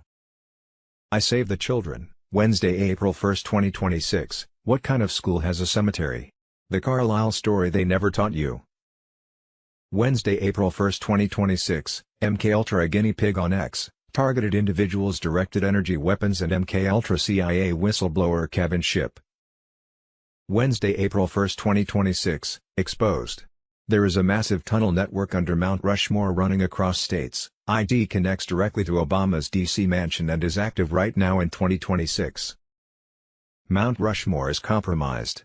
Deep beneath the carved faces of Washington, Jefferson, Lincoln, and Teddy Roosevelt, a vast tunnel network now confirmed by intelligence insiders stretches hundreds of miles and runs straight into Barack Obama's fortified Kalorama mansion in Washington, D.C. This is the Obama clan's private underground highway, built and expanded on the American taxpayers' dime to give them permanent escape routes, command centers, and supply lines that operate completely outside the reach of Donald Trump and the America First Restoration. J. What we think we know. As of Thursday, April 2, 2026, Wednesday, April 1, 2026. CNBC, Obamacare was a gigantic fraud operation for Democrats and insurance companies. 124 healthcare policies tied to one Social Security number, over 59,000 continuing to give subsidies to insurance companies. Money laundering, 101 fraud operations lining all their pockets with your taxpayer dollars while you get screwed, and extremely high premiums, white hats. Wednesday, April 1, 2026, breaking alert, Trump won't back down. Iran asked for a ceasefire, but we're still blasting them. Wednesday, April 1, 2026. Fox News, Democrats are in full panic mode now that 92% of Biden orders and documents are null and void, due to illegal AutoPen usage. Wednesday, April 1, 2026, Trump crashes the Supreme Court, first sitting president shows up to kill anchor baby citizenship scam. Wednesday, April 1, 2026, the Democrats funded the war in Ukraine so that they could funnel the money back into their coffers, you said, and use it to attempt to overthrow the U.S. government. That is exactly what the intercepted intelligence confirmed, and they deliberately hid it from the American people, the rabbit hole. Wednesday, April 1, 2026. Piers Morgan, U.S. Marine veteran, demands to know why Israel won't send its own soldiers to fight Iran, and exposes the brutal reality of Israeli settlers in the West Bank. They are the true terrorists. Wednesday, April 1, 2026. Medical cover-up collapses, FDA admits ivermectin works. After 3 years of denial and millions dead, FDA finally admits, doctors were right to prescribe ivermectin all along. Wednesday, April 1, 2026. Palm Beach International Airport is now officially President Donald J. Trump International Airport, the White House on Telegram. Wednesday, April 1, 2026. Breaking special report. Kash Patel unleashes hell. The deep state panics as list of government gangsters faces justice. On Sunday, March 29, 2026, President Trump announced that Cuba is next and the U.S. will save them. Cuba's going to be next. It's a failing country. It's going to fail, and we will be there to help it out. We'll be there to help our good Cuban Americans out. Dan Scavino on Telegram, government fraud. Wednesday, April 1, 2026. Fox News, big move. Trump orders J.D. Vance to shut down Medicaid, SNAP and SBA after trillions were stolen, payments cut, networks targeted. In a thunderous strike against the deep state's endless cash grab, President Donald J. Trump has issued a direct order placing Vice President J.D. Vance at the helm of the ruthless whole of government assault on the fraudulent Medicaid, SNAP, and SBA empires that have bled trillions from American taxpayers into the hands of globalist elites, corrupt NGOs, and criminal cabals. This bold move, signed on March 16, 2026, is already ripping through the heart of the Biden-era slush funds that funneled billions to overseas accounts and shadowy networks tied to election interference. Vance's elite anti-fraud task force stormed into action on March 27, 2026, in the historic Indian Treaty Room, mapping out the takedown of the $2 trillion Medicare-Medicaid beast, the $101 billion SNAP machine, the $100 billion SBA loan pipeline, and the sprawling public housing racket.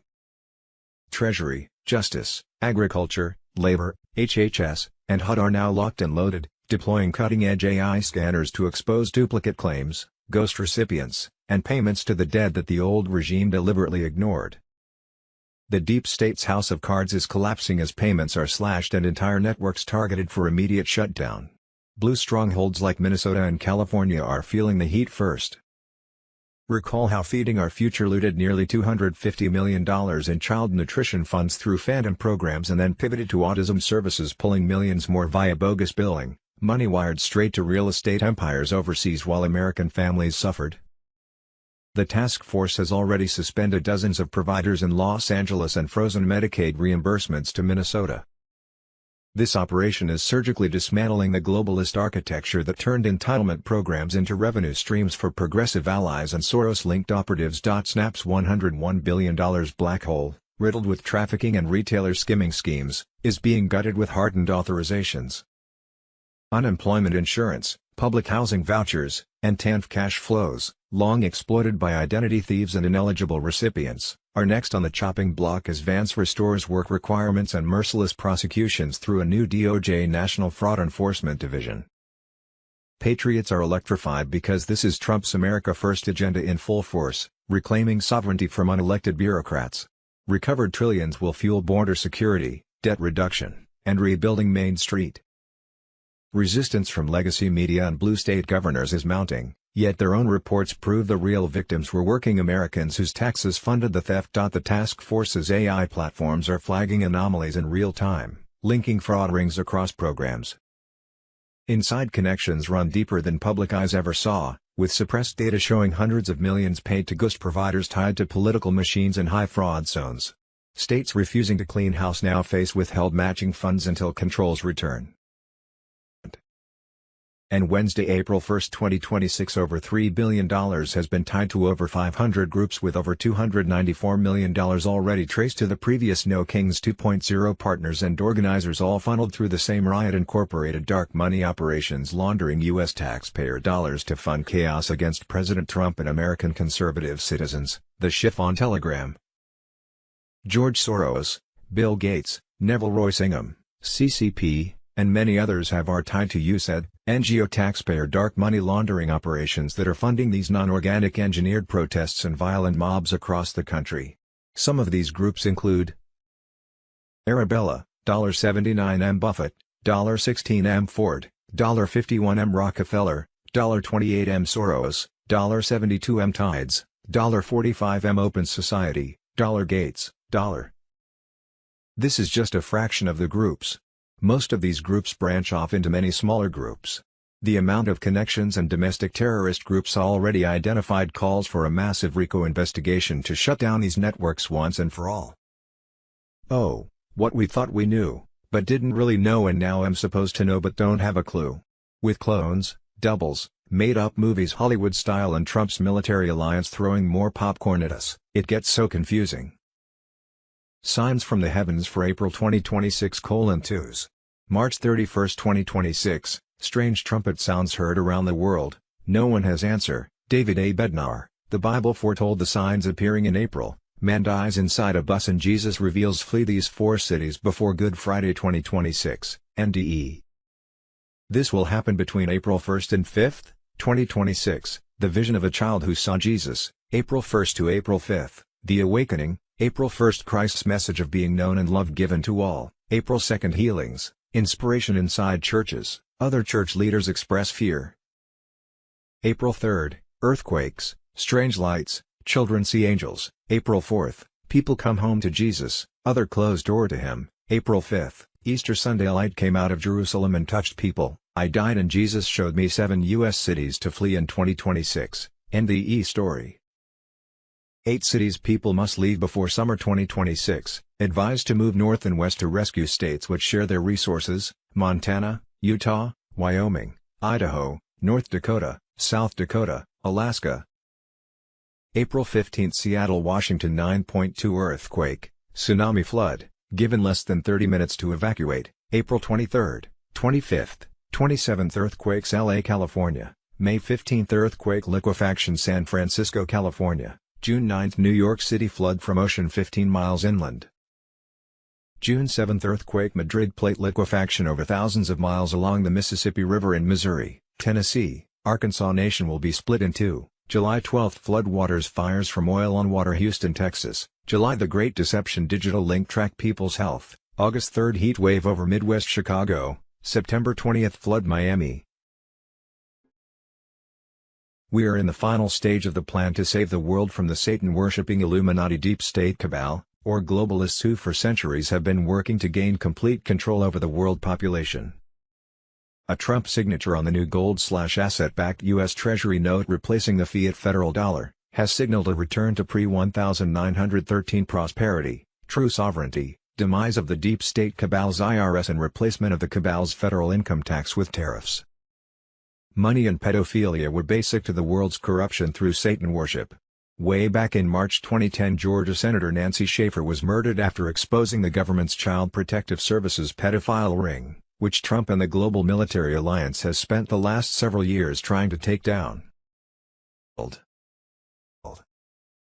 Twos.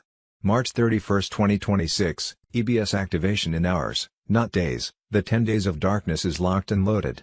EBS activation. Each citizen across the globe will receive texts and or emails as notification to set appointments at redemption centers worldwide. There each citizen would set up their personal wallet or money account on the new Starlink satellite system. Everyone will receive a one-time secure code, instructions for wallet activation, confirmation of debt wipe status and access to the citizen's own sovereign fund dashboard. A plea to patriots: help, help, help. DL is a homeless bedridden 48-year-old woman who desperately needs your immediate help. Her SSI income is $600 short to cover her April very small motel room costs, let alone have money for food and essential expenses. She is facing living on the streets in lieu of being moved to a homeless shelter, which is not physically feasible in her health condition. Worst of all, the shelter would require giving up her disabled cat which she rescued 11 years ago. My cat Monkey is the love of my life. She lays on me 22 hours a day. I could never give her up. She's so attached to me she cries if I'm gone from my bed for more than a few minutes.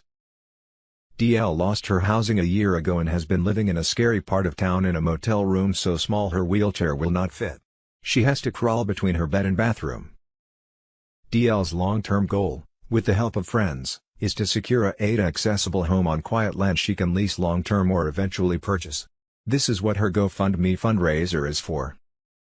Only 30% needed has been raised in the last few years, but her situation is urgent and she must handle her current housing crisis until another option is available someday. She is seeking leads for property, housing, or resources in Snohomish County, Washington State, especially Bothell/Canyon Park or Three Lakes, and in King County, Washington, especially Woodinville or Redmond. Please help in any way you can. Donate, share this widely, or send accessible property options, housing leads, or resources. Please send this to any donor contacts, churches, charities, organizations, and anyone else you know who might be able to help. D2s. March 31, 2026 breaking. This reset of the world's financial, medical, judicial, and spiritual systems is a worldwide event about to enter its execution phase. It is the final stage of a plan to save the world from the networks you know as the Illuminati Cabal, Web 3.0 ISO 20022 on Telegram. This criminal structure, long alleged to operate through covert channels, is described as having leveraged institutions and black budgets to entrench power via central banks across the globe. Their coercive rights and intimidation tactics have been enforced by mafia-style syndicates that fuel international exploitation, kidnapping, and contraband pipelines. The schedule below is designed to end the seasonal ritualization of harm and to cut off their influence at the root. During this reset, all qualifying adults worldwide will receive financial accounts called wallets on the Starlink satellite network. These wallets will be credited with Jazara funds sourced from assets reclaimed from criminal networks. Worldwide reset of systems, financial, medical, judicial, spiritual at 9 a.m. EST on Monday, March 30, 2026. The Go code posted to the board. At 23:11 Zulu on Tuesday, March 31, 2026, the quantum signal fired from the Cheyenne Mountain Complex. Once the EBS master switch is flipped, every TV, radio, and internet channel will consolidate to one secured frequency. On Monday, March 30th, global bank servers entered cyber review. Within 48 hours they will return online under QFS authority. The worldwide emergency broadcast will follow. When your phone chirps 3 short and 1 long, it is live. All devices and platforms will be seized for a unified broadcast. Every eligible citizen will receive Jazara credits in a Starlink wallet. Medbed release Phase 1, codename Horizon Dawn, is scheduled for April 2, 2026. Civilian rollout of medbeds will follow within 72 hours. This operation has been attributed to a long-standing movement that traces its organizing lineage through historic reform efforts and, in recent years, to a global military alliance that has focused on arrests and recovery operations aimed at dismantling criminal networks. Stay prepared. Keep identity documents ready for verification. Maintain a stable phone number and email. When the broadcast arrives, follow the official instructions only. E2s. March 31, 2026 Medmax. On Wednesday, April 1, 2026, GCR ignites the gold-backed QFS in 209 nations. Trump's sovereign treasury takes full control from the cabal's dying Federal Reserve. No more income taxes, only tariffs and a fair sales tax. The deep state's financial empire collapses in real time as their centuries of control evaporate. On Monday, April 6, 2026, prosperity payments and Jazara debt forgiveness flood We the People's accounts worldwide. Patriots stock up as banks prepare for the final transition into the Goldstandard system. Global currency reset. On February 20, 2026, Congress passed the Quantum Financial Settlement Act. In a historic midnight session, Congress officially passed the Quantum Financial Settlement Act, QFSA 2026. This legislation formally delists the Federal Reserve note as legal tender and recognizes the QFS gold bill as the only authorized physical currency for the restored republic. Signed by President Trump, the act was set to go into effect on Wednesday, April 1, 2026. On Wednesday, April 1, 2026, the global currency reset and NISR/Jazara laws activates across 209 nations, erasing debts, ending IRS, launching prosperity funds and wiping out all illegitimate debts from the deep state bankers. Black Swan event triggers a new golden age. Prosperity funds released. Trump's sovereign treasury replaces the collapsed Federal Reserve. No more income taxes, only tariffs and fair sales tax. The cabal's financial empire crumbles as the gold-backed QFS goes live. On Friday, April 3, 2026, President Trump will tweet, "My fellow Americans, the storm is upon us. God bless." On Monday, April 6, 2026, prosperity payments and Jazara wealth drops begin. Wounded veterans and rescued dumb children move to the front for healing as the golden age accelerates. G. Judy note, we have been told that Wells Fargo, which is controlled by the Chinese elders, the ones who own the gold behind the global currency reset, will send out emails to currency and bondholders worldwide telling them how to set redemption and exchange appointments. It is advised to exchange/redeem your foreign currency at an official redemption center, RC, rather than a bank. You can only redeem ZIM at RC, the dinar contract rate can only be given at RC and banks will offer you lower exchange rates than what you can obtain at RC. You can only set up your new wallet, bank account, at RC. It was my understanding that most banks were under control of the cabal and would soon play a different role in the global financial system. Quantum Financial System, QFS. The hashtag QFS was a takeover of the central bank monetary debt system to end the financial slavery and control over the populace. The QFS was an advanced financial system launched to eradicate monopoly on monetary system, and for that purpose, a system comprises of artificial intelligence and complex computer programs fully backed by banks is needed.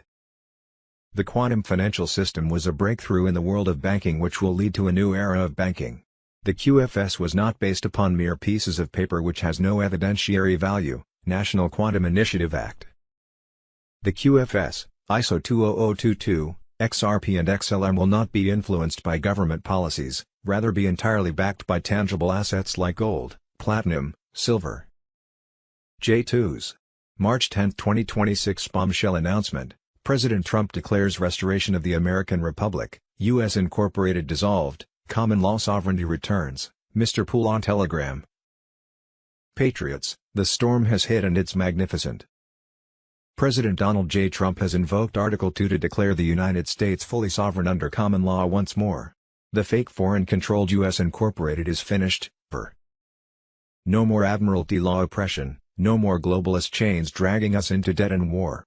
The deep state grip is broken, the true constitutional republic rises triumphant. This is no mere rhetoric, it's a binding declaration of authority and summons from Trump as Commander-in-Chief.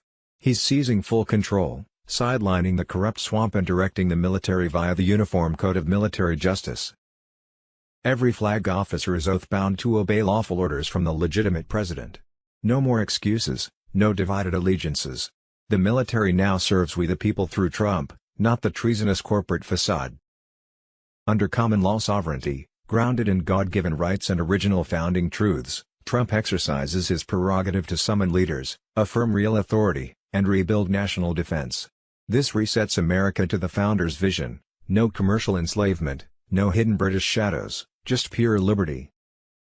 All flag officers are ordered to convene in Virginia, the Republic's sacred cradle, for immediate realignment.